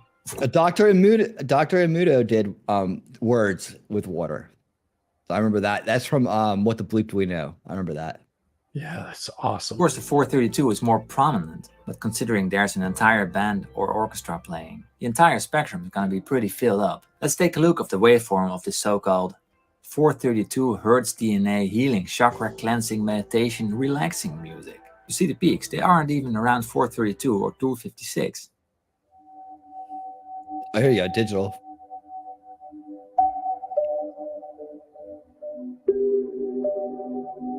But for me, it's hard to believe all the wondrous powers given to 432, or any other tuning standard for that matter. It all comes down to what you play and how it sounds. All the best, this was Paul Davids. Have a nice day. Bye-bye. That was interesting. I mean, you know, it's everybody's take, and people are entitled to their own opinions about it and whatnot. But I just think that was interesting. Well, and I actually played in a band with a guy that had perfect pitch. Like he could hear whenever an instrument was out of tune. He could physically, with his mouth, hum a perfect chord. because that's like pitch perfect. He could go, no, that's wrong. Without even putting a tuner to it, he could say that was wrong. Is that's what pitch perfect is. It's not this horrible 1990s movie, with hot stars or any crap like that. It's somebody that actually has perfect pitch, that can hear it and it resonates in their brain. It's in their psyche because they've studied it for so long. What's also amazing, he was a drummer. It's weird. Oh wow, that is weird. Oh my god, dude. God bless the drummers, though, man. Yeah. So the next thing I have for us is something that I've watched a long time ago, but I thought it's very interesting. It's called the 5 Laws of Stupidity.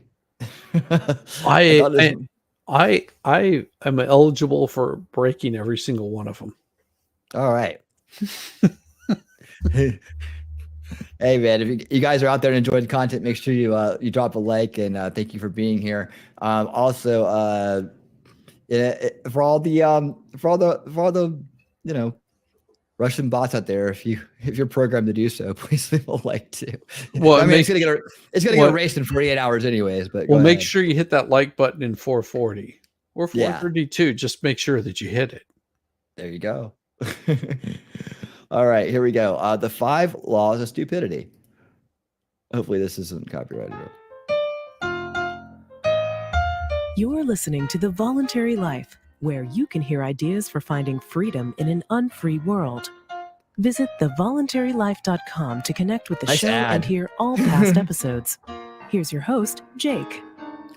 Hey, Jake. Hi, it's Jake here. Welcome to The Voluntary Life. This week I want to share with you a very interesting idea that comes from an article called The 5 Laws of Stupidity. This is a theory of stupidity, and it's a theory about how stupidity and stupid people are the most dangerous people on the planet, and also about how easy it is to mistake stupidity for other things, and how much everyone underestimates the danger and impact that stupid people have on everyone else. This is an article that was written by an Italian economic historian, a guy called Carlo M. Cipolla. And he wrote this article in the 1970s, and he died in the late 90s. And there's very little information about this guy online, apart from the fact that he wrote this article. But I found it a very thought-provoking article. It's one of those articles that is written in a slightly humorous way. So the kind of way where the author could potentially claim that this was just them joking, but actually you can tell that he's making a serious point in the article as well. And I'll put a link in the show notes to the article so you can read it yourself. But I want to share with you the ideas in this article. So in the article, Carlo Cipolla puts forward this theory of stupidity. And he puts it forward as 5 laws. So I'll explain each of the laws, and then I'll finish by giving some of my own thoughts on the ideas. The first law of stupidity is that everyone underestimates the number of stupid people. And the idea here is that no matter how many idiots you think you are surrounded by, you are lowballing the estimate. And his argument is the reason that you underestimate how many stupid people there are around you is because you're probably assuming that people are intelligent based on superficial and irrelevant criteria, like their job, their education level, their class, their race, whether or not they're eloquent, and other biases that you may have about assuming that if somebody is a certain way, that means they're not stupid. And he's arguing in this article that you're wrong. Those things are all irrelevant. So that brings us on to law number 2 of stupidity. And that is that the probability that a person is stupid is independent of any other characteristic. So the idea here is that every characteristic that you can imagine, whether it's gender, race, nationality, education level, income, any category you can imagine, is uncorrelated to whether or not a person is stupid. And Cipolla even says in this article, there are stupid Nobel Prize winners. So you can't predict whether a person is stupid or not by looking at any of these other characteristics that they might have. His argument is that there are stupid people in every walk of life, in every ethnic group, gender, class, profession, income level, anything you can imagine. And he goes on to argue that there's the same proportion of stupid people in any of these categories because it's uncorrelated to any of these categories. He makes the argument that he can't tell exactly how high that proportion is because everyone underestimates it all the time. But the main point is you can't use these other criteria to determine whether or not someone is stupid.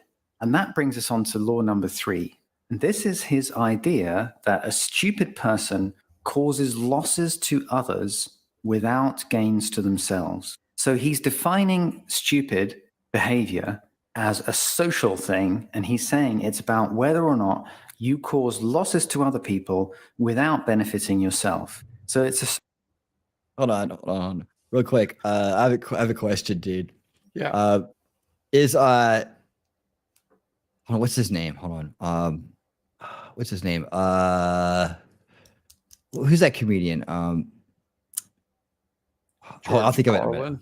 Hold on, I'll be back in a second. Social theory of stupidity, and it means that you can still be stupid if you are very good at, for example, mathematical calculations or pattern matching or lots of other things. You could be very good at all of these things, but you're still stupid if your behavior towards others involves losses to other people without you actually gaining. So in order to explain this idea, Cipolla creates this 2x2 matrix. So you have 2 variables and 2 different possible states of each variable, which gives you 4 possible outcomes. So just to explain these variables. Okay, I got China. I got a question, man. Is Alex Jones really Bill Hicks? Just leave me a comment. So one variable is, are you causing benefits to other people or are you causing losses to other people? So that's the first variable, is your impact on others. Do you benefit them or do you cause them losses? And the second variable is, for yourself, are you benefiting yourself or are you causing losses to yourself? And if you combine those two, we get 4 different outcomes. So talking them through, first of all, you have people who benefit other people and themselves.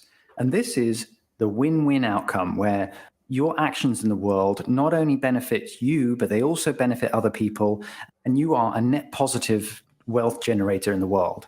And Cipolla calls these intelligent people. So it's a theory of intelligence based on your behavior, your social behavior.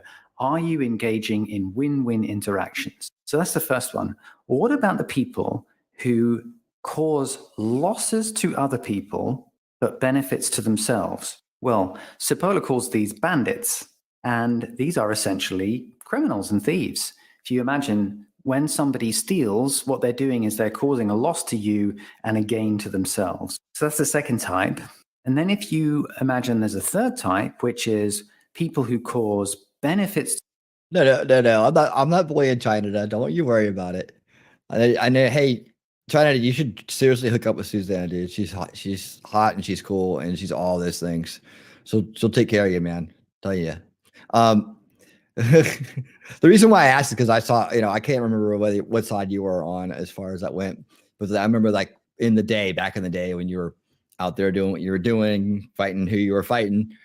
There were a lot of characters in that scene that seemed to really believe he was Phil Hicks. So I just couldn't remember. It's hilarious. To others and losses to themselves. I click too fast, it does that. It's kind of funny. It's interesting. Cipolla calls these helpless people. And there are other words that I've seen used. He sometimes calls them naive people. The idea here is that this is people who get taken for a ride. They benefit other people, but at a loss to themselves. And then the fourth group is what he defines as stupid people. And these are people who cause losses to others without benefiting themselves. And his idea is that a lot of the time, they're just messing things up for other people without any particular benefit to themselves. But there are also really stupid people who not only cause losses to others, but actually harm themselves actively.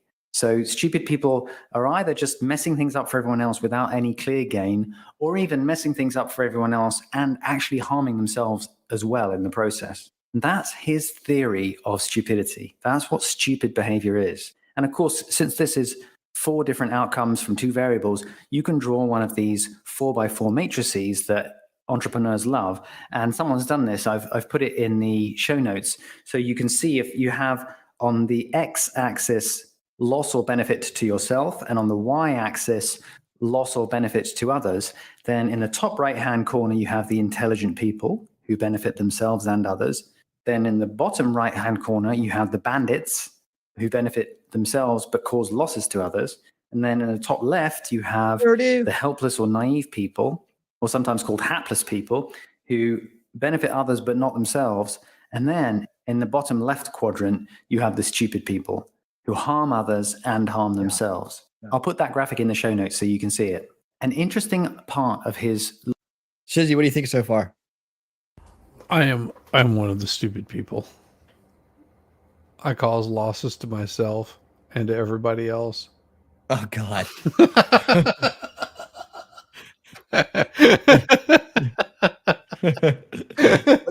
But you're one of the honest people too, so everybody's gotta love you. I'm getting a kick out of it because if you think about it, 90% of people fall into the stupid people. There's very few bandits, because although they may be benefiting themselves, you have the intelligent people that are constantly fighting against them because they're causing havoc, and they're far and few between, because you do have intelligent bandits. Those are the ones that get away with shit that even us stupid people look at them and go, how in the hell did they get away with that? Or is everybody stupid that they don't see that they're totally whatever? Mm-hmm. And of course you have the helpless people that are just basically wandering through life with blinders on, that are not paying a whole lot of attention. The intelligent people, of course, he's pretty spot on with what he says. I'm a bandit, only for your heart, my love. Let's just say you do benefit some people. Maybe you don't realize it. Well, and even bandits and stupid people are benefiting other people. Because whenever you see somebody that's does that number of hold my beer, I want to do this, a really stupid thing. Oh yeah, you get the people that might be a helpless person that goes, yeah, I'm not going to do that. That just looks really stupid. Law number 3 about defining stupid people is that he also assumes that stupid people are consistent in being stupid. In other words, they go through life constantly causing losses to other people without clear gain to themselves. So it's an interesting idea that he's putting forward, that this is not just one-off behavior. There are people who are basically messing the world up through their stupidity, and they're consistent about it. So law number 4 of stupidity, according to Cipolla, is the idea that non-stupid people underestimate the danger of the stupid. And his argument is that non-stupid people constantly forget that at all times and all places and under any circumstances, to deal with and or associate with stupid people always turns out to be a costly mistake. And his argument here is that everyone underestimates just how dangerous stupid people are. Intelligent people underestimate it, but so do bandits and so do helpless people. And that brings us on to law number 5. And this is the most interesting, I think. Stupid people are the most dangerous people on the planet. And as part of that law, a corollary of that is that stupid people are more dangerous than bandits. And the argument is that if you have someone who is a criminal, a bandit, who wants to gain for themselves by robbing you or by causing losses to you, that person is predictable because they are following incentives. And they may be unethical incentives. They may be doing something that is fundamentally wrong, but at least you can work out what they're likely to do because they have goals and they follow incentives. So bandits you can defend against because you can work out what a bandit might try and do to rip you off. The really dangerous thing about stupid people is that they mess things up for everyone else without clear gain to themselves. And that means they're not following incentives. They're just causing problems. So they're fundamentally unpredictable. And that makes them incredibly dangerous.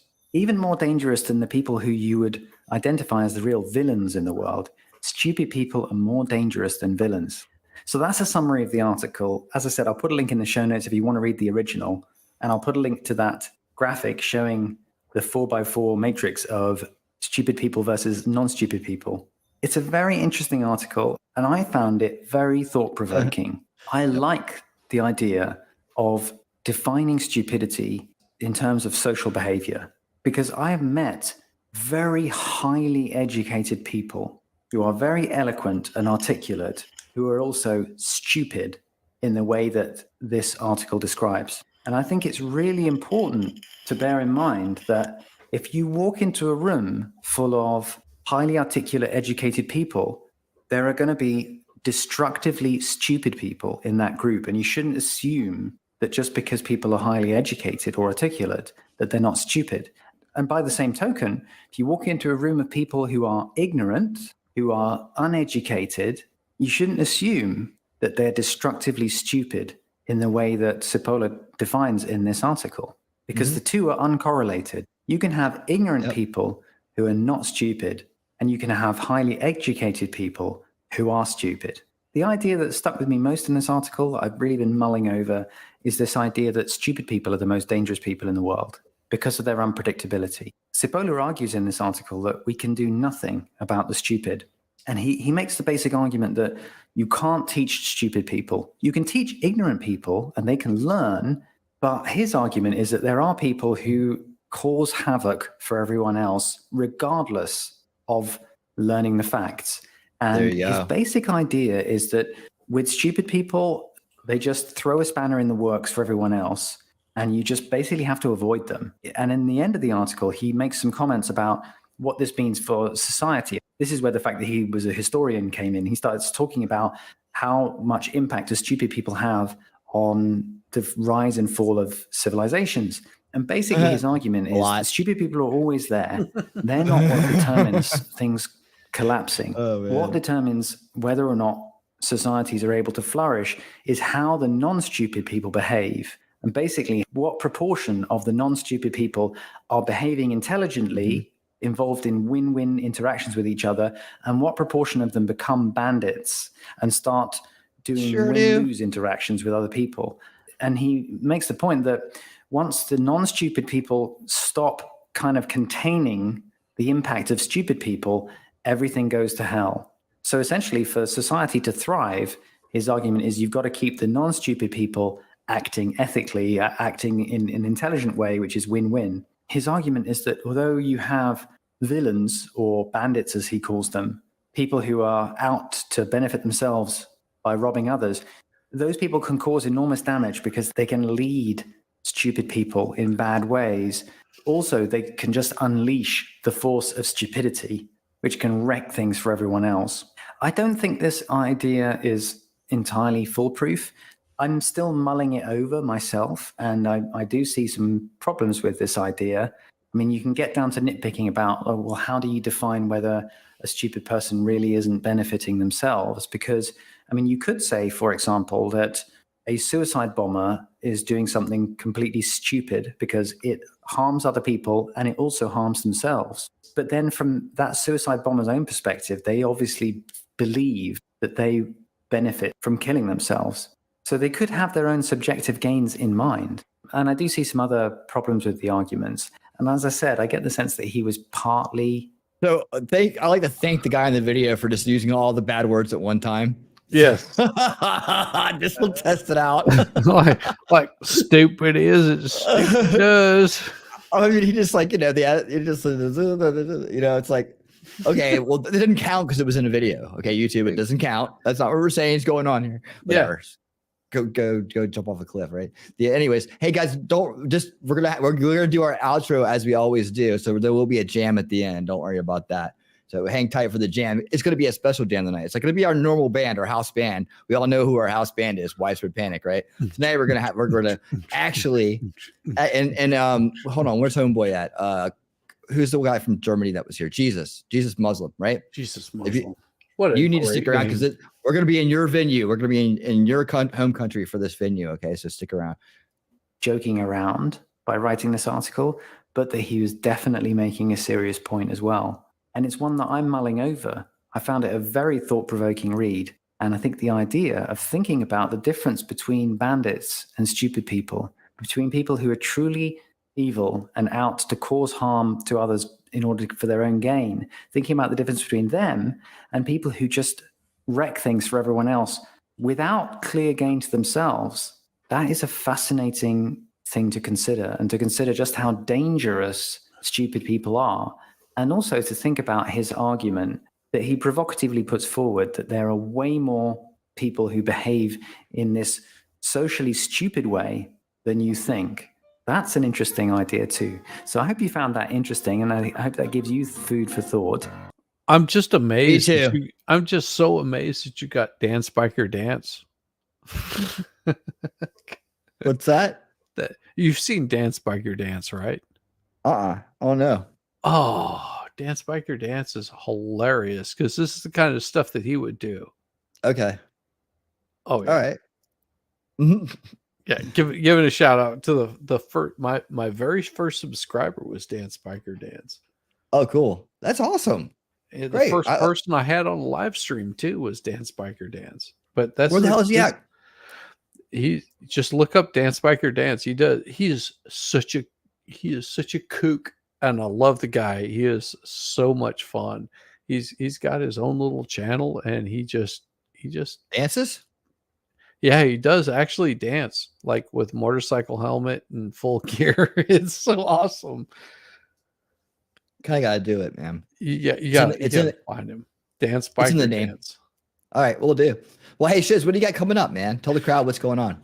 So tomorrow, let me bring up my camera here so I can be serious.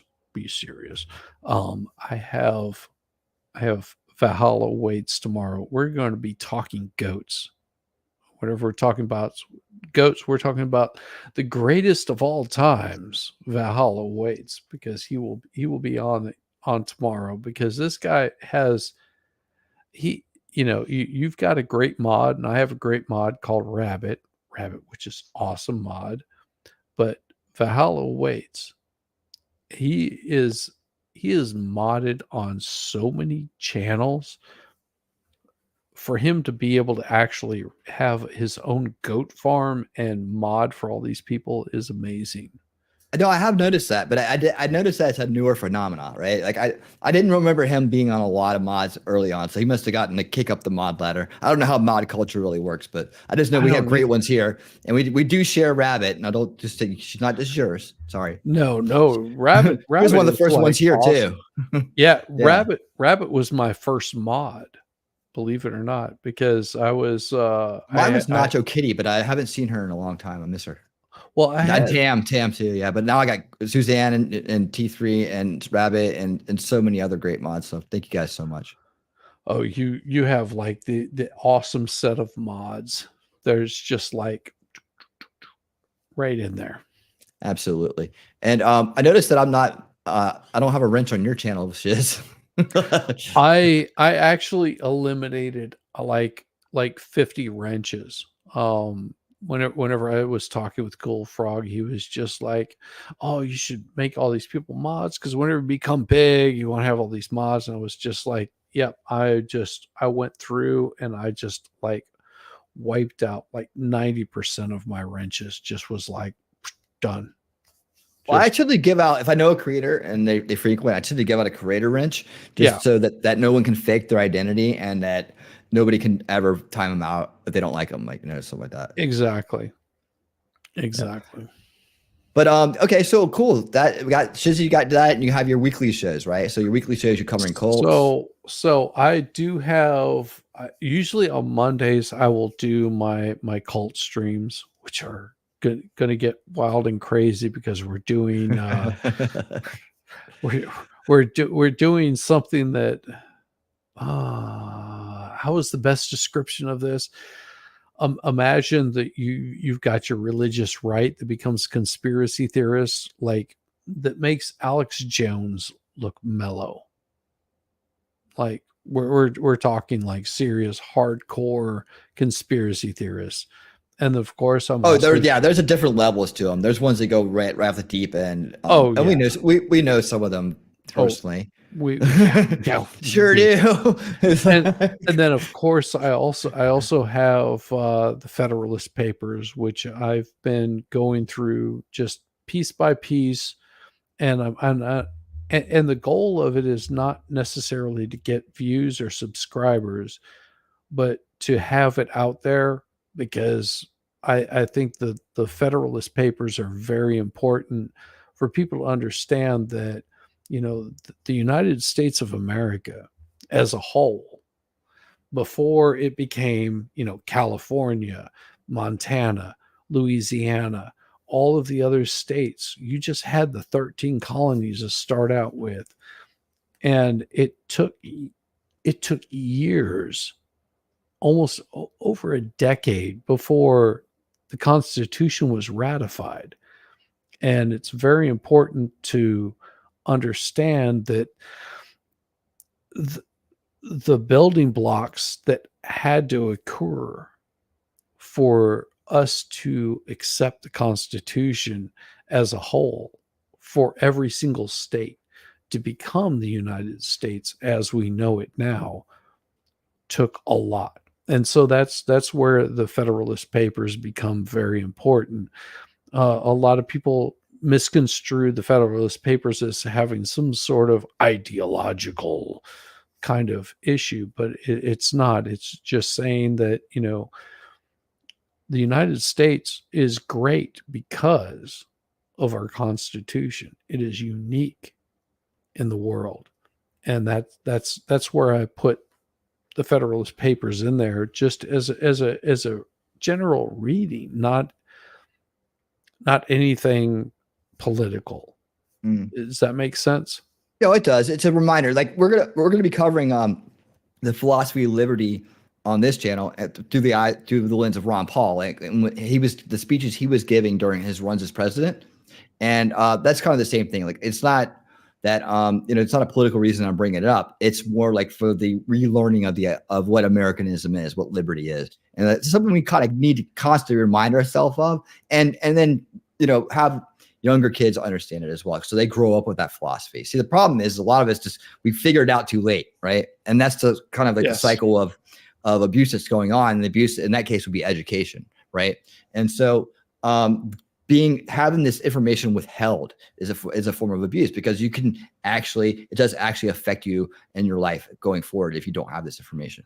And especially in this country, right? Well, and the fact that they're not teaching civics anymore in class.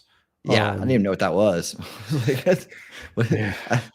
I mean, people swear by it, but I don't even know what that is. Well, I mean, I had the coach for the football team, amazing man. And I wasn't a football player, I wasn't a jock. I was on the swim team in high school, but his point every single day was, I want you to go home and I want you to watch the news, and I want you to write me an essay, a short report. I want you to report on the news, which is no different than what YouTube does currently. You see something, media analysis. Exactly. And that was his history lesson. And because he said, history is everything that you're currently learning. Of course, we're going to go back and we're going to go over the civics of everything and sort of tie it in. But having you think, oh, dumb jock. No, this guy was so good. I wish I could remember his name, but it really inspired me as a teenager to sort of question authority and the kind of things that you were seeing on the news. Was it newsworthy? Oh yeah, cat saved from a tree. Feels good, right? But that's why heavy metal music did that for me. Question authority. Exactly. It just fine. It worked out good. But to sort of dig into it, it's that in 80s movies. Oh well, Pretty in Pink was You know, I'm thinking like, Animal House and Porky's. yeah, there you go. Those two go together. You just like titties. That's all. Fast Times at Ridgemont High. No, yeah. Let's name them all. Okay, cool, man. That sounds awesome. And but come by, check it out. It's a blast. If you like what you're seeing, here or other channels, the best way that you can support those channels, just give them that thumbs up. If you're subscribed to them, man, it goes so far. Yeah. Yep. And it doesn't matter how you find this, whether it's like, through being a subscriber, using new YouTube notifications, on Discord notifications, or you're on Yandex. It doesn't matter how you find us. Just come by and check it out and give us a sub. All right. I evidently I'm very popular over there. In fact, 384 views tonight came from Yandex. How about that? It's amazing. Great place. You are some sexy beast over there, Yandex. I'm real big over there. I'm real big. They've caught on and everybody loves me, but they can't understand a fucking thing I'm saying. Oh man. So coming up for me, Monday. That's Monday. That's a weird day for me to be on, but Monday at noon, a weird time, I will be going on Caitlin Comments, one of the newer YouTubers in the scene. She's quite charming and she is a adorable. lot of fun. She is adorable. I enjoy her. I'll be over there talking football and all kinds of things, and who knows where it'll go, but we're gonna have a good old time, and I hope that everybody that comes here, even all my large group of fans overseas, will follow me over there and blow her mind. I don't know.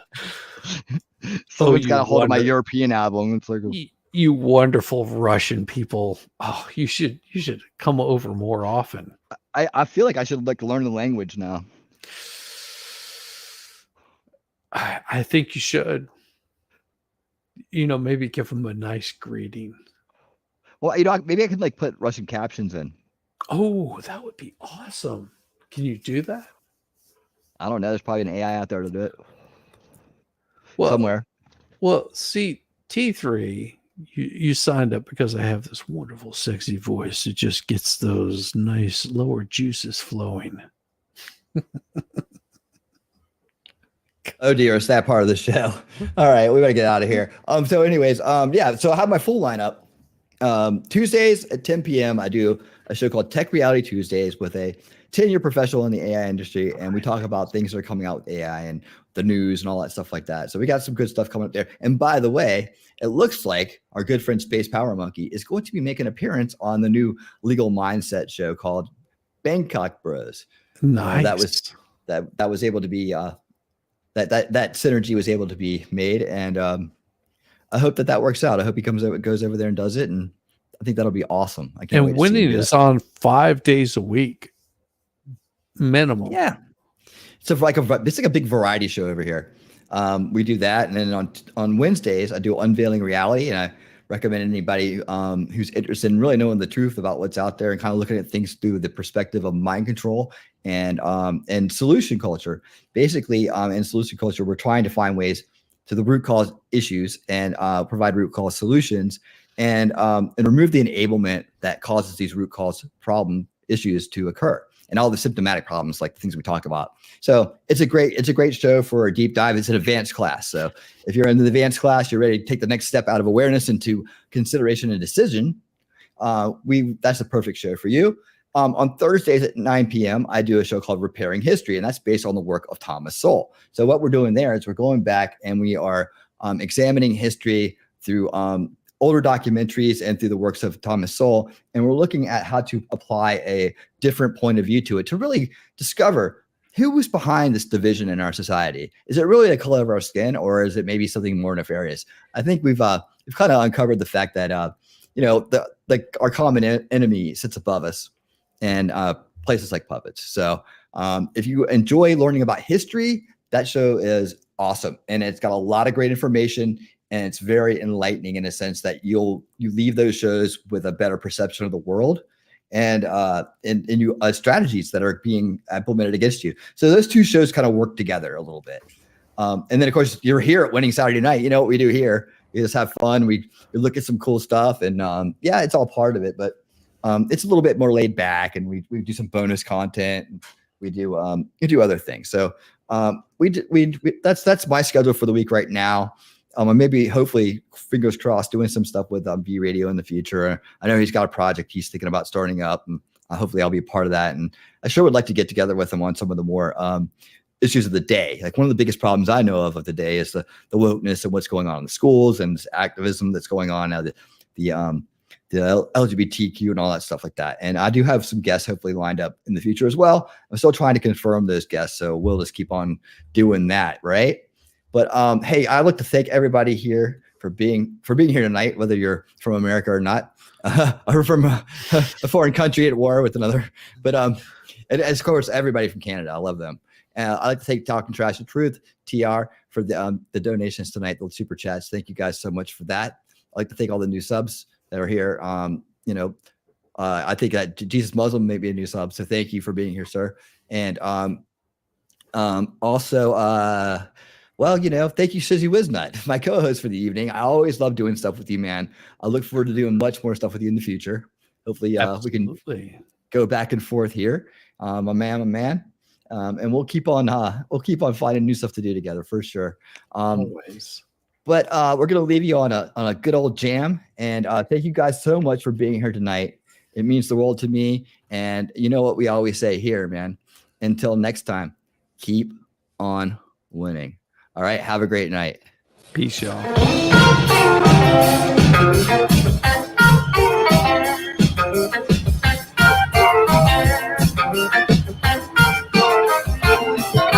Went down to the mountain, I was drinking some wine. Looked up into heaven, Lord, I saw the mountain sign. Met the far across the heaven, raining black and white. Get prepared, gonna be a party tonight, baby. One more Saturday night. One more Saturday night. Yeah, that's right.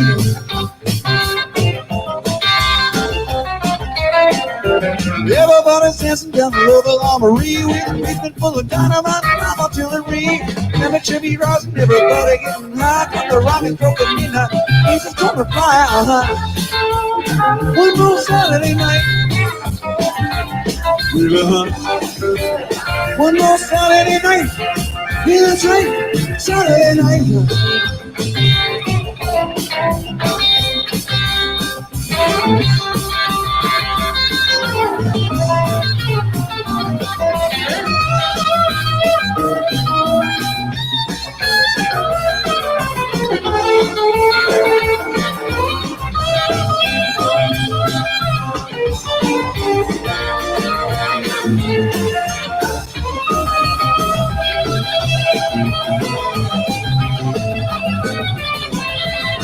On my TV, the president comes on the news, says I get no sound as fashion. Why I sing the blues? Why they don't get crazy, Lord, you know just what to do. Break out that old Victoria, break out your rocking shoes, Yeah, Saturday night. One more Saturday night. Hey, Saturday night.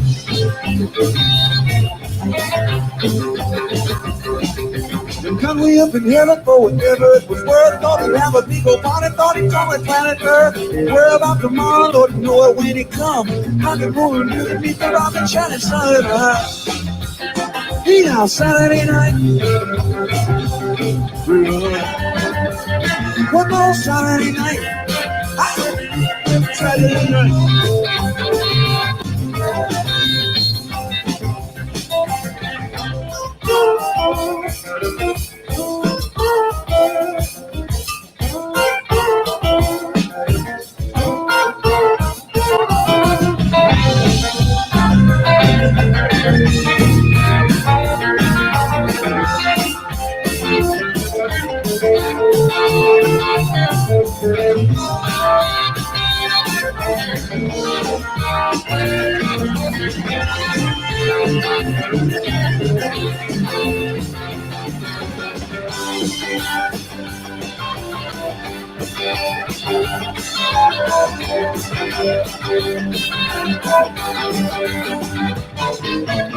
Hey, another Saturday night. Hey, another Saturday night. You can finally get right now. Hey, another Saturday night now. One more Saturday night. Hey, another Saturday night. Hey, another Saturday night. Hey, another Saturday night. One more Saturday night. Hey, another Saturday night. Hey, another Saturday night. Hey, another Saturday night. One more Saturday night.